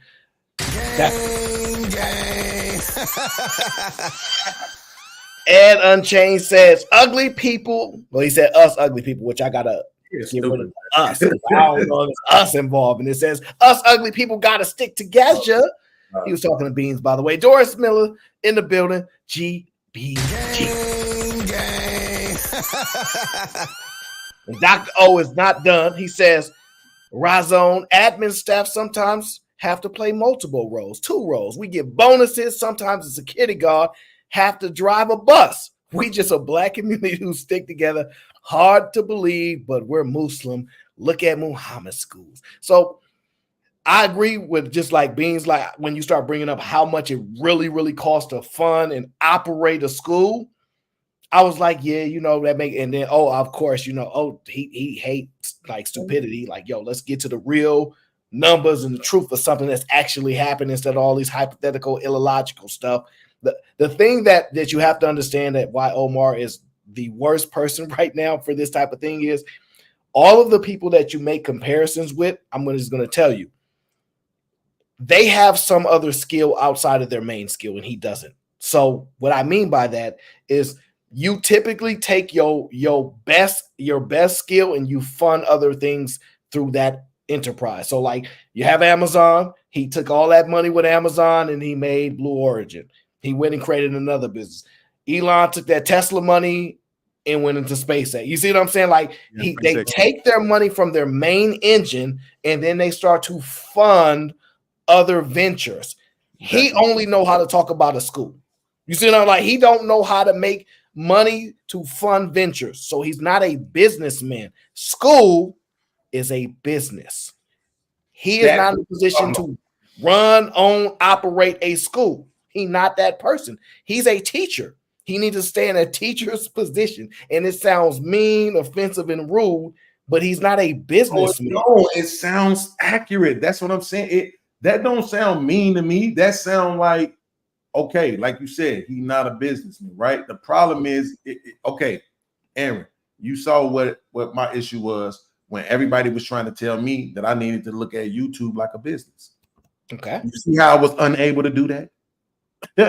Right? That's what I'm saying. I saw what the vision that I had for it, the use that I had for it for myself, and that was more important than it actually being profitable or me seeing it as a business, right? Mm-hmm. I'm not saying that that's necessarily Umar's function, but what I am saying is that from his mindset, I guarantee you he believes that maybe there may be one or two other people in the fucking world, right? Or in America, let alone in the world, who could oversee what he's trying to get accomplished with that school, right? And so, therefore, if I can't do it, then it just won't be done. Versus, let me try to, connect and reach out and beg and all this other shit. Like it just. But he already begging. You could have scaled down by now. I agree. Yeah, but hold on. He already begging, bro. Like you said, he not only begging, chastising and demanding. You asked me about that money. Hit your cash app. Give me some more. Give me some more. You hadn't donated enough. It's not enough. It's not enough. Like you said. Now he had said that verbatim. The problem is, and people talking about it in the chat, right? There have been brothers, sisters, black businesses, businessmen, accountants, whatever, people that have offered free help, brother. So that's what makes it, things smell even more funny. It was people he's talking about the HVAC, and he's like, hey man, brothers that actually showed the emails and the proof. I run an HVAC company. He said he needed help, so on and so forth. I reached out, he declined. Just pretty much, no, I got somebody covering that. I got somebody covering it already. I got somebody covering it already. So that's what I'm saying, man. Some starting to not smell right, and it's things where you have people that really, and what's another crazy part about, bro, I would love nothing more than for Umar Johnson to be successful. Why? Because it's for the betterment of black people, black children especially. You know what I'm saying? So don't get me wrong, bro. It's like I don't want to see the nigga fail, but at the same time, I don't want to see you motherfucking bail with all these motherfucking money, all this money, nigga. I don't want to see you get off on the people and get over on the people, because all that does now is the next person that comes up, man, hell no, man. You saw the shit that Umar pulled, nigga. So fuck that. Ain't shit. You know what I mean? No, nigga, you need to go. I'm sorry. Fantastic. The fact that this nigga won't just acknowledge that he can't get it done is enough for me to accept the scamming narrative, right? I'm just gonna keep it a buck. That's what I'm saying. It just is. But what I tend to do is the same way with him. Is the same thing I do with everybody else. I say, what's this thing that I think is a problem with you? Okay. Now, what's these things that I think are good about you? And if the good outweigh the bad, then I'm okay with that. When I think about the fact of the information that I got alone from watching Dr. Umar, it's worth every fucking penny he ever got. To me, it is, because we was all getting it for free. Like I said, I went to one thing that he did in Chicago on the South Side. I think we was at the Negro League Cafe. Nigga, I ain't paid to get in. I didn't know he was a mammoth of a man like that until I seen him in real person. He's a big motherfucker.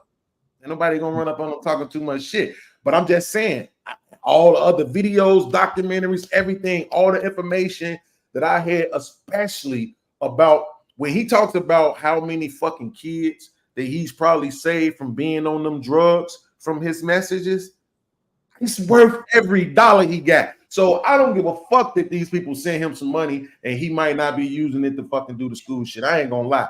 But I can accept the scamming narrative, but it's just from the fact that he won't admit that he can't get it done. Logically, we all could look at this shit and see what it is he's trying to do, the school itself, the amount of teachers gonna take, everything is gonna take to get that done, and no, you can't do it. You can't do it.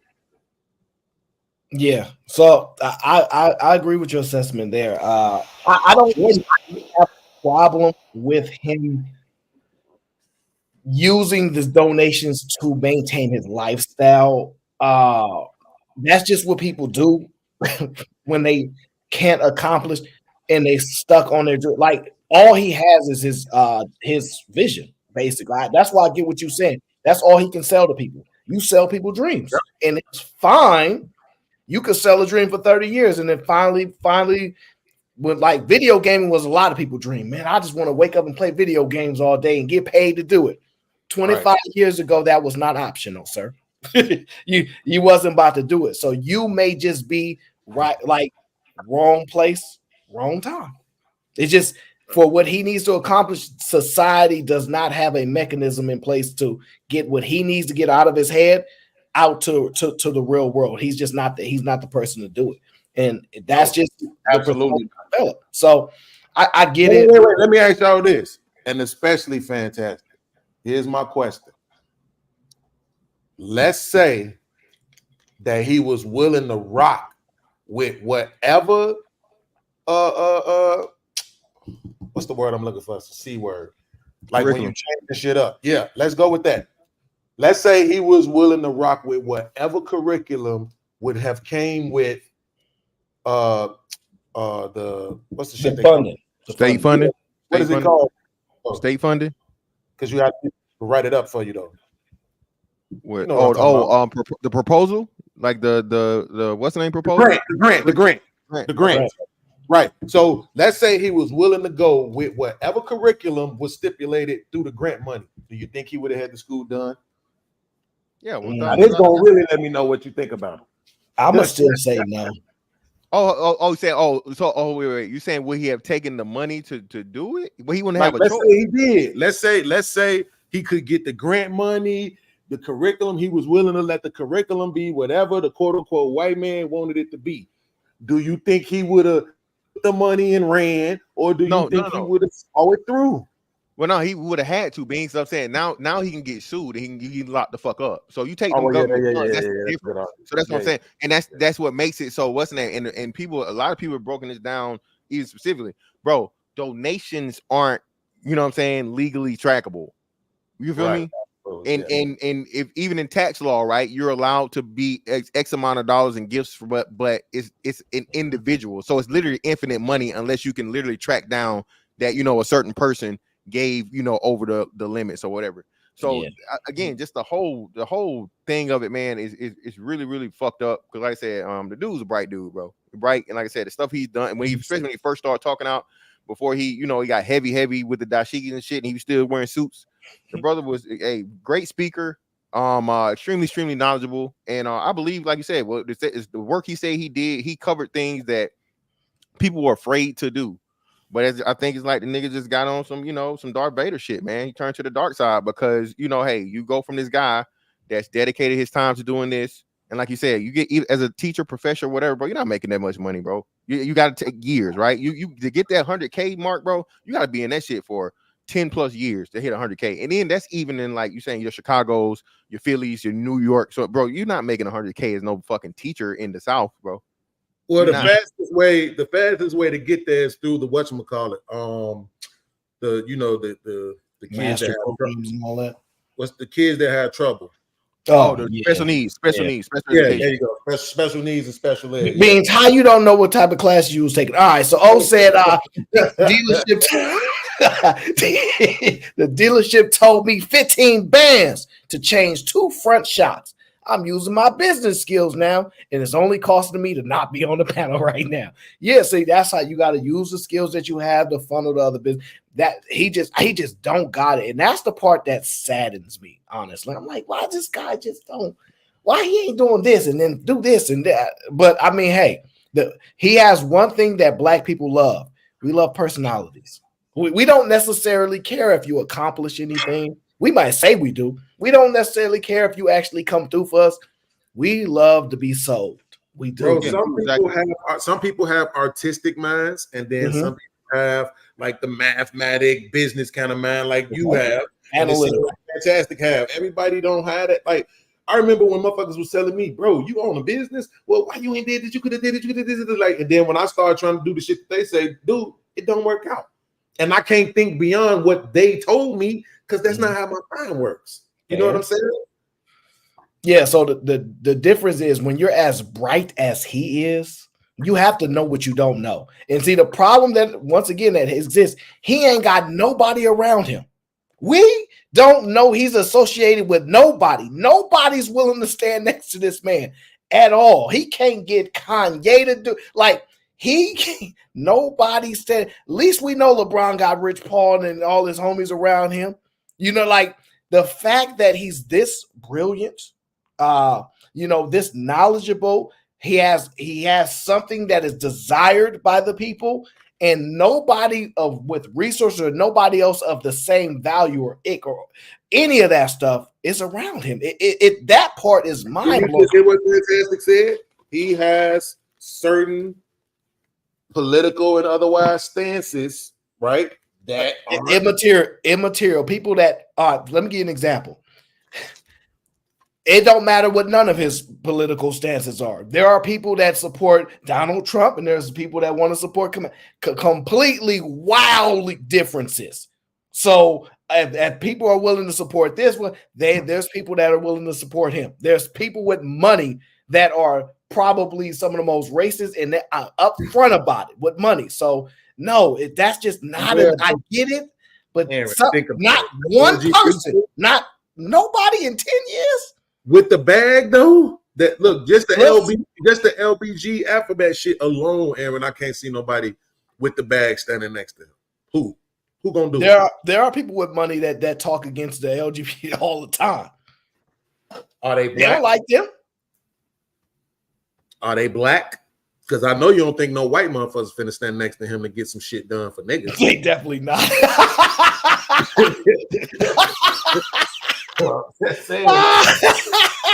That you know what? That's a good point. That you know what? That's a good point. He ain't got no white homies that can help him out, that believe in what he believe in. Or even if they don't believe in him, they willing to make a sacrifice. No, he need to get that reparations money then.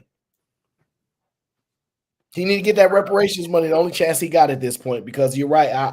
I just don't see I don't see nobody around. Look, this is the thing. You can even fake it to get some, like, you can't like fake it for 5 years, get the money and be like, now I'm gonna talk my mess, like some people have done.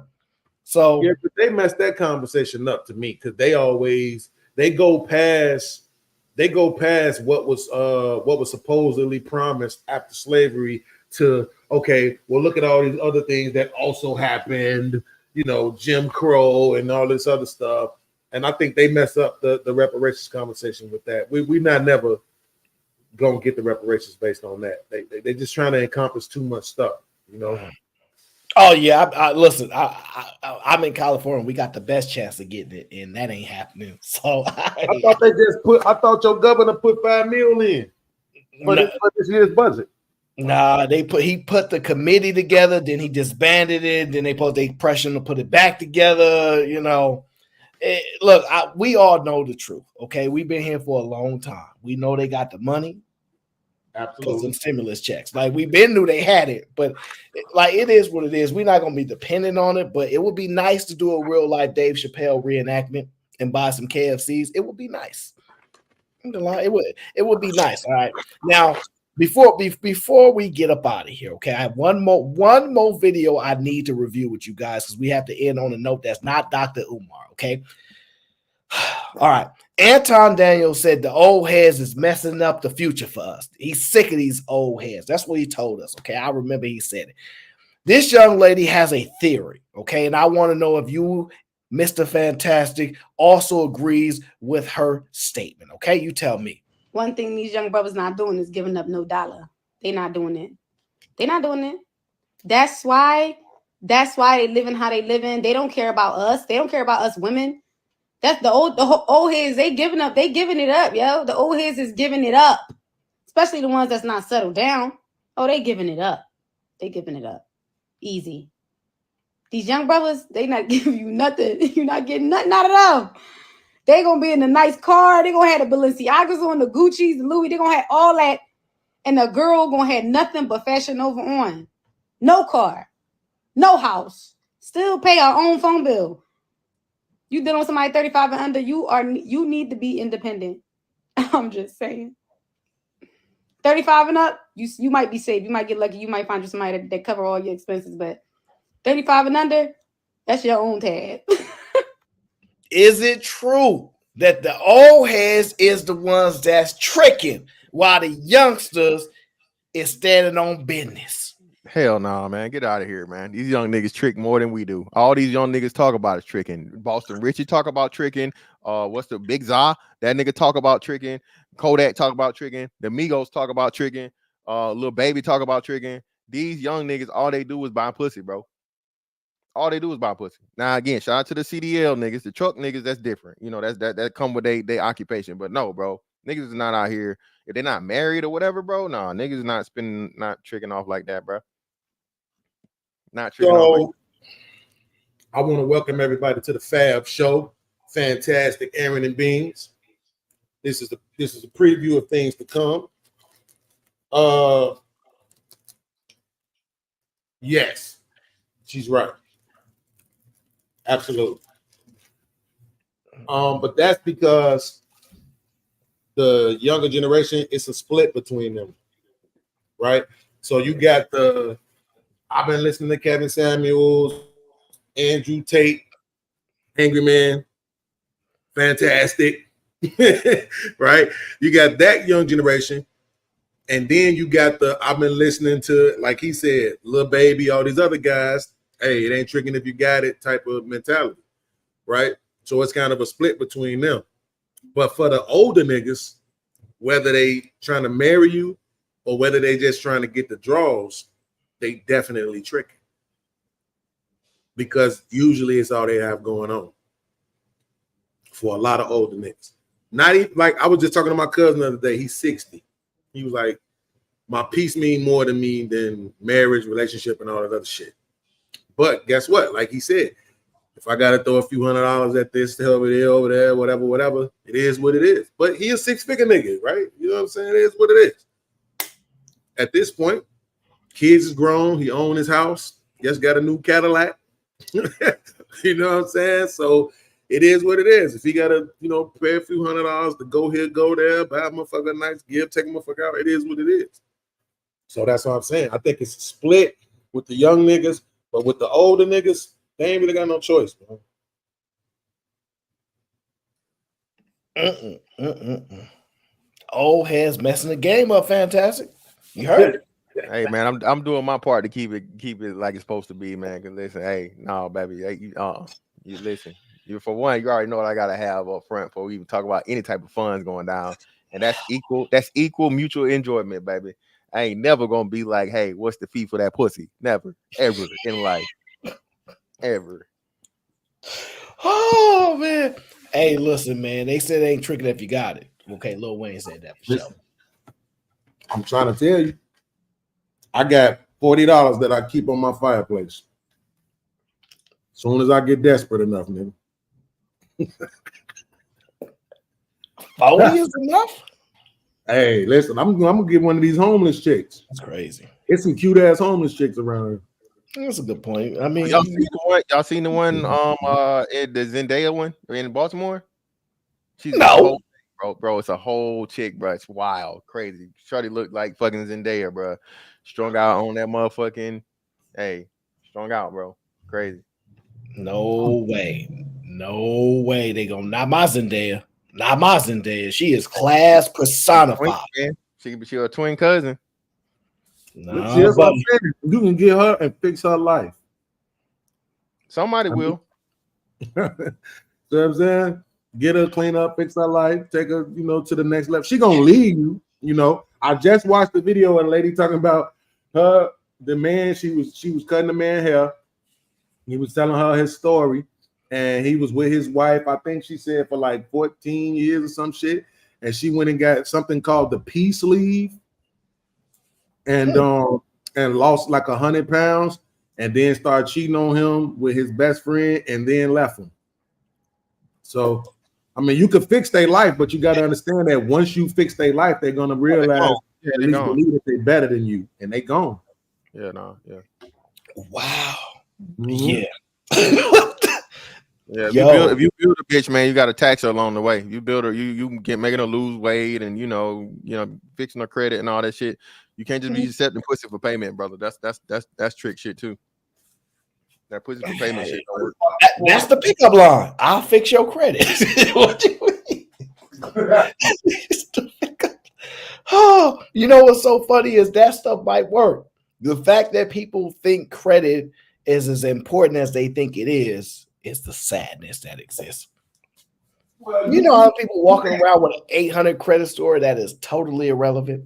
What do we care about your 800 credit score? But Aaron, this is what I'm saying. Y'all always judging people for what they think, but it's been people we supposed to trust who tell us that stuff.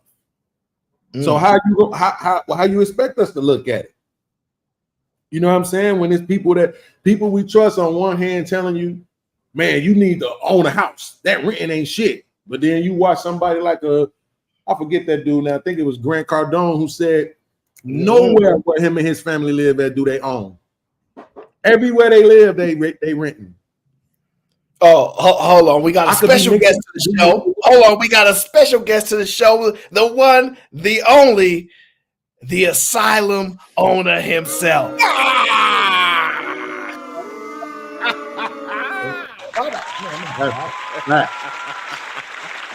I always press the wrong button every time you come on the show. It makes it seem like it's on purpose, but it's never, ever on purpose, bro.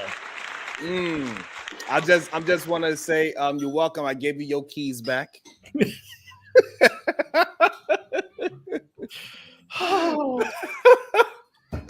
And I was enjoying it. I was just enjoying your facial expressions. I just absolutely love giving you the keys back. I'm glad that you're back because I don't want to run the asylum no more. They was running rampant out here. Absolutely. But it was a hiccup, okay? The productivity of the show as I was navigating it by myself. It's easier to drive a car by yourself, so it seems. Actually, I had no knowledge of that prior, but it seems that way. But when you let them free, when they act freeze. So but they were just a small hiccup. This Umar conversation really irks people's soul. So I can understand the strong opinions where it gets a little frustrating between guys, but you really realize they just two guys that like to talk. That's what Fantastic and Beans love to. They love the joke and they love the roast. That's what they do. So getting to do it to each other is almost like a non-stopping roller coaster. It would have never stopped because that's what they do. So it would have stopped because every time it always does. We both hold a low level contempt for each other, but it ain't like I wish nothing against him, and I don't believe he actually wished nothing against me. And for motherfuckers like your Beans died, I don't think he'll be like, that's good for his ass, right? I thought you invited him to an ass whooping. So what, nigga? This nigga literally went to what's the name and fought somebody and about to go fight another motherfucker again too. So what the fuck that mean? Everybody fighting now, ain't they? I'm just saying. You said you don't. I don't think he's going to lose. All I'm saying is that you said you don't want nothing happen to him, but you want to be the facilitator of something happening to him. Is this a little? Y'all come from places. Y'all come from places where if you fight, that means it's over with, right? Where I come from, it ain't like that. niggas be fighting to be best friends. Yeah, I hear that story a lot, but it's not a true thing though. That's a lie. Wait. So Beans, let me make sure I understand this. We fighting, you get on the ground, I go to kick you in your head, and I land a kick in your head. We gonna be friends after that? Best friends. I don't know. Best friends. I don't know.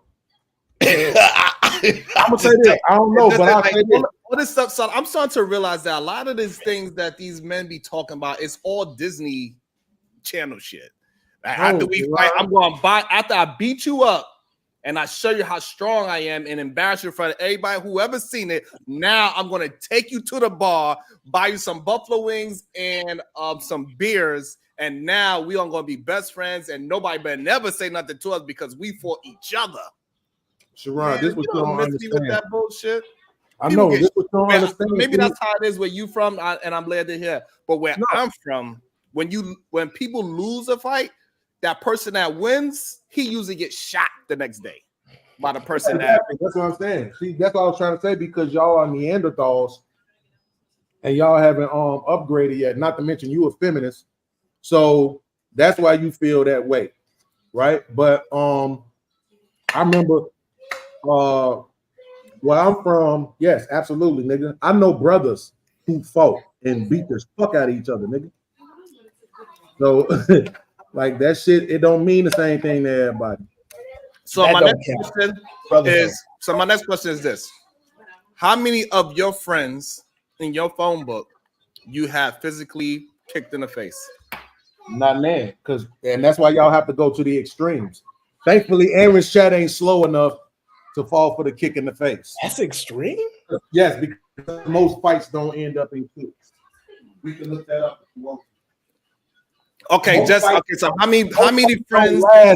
Most fights don't last long enough to end up with kicks. Okay, so how many? So since you want to be very specific, because you know what I meant by in kicks. So how many friends in your phone book you physically punched in the face?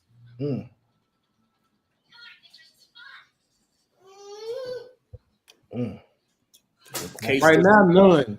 All right, case dismissed. So this whole myth of we fighting and we become best friends is bullshit. See how easy that is? Right. So watch this. Watch this. See again, Sharon, you keep doing it and it falls on everybody, just not me. First of all, you said best friends. Nobody said that. You did. I don't think I said best friends. No, you said best. Did I? Yeah, you did. But that's all right. Let's just take your word for it. It happens though. It happens. So I'm taking your word for it. It happens, right?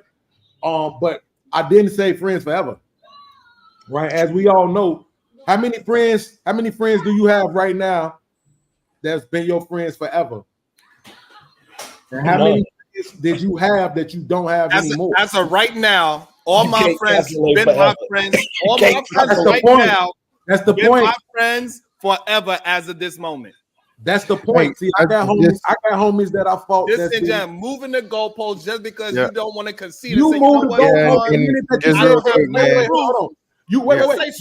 goalposts as soon as you said they had to be friends forever, nigga. Soon as you said forever, you move the goalposts. You can move the goalposts all you want to, but just say, Sharon, you know what? I have no proof that the people that I fought in my life became my friends, and just go with that, because most people that fight somebody, they do not become friends, and damn sure not best friends. Well, he didn't say become. He's talking about people that already had an existing friendship. First off, but secondly, I'm about to get up out of here, man. And speaking of goalposts, that's how your hairline look, brother. That shit is wide as a motherfucker, Lord Jesus. And you got on a fucking schmedium. What is it? A schmedium track jacket, and it's loose, brother. See, eat some more of them goddamn vegetables, brother. I'm eating right now.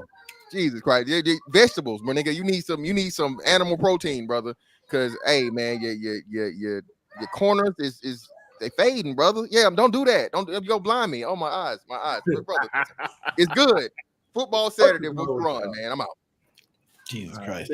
All All right, fantastic. I will say this, Beans. I will agree you can fight as children, not as adults. That part I agree with. When you children, how old are you when you become an adult?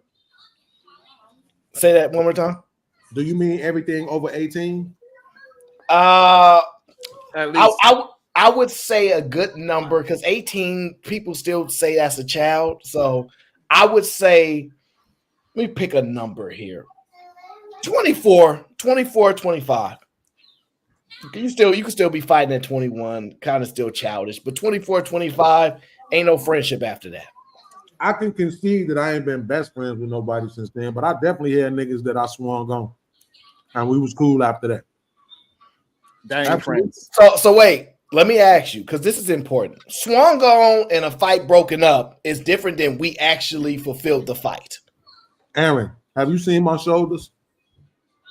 No, I don't be looking at your shoulders. What kind of question is that, dog? The point is this. Since I was about 24 years old, if I swung on somebody and hit them, they didn't want to fight after that. That's just been my experience since I was about 24. Okay. Is that an indication of that you won the fight and then they were like, we still friends? And you was like, we can still be friends? Like, what's it's an indication that it wasn't really a fight. Okay, got it. So, that's why I'm conceding to your age limit. Yeah, I know my brother right now, when we was in our teens, it was this nigga Derek that he beat up. Them niggas best friends right now. That nigga always over his fucking house. Beat that boy ass in front of everybody outside on Menard. Yeah. Our homie Omi beat that boy ass. That nigga was they was best friends until he got murdered. You know what I'm saying? Like, I've seen this happen a lot of times. It's just that where you from, Sharon, y'all scary. That's why all y'all do is shoot people and tell on folks. That's what y'all do. I think that's in Harlem they do all the snitching. Yeah, that's probably right. So the funny thing is not you putting it all on Harlem. I think way too many people be living in this goddamn television movie life in their mind, but that's not real life. It's not. Like when you talking about kids fighting each other, they fight. They're like, "Come on, yeah," and they do their shoulders, and you might get punched a little bit, but it ain't nobody really getting hurt. You get a bloody lip, but you ain't really getting hurt. And yeah, you can be friends after a kid fight, like the dude, the little kids that famous rivalry argument. They said, "Why you eat the sandwich cold?" Then that's how little kids fight. Bro, niggas fight. Like, there's a part you just don't want to accept because you're an asshole. No, I'm everybody don't kill like y'all do in New York. But what I'm saying is I accept the fighting part, but I just don't accept that the majority of best friends or friends in this world punched each other in their face at least once. It's ridiculous. Yeah, because nobody said that, so you don't have to accept it. Another goalpost move. You're getting real bad at this. You're making it too easy to see when you do it. You're not even like trying to hide it. The worst part about it, you saying that don't actually mean that you won anything. It's ridiculous. I'm just pointing it out because I like to edify the audience to know when they listen to fuck shit. Nigga, just say you ain't never had no fight, nigga. It's okay. Oh, okay, gentlemen, stop it. All right. Let me read the super chats that came in. Oh, said definitely will be a dope show, especially with Beans and Fantastic start fighting again. Yes. Yeah, we actually come to most of these shows to see who's gonna fight the most. That's what we're doing. And shout out to my brother Ray Midnight in the building. You know, says these young ninjas is tricks and name 5 homeless women they saved in under 2 minutes. Y'all killed the damn game, made the worst women in history. Yeah, it's the old heads that did it. Old heads did it. That's why these women have expectations for the tricking to continue. Okay, the youngest said ain't no more. Okay, O says cheat code, spend $300,000 on a car and $40,000 on a watch. Free P for at least 10 years. Then do the same thing, laughing out loud. Maybe groceries and phone or light now and then. So there it is. That's a really good point because I've been trying to get this Rolex, right? Presidential gold Rolex. If anybody that's interested, just 18, 20K. All right, so they say it's like 50,000. I don't know. Nobody believes you. We already know you got one. I don't have a Rolex. Like I need somebody to get me one of those nice Rolex so I can feel good about my life. Okay. Now, that's a good point. You don't watch Anton enough. Anton said on the show, that Aaron he said that when he was on Ham Show, he said Aaron made a lot of money. He got very rich doing Fight Club, and I bought him a Rolex. Anton was lying about the Rolex and other stuff that I can't acknowledge.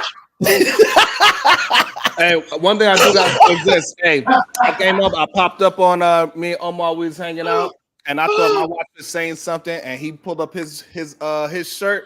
I had to tuck my rollie in. Hey, look, hey, yeah, if I see I'm gonna just turn the other way, like, my bad, dog. I can't see. Oh, I had to tuck my rollie, and I had to pop my car. I can't see right now. Around like he pulled up in that big boy. I had to pop my car around like 2 corners, and I just got it washed. So it was clean. It was looking clean, but I had to pop my car like 2. Hey, look, here's the good thing, right? Because of O's beliefs, he can't even have certain watches on. So like we good. Like certain things he just can't do. All right. So Brittany B says, Aaron, you got a lot of grays. Well, I'm old. Y'all seen me grow up on this internet in the shortest amount of time. In the shortest amount of time. That's what y'all say to me. But yeah, look, man. Okay. Anton meant to tell you he made a lot of money because he made a lot of money. Okay. And he don't have no problem telling you that. But I want to let everybody know you outside with all my jewelry on and nothing happened. I still have it, by the way. So everybody that say that somebody going to ain't nobody gonna do nothing to you. They know better. This is a problem. Like I don't know why people always want to bother good people. Leave them alone. I wouldn't bother nobody, and I don't believe in stealing and taking nothing from no. If you just shining and you got $100,000 watch on, I'm just gonna admire it and say salute to you, brother. I ain't gonna be thinking to myself, that's really my watch. You know, I don't understand that hating people heart, man. Me neither. I really don't get it neither. But let Joseph come around. Somebody that's gonna slap a woman right in her face, whoop his grandmama ass.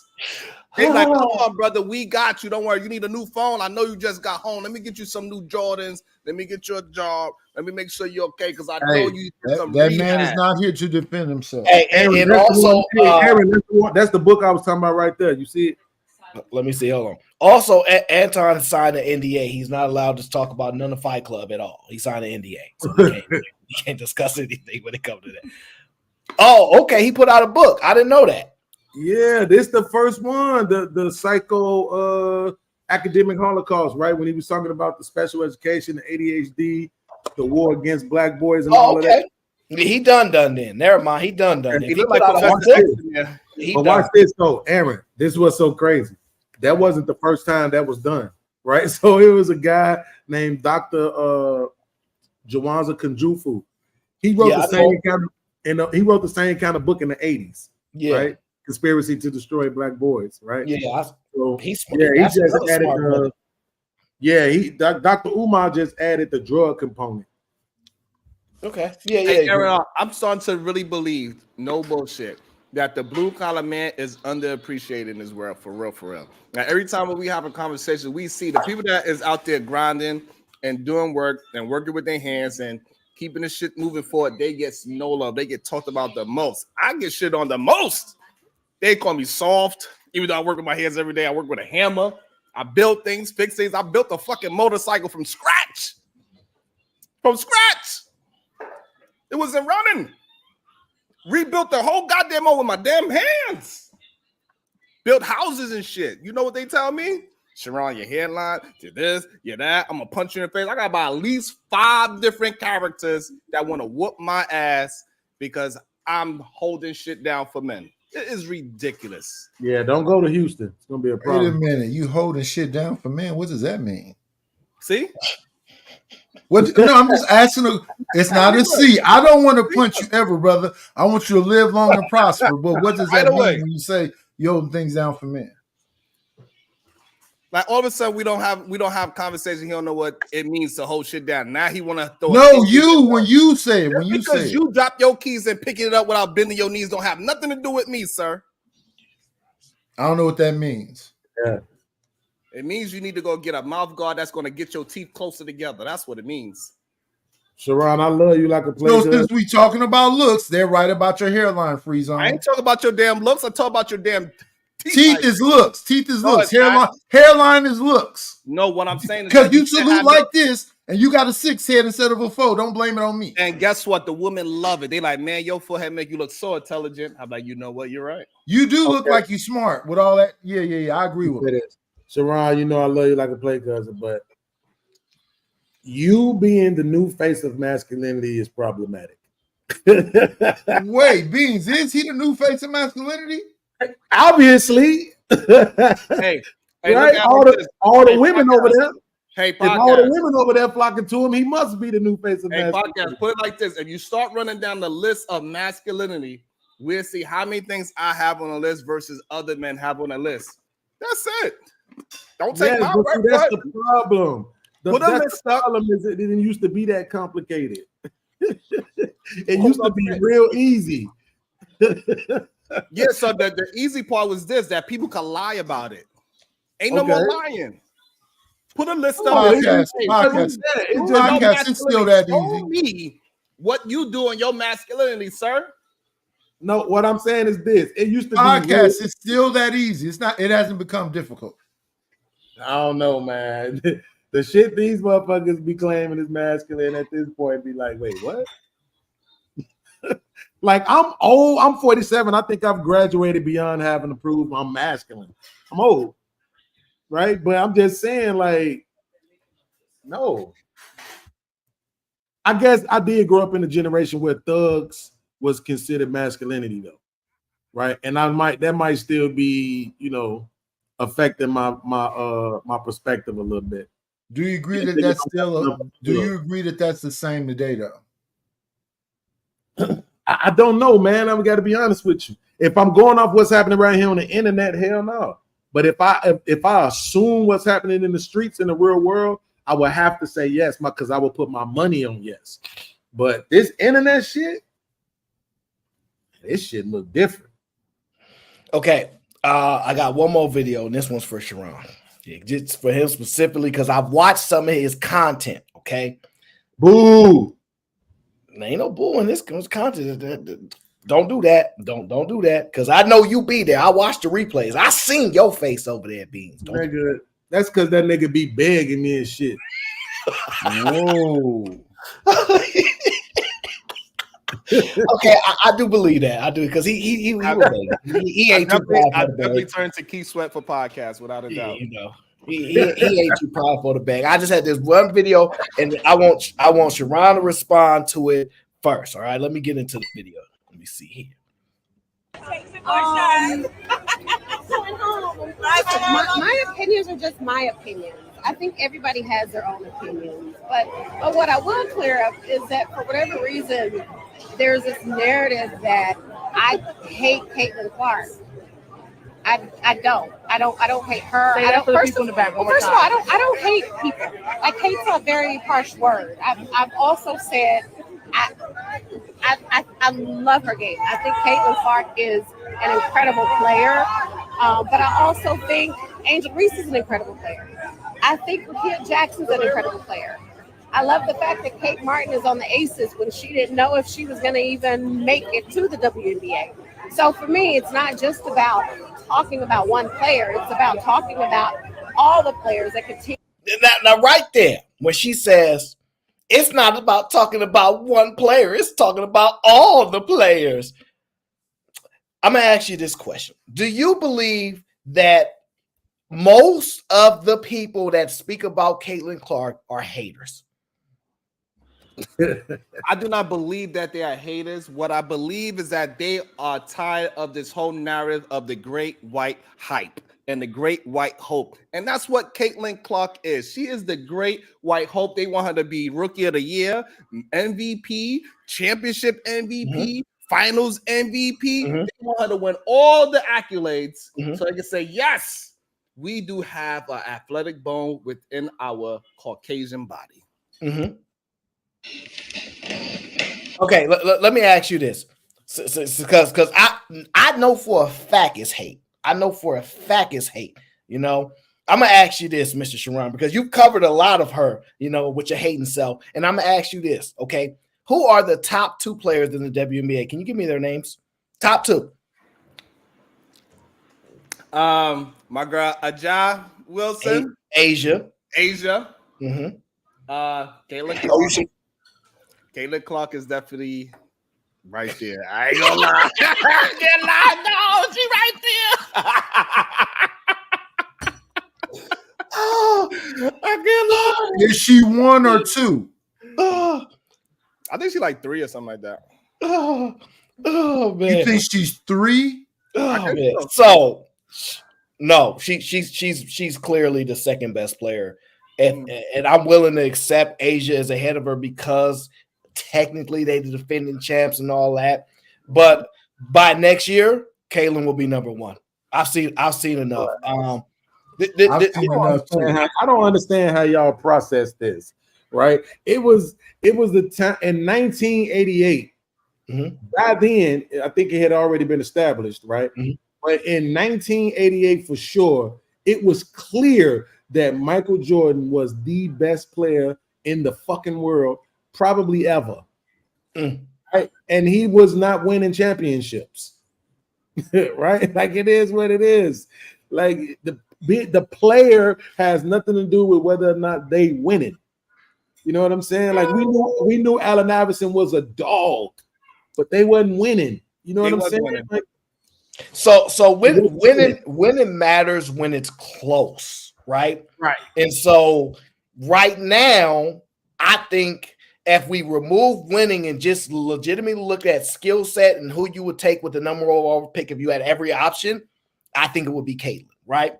However, it's not only just that, it's box office, it's business. There's accolades, all of that does matter when you start to nitpick. Like, okay, is she that much better than her, or just a little bit better than her?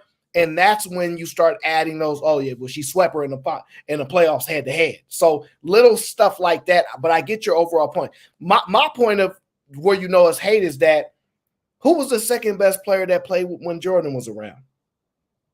Which year?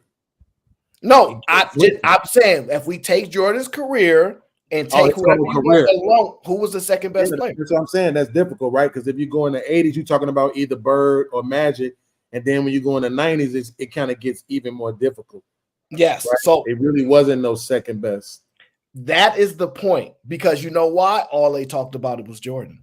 Nobody was like, we're tired of hearing about Michael Jordan. What about Larry Bird? What about Magic Johnson? What about Reggie Miller? What about Shaquille O'Neal? What about Penny Hardaway? They was not speaking about, let's talk about the rest of the other good players. It's not and about that's how they talk about Clark. It was absolutely about just one person. The problem was the reason why they didn't talk about the second best player in the end when Jordan was playing, because they was on the same team. Okay, that's why. That makes sense. That's actually a fucking good argument for the first time since this nigga hit 1,000 subscribers. You think that was a good argument, Beans? Absolutely, because I'm trying to think, like, you could say, oh, this 1 year Penny was killing it. Oh, this 1 year Grant was killing it. Oh, this 1 year Reggie was killing it. This 1 year Charles Barkley was killing it. But like we talking about second best player, period.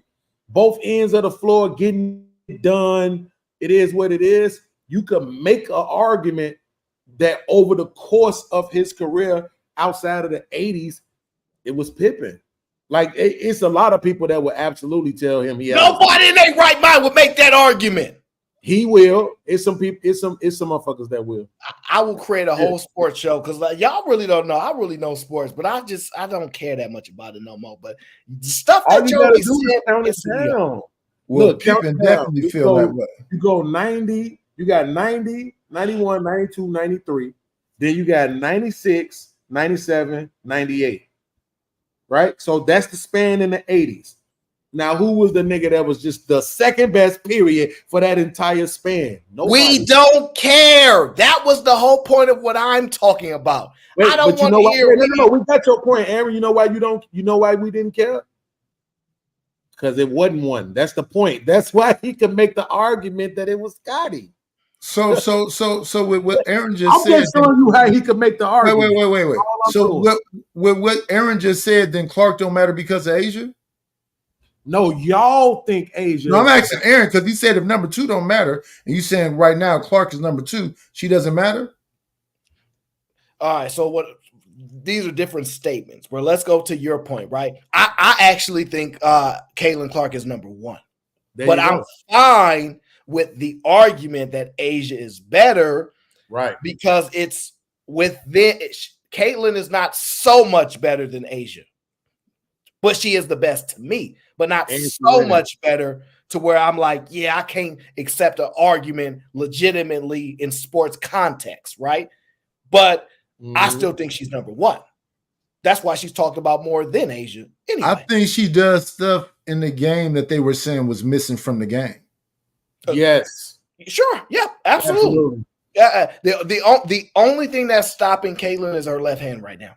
That's it. She doesn't and her turnovers. Don't forget, she's still turning over. She's already handled those turnovers. And let's be honest, James Harden be leading the league in turnovers. LeBron James lead the league in turnovers. If you have the highest, highest ball usage, which she does on the worst team, she went to the worst team. That's why they had the number one pick. So, like, it's not like she would be. I don't think she'd be turning the ball over if she was playing with Asia Wilson. I think those turnovers will be insanely low.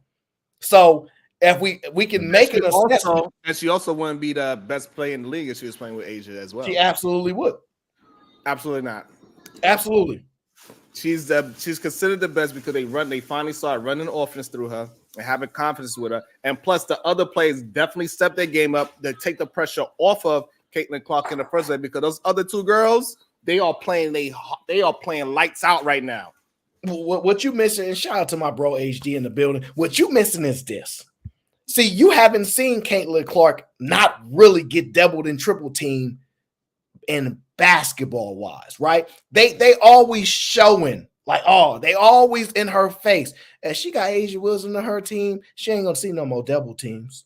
She gonna get wide open 3-pointers that she don't even have to set up herself, sir. She ain't had that opportunity since she been in college, sir. So I agree that, Asia might kind of like shadow it because they like it's already her team, but I don't think she might step up and take it from her because she don't seem like that type of aggressive individual. And it's not realistic to go from unless you no, but it depends on. Unless you David Robinson, you're not going from first place team with the number overall pick basically because of an injury. So, but it depends on how they would run it though, right? So because that's the whole thing about it, right? Is they said, I hate this. It was the same thing when Shaq was around. I'm like, why the fuck are you sitting in my face after we just watched Jordan for 13 years? You're going to sit in my face and tell me that Shaquille O'Neal is the best player? Like, what the fuck, man? Like, he's not. He's just bigger than everybody else. And it's really the same argument that I had with LeBron for a long time. Like, anytime LeBron in the finals, go watch those finals he was losing to the Warriors. This motherfucker was averaging 30-35. Spin move, layup. Spin move, layup. Spin move, layup. I'm bigger than everybody else, run you over. How the fuck can Shaquille O'Neal? Now, LeBron can shoot, though. Shaquille O'Neal can't shoot for shit. Nigga can't do shit but dunk and use his body to move you out the way when they saying that's the best player. I don't watch Asia Wilson because I don't give a fuck about brute man looking at. Hey, don't you talk about a black woman like that while you about to upper white woman? Caitlin Clark is bigger. Caitlin Clark is bigger than half the goddamn league too. She a 6-foot goddamn point guard when the point guard is usually 5'2". So she. No, that's not true. Get the fuck out of here, man. This nigga. They are not that small. Typically, do that shit on your own time. It's crazy. Stop doing that on our time, bro. Nigga, I'm on medicine because of fucking you. Okay, stop stressing me the fuck out, man. That girl ain't big at all. That's why they be beating her ass up, right? No, she is 6 foot. She is a 6 foot girl. She is 6 foot. Doesn't matter. What I'm saying is the fact that motherfuckers is we see this dude who got everything, all kind of post moves, fadeaways, floaters, jumpers, 3-pointers, dunks, just all kind of crazy shit. And then you got this nigga that can't do shit but catch it like 2 feet away from the basket and lay it in, and you telling me he the best player in the league. And I feel the same way about old girl. Just because she built like a man, they want to say it's her. It's some other women in the league that's probably way more feminine, that probably got game. That's the biggest. Asia's not the biggest though. I'm not saying she is, but she's the biggest one on the team winning. No. Like physically, she's not as big as you think she would actually be. She's actually really skilled.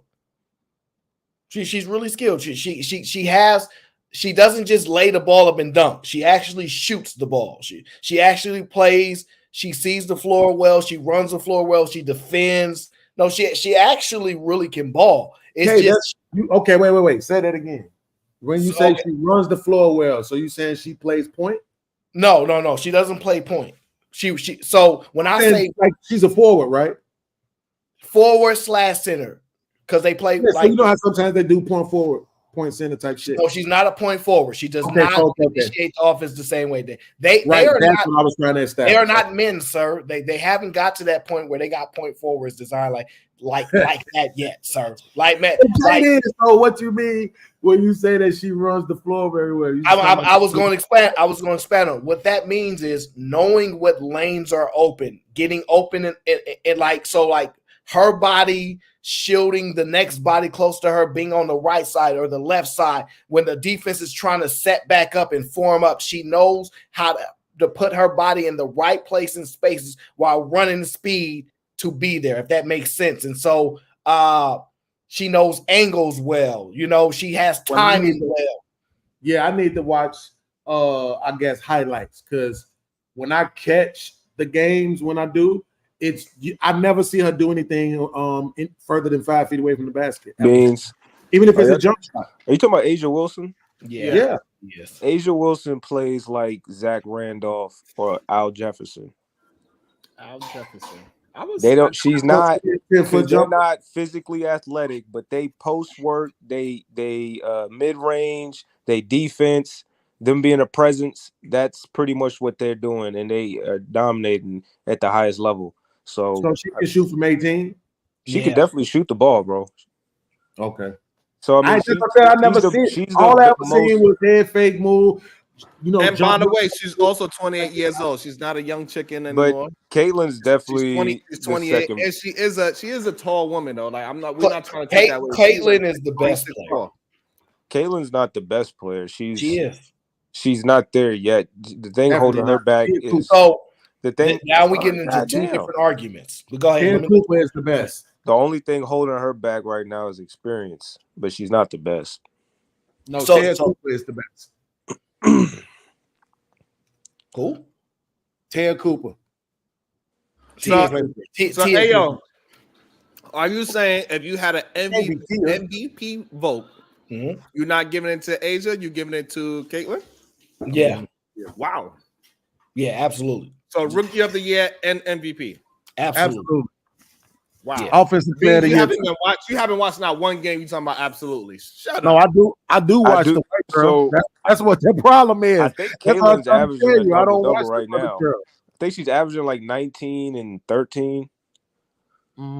But she could be she's not averaging like 16 assists. She's averaging around 18, 19 and about 8.5 assists. That's what she's doing. And Asia is doing about 27 and about 12 boards a game. So come on. But the difference is Asia is the defending champ, basically. That don't fucking matter. But she's averaging. Y'all don't let me finish my point on my own show. This why I'm not putting no sports shows together, because you cut me off. Go ahead. It's my. I'm supposed to. First of all, I said, Level of disrespect. First of all, I did cut you off, but then I said, Sway, let me let you finish your point first. You don't hear that? Let me let you finish your point first. Go ahead. Electrician's gonna get electrocuted. All right. So the point being is that Asia's on the number one team, technically defending technically, right? So being the number one pick going to the worst team, and let's be honest, can we normally say the worst team never makes the playoffs, or they typically don't make the playoffs, right? We can agree to that.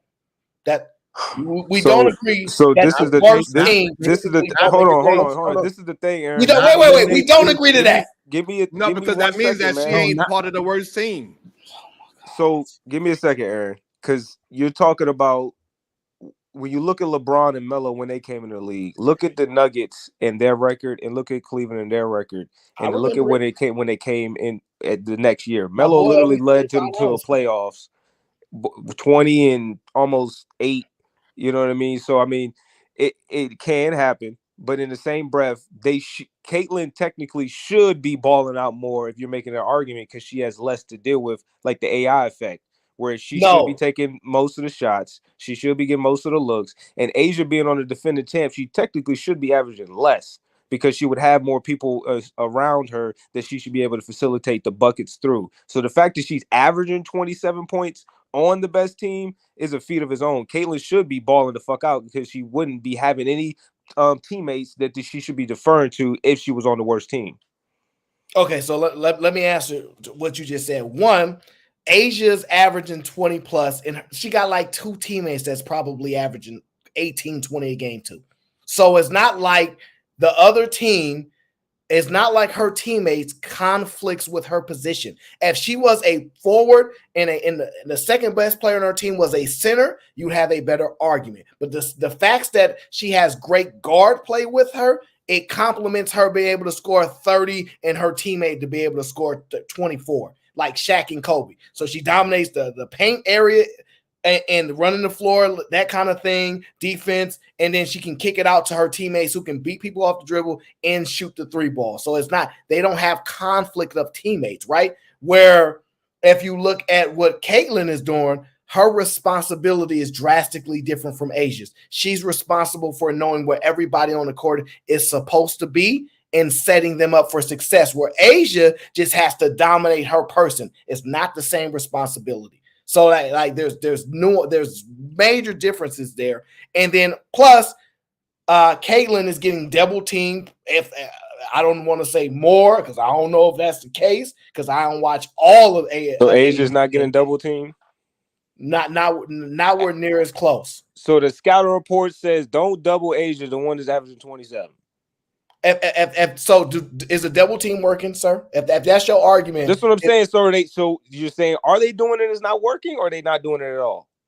I'm telling you, when I watch her play, she catches the ball and she shoots within 2 seconds. She gives a jab, like Pac said, and do that. Then she gets some boards. Then so she's not getting double teamed the way that you would want to say was holding Caitlyn back, the IQ. The only thing holding her back is the experience at the game.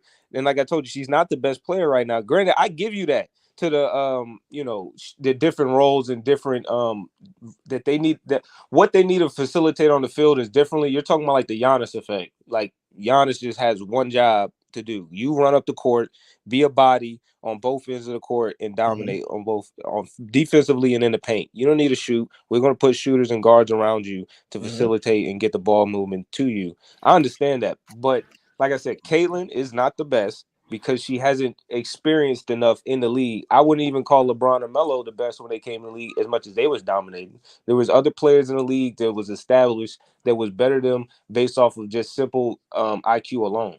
Okay, so let's reset. Okay, going to try and say your point first. I also want to say this.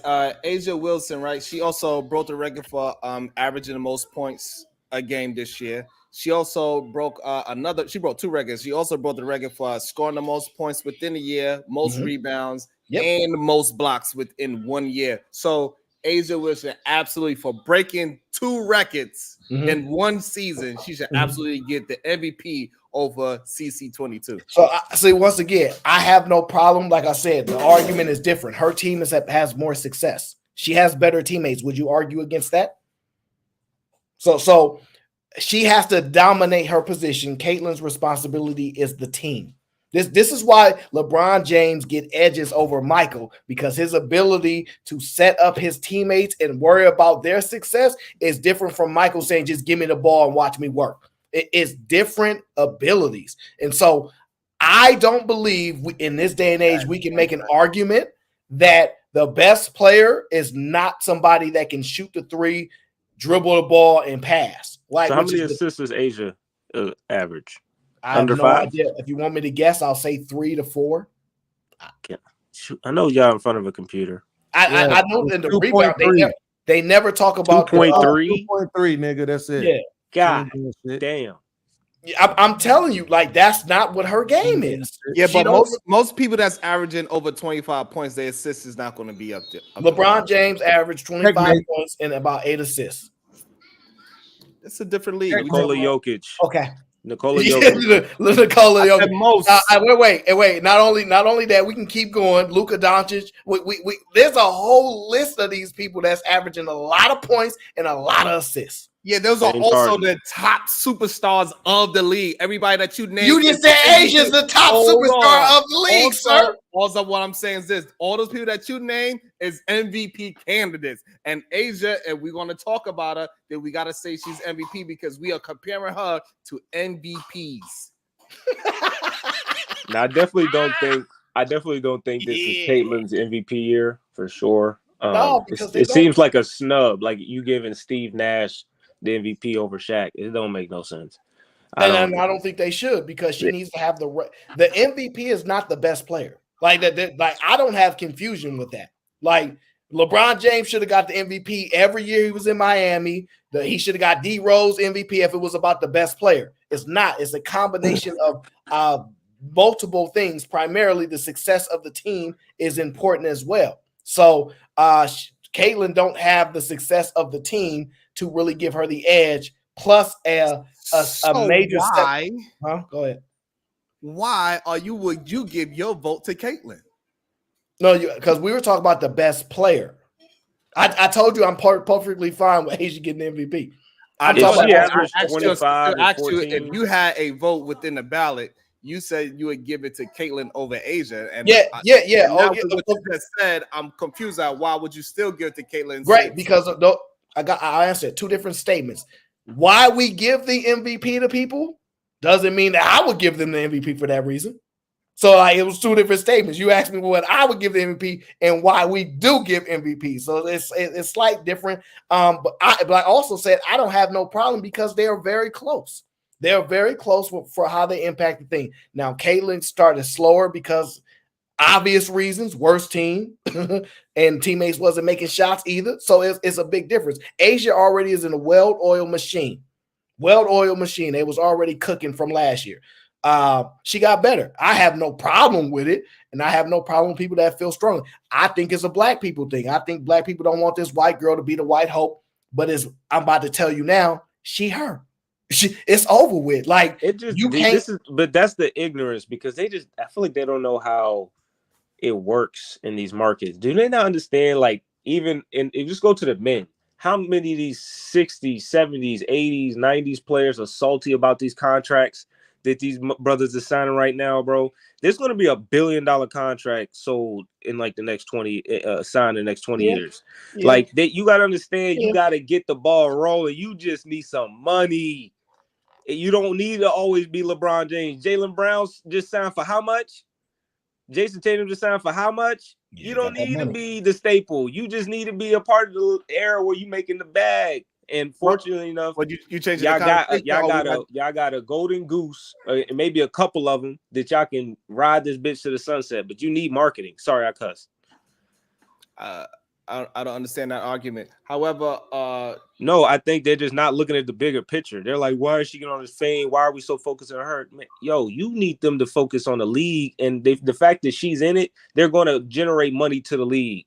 That's how how you think. Well, here's the problem. How do you think Michael Jordan ran crack out of there? Wait. Here's the problem, right? This is why I know Sharon he be frauding, right? I'm gonna tell y'all why.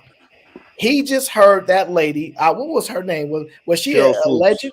Cheryl Swoops, right? I was gonna pretend like I didn't know a league MVP.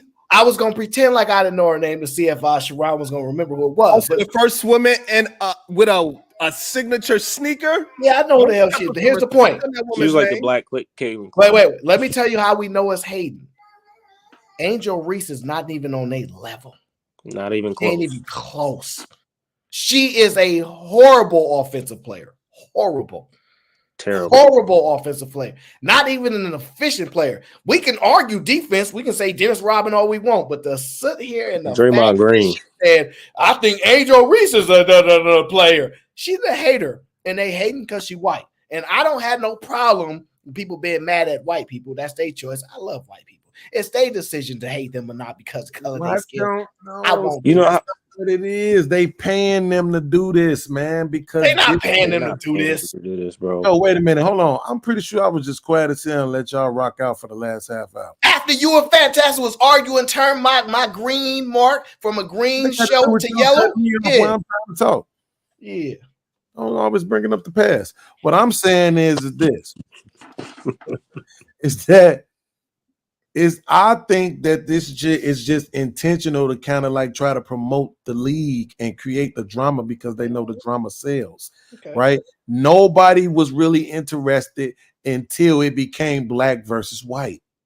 Angel Reese versus fucking, you know what I'm saying, Caitlin Clark. The only other thing that us non-feminist, non-female name having but pronounce it in another way ass niggas, the only thing that we cared about was the what's her name, a not school chick who outshot Steph Curry in the three-pointer. That's the only thing we cared about. Her name's they started marketing this black versus white beef, and everybody got interested in it. Then that went into the league, into the W, and now in order to keep this shit facilitated, they got to keep pushing some kind of drama. Other than that, no people gonna stop caring. I'm not talking about all the people that put a period. Shit. I'm not talking about them. I'm talking about the average viewer. Calm down, Sharon. So here's the thing, because maybe podcasts could get a little correction from somebody that actually watch sports like Aaron O and Sway. Angel Reese and Caitlin Clark been an argument since they was in AAU. They've been playing against each other for so long that this is why it became a big thing, especially when it gets into the big stage of college and now the WNBA, because they've been going at each other and people been pushing them at each other because they've been the best within their age bracket since high school. Yeah. It ain't no black and white thing. So see, this is the problem right here, Sharon, is that you think the rest of the world give a fuck about what you watching. We don't. I promise you, nobody. And when I say nobody, like I said, I'm not talking about you feminists. I'm talking about regular people in the world didn't give a fuck about Caitlin Clark and Angel Reese until that shit made TV. Until it was about some college shit on the line, some championship shit on the line. Yes, Beans, you're right. I'll say Beans, he's not necessarily right. There's multiple components to it, but Caitlin Clark was going across the whole NCAA beating bitches' asses. And they were highlighting that she was doing the "you can't see me" to random bitches, and then she came across LSU later in the season, and she did it to the wrong motherfucker because she saw him again, and she got her get back, and that's pretty much what happened. But it was a whole the thing that made it spark between Angel Reese to even be bigger is that Angel Reese responded in kind, and it solidified because they actually won. I'm telling you. Caitlin Clark was going through just dropping 40, carrying Iowa for the last, I would say, three years out of her 4 years there. She was pretty much carrying them, and she was just John Cena everybody. I don't think she was big without. Wait. He just described all the shit he described happened in 1 year, and that's my point. It didn't. It happened nobody in 8 years. gave a fuck, nigga. When nobody watching them girls. Hold on, this was a 2-year process, but Beans is still right. It was a racial thing. Like the marketing was racial, regardless of how the marketing was racial. Like, afterwards, though, after Angel Reese. No, you guys are talking about a difference between them actually competing. This he's saying when the eyes start popping up. Yes, it was after. Well, that's kind of classless. That ain't no class. Remember, they didn't say much when Caitlin Clark was doing. You can't say they didn't say nothing. When Angel Reese started doing it, they like classless and they like, why can't she do it? It was a race. That's when it became relevant to the general public. That the rest of us didn't give a fuck about. Disagree with that. No, I disagree 100%. I think the people that don't watch the sport, that don't really care about sport. No, his statement is different. Well, most what people you're in saying America, is true, but his statement is different. Most people in America watch football. Can't get away with it. No, wait, stop. Listen to what you just said. The most people that watch, nobody was watching like that except for the people that genuinely really liked it. Right. And that was not most people until that stuff started popping off. like Bean said, and they started marketing that. Yeah, like what I'm saying is that they was market, but what I'm saying, like how you said, it was a 2-year market, right? But what I'm saying is that they was marketing 2 of the best. Yeah. Right. Yes. They wasn't saying, oh, because she's white and because Angel is black, that's the reason why we're gonna market it. No, they marketed it because they was competing and they could keep people in the stands because they actually was playing hard. It ain't. It just happened to be. It just happened to be. It just happened to be that Jokic is white and John Morant was Shea Gil Ed whatever. Shea Gillis Alexander. He just happened to be black, and they want to make it a black and white thing over the MVP. It just happened to be a black and white situation. Just same thing with Angel Reese and Caitlin Clark. It just happened to be a black and white competitors. That's the point. That's not the point. The point is that for the past few years, the arguments that had been being made towards women who were speaking in favor of the WNBA and the women getting more money was, y'all need to put more asses in the seats. Y'all need to get more viewers so you can get the ads up and then you can get the money. That wouldn't have been the fucking narrative if they already had everybody watching. Checkmate. And they got to start from the grassroots, man. Go back to the Bird Magic days, and then you got to find your MJ one day. But no, that won't ain't there work yet. That won't work because they don't actually have work. Like, because we are amazed by the 360 dunk that the players can do in the NBA. We are amazed about the crossovers that they can do. You don't see crossovers like that. So they have to captivate their audience in a different way, and this is the way that they do it. Because I'm gonna tell you something that most people have not been really identified. The unique thing about the WNBA is that they date each other.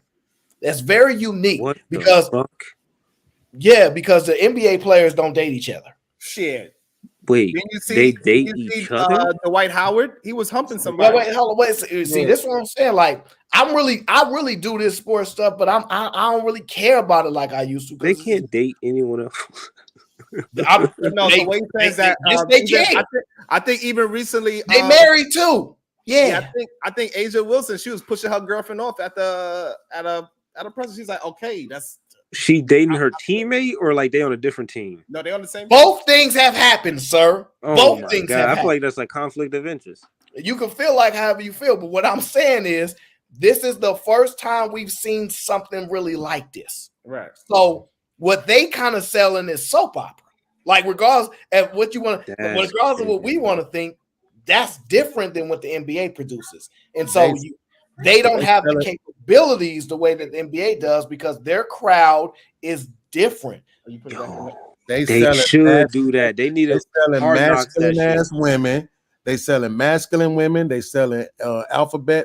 Actually, they not Beans. They actually selling attractive women now. There actually are attractive women in the WNBA now when it used to not be. What's that white chick that got hurt? Here's the problem with that. Those ain't the ones they promote. Oh yeah, the model girl. Yeah. And then the other one that's on the Gill. What's her name? Something Brink. Lexi Brown. And another problem that the WNBA got for some strange reasons, it seems like it's a problem for the men. They get mad that the WNBA chicks want to try to get model jobs and sneaking deals and all this shit. Don't you start bringing that feminism over here. She more concerned about her modeling career than her goddamn basketball jump shot. Even though Dwayne Wade is in goddamn, he out here showing his goddamn. Who made this argument? Wait. To be fair, Caitlin Clark is doing everything you would want a player to do. She's shedding up. She's just coming there to play sports. And Angel Reese is doing everything but that because she's gonna need a career after this because I don't think she might have a long career in the WNBA. She don't get better offensively, sir. It's okay. Most of these NBA stars, they playing basketball and they modeling and they selling beer and they selling sneakers and they selling Formula One. Most of them are not doing that, you liar. It's a small amount of NBA stars that can do that. Most of the careers for NBA players is like 4 years. Most of them don't have no. Hold on. That's a fact. Most people in the NBA are old. He's selling rock and roll. He's selling beer, Coors Light. He's selling weaves. He's selling nail polish. Hey, Aaron, I take it back. You the best moderator. And that's why, because when niggas start lying, you call their ass off a line. Aaron is back, baby. Sharon in trouble, y'all. He can't get away with his gaslighting and lying.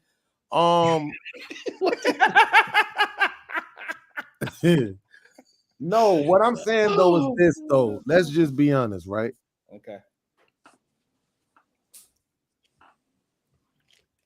If you take the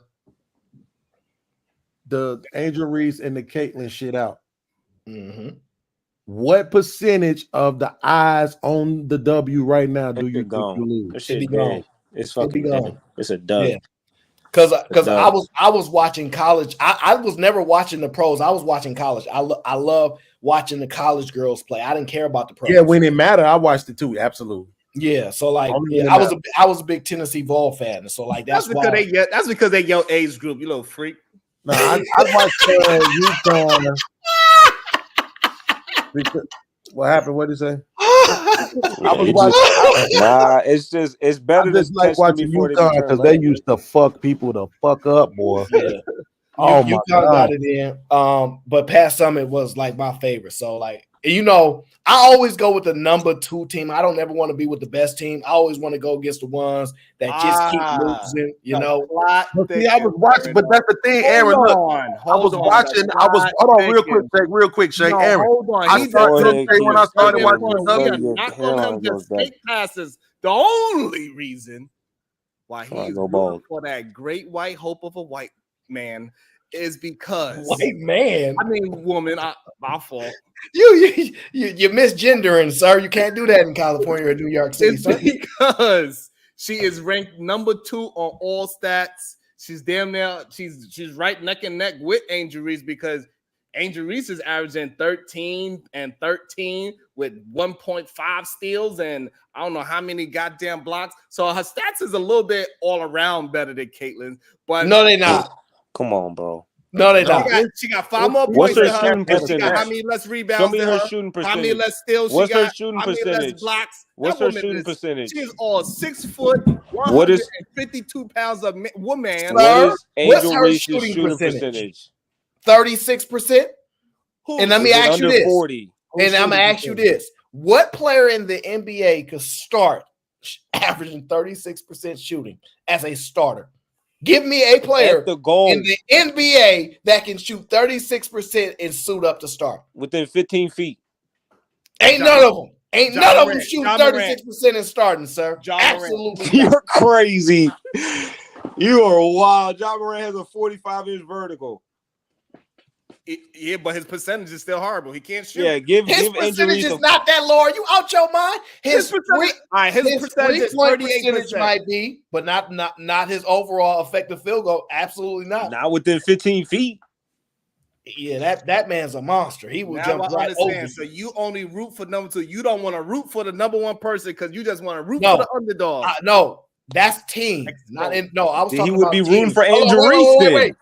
I was talking about teams, not individuals. Those are 2 different things. I know you can make a distinction there. It's a big difference, okay? So according to the WNBA, it's 1, 2, 3. Well, 1, 2, 3, 4, 5. It's 5 players in the NBA not named Homeboy Wilson that are better than Caitlin Clark. They are Arike Ogunbowale, Kalia Cooper, Brianna Stewart, Nafisha Kaya, Jewel Lloyd. All of those girls, according to the WNBA, and they wrong. Brianna Stewart is legitimate because she's a monster. Like, she went to UConn, so that's legit. The other ones, Kalea. No. But Aaron, before all this shit, you didn't even know who they was. I know. No, not that. The one name that I heard all the time, specifically on ESPN and Fox Sports. No, was the Arike Ogunbowale ass chick. Oh, okay. I think because her sister is. I think Brina, she ain't no joke. She could ball. Oh no, a lot of them from New York. A lot of them can ball. They're not better than Katie. Yeah, that's why the tickets are so high over there too. That's what I'm saying. That's the chick who got the highest points in 3-point history. So that's what I'm saying. We were and she's cute too, baby. By the way, what? She's cute too. Do y'all watch the NBA for cute players? I don't know that about. So why are you watching the WNBA for cute players? Well, that's the reason why I said y'all wrong about who's the best player and who's the MVP. When you're a woman in the league, you can't be the best player or the MVP and you don't look good. Like, I just don't think that that's okay. And that's the real problem that the WNBA have is that they fan base, they need to be they need to really be catering to men. Men is the ones that's the biggest sports contributors, and the problem with the WNBA, they marketing it to women. They trying to get women audience. Did you ever watch the NFL, Shake? The who? Did you ever watch the lingerie? Who's the number one consumer in America? I seen the highlights of it, but I never watched the game. What statement is that? That's what I'm saying. Like that to your point, right? That shit was marketed to men, right? They got down though. They actually played football. They smacked each other around. They ran the ball. They threw the ball but they was out there in the shortest of shorts. And some of them wore leggings sometimes, but they was very feminine in their ways. And I thought that's the problem with WNBA as it pertains to appealing to men. Who spends more money? So you can't compare the lingerie football because first of all, it was a gimmick.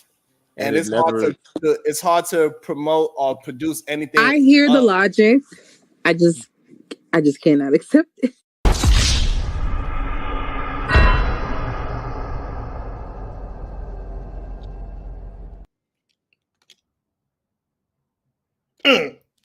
I'm on.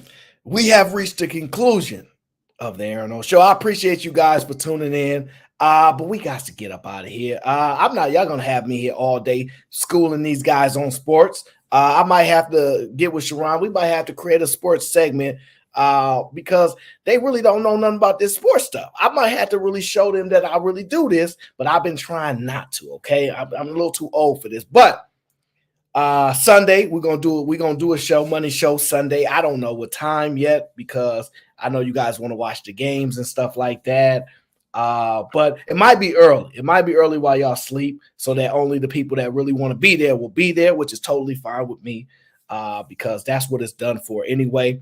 So I got to figure that out and put that together. A lot of stuff going on. But I appreciate y'all for tuning in. I hope you guys enjoyed the show. Make sure y'all leave a comment about why Caitlin Clark is the best player in the WNBA and Sharon is number 2 in the industry after the show. And until the next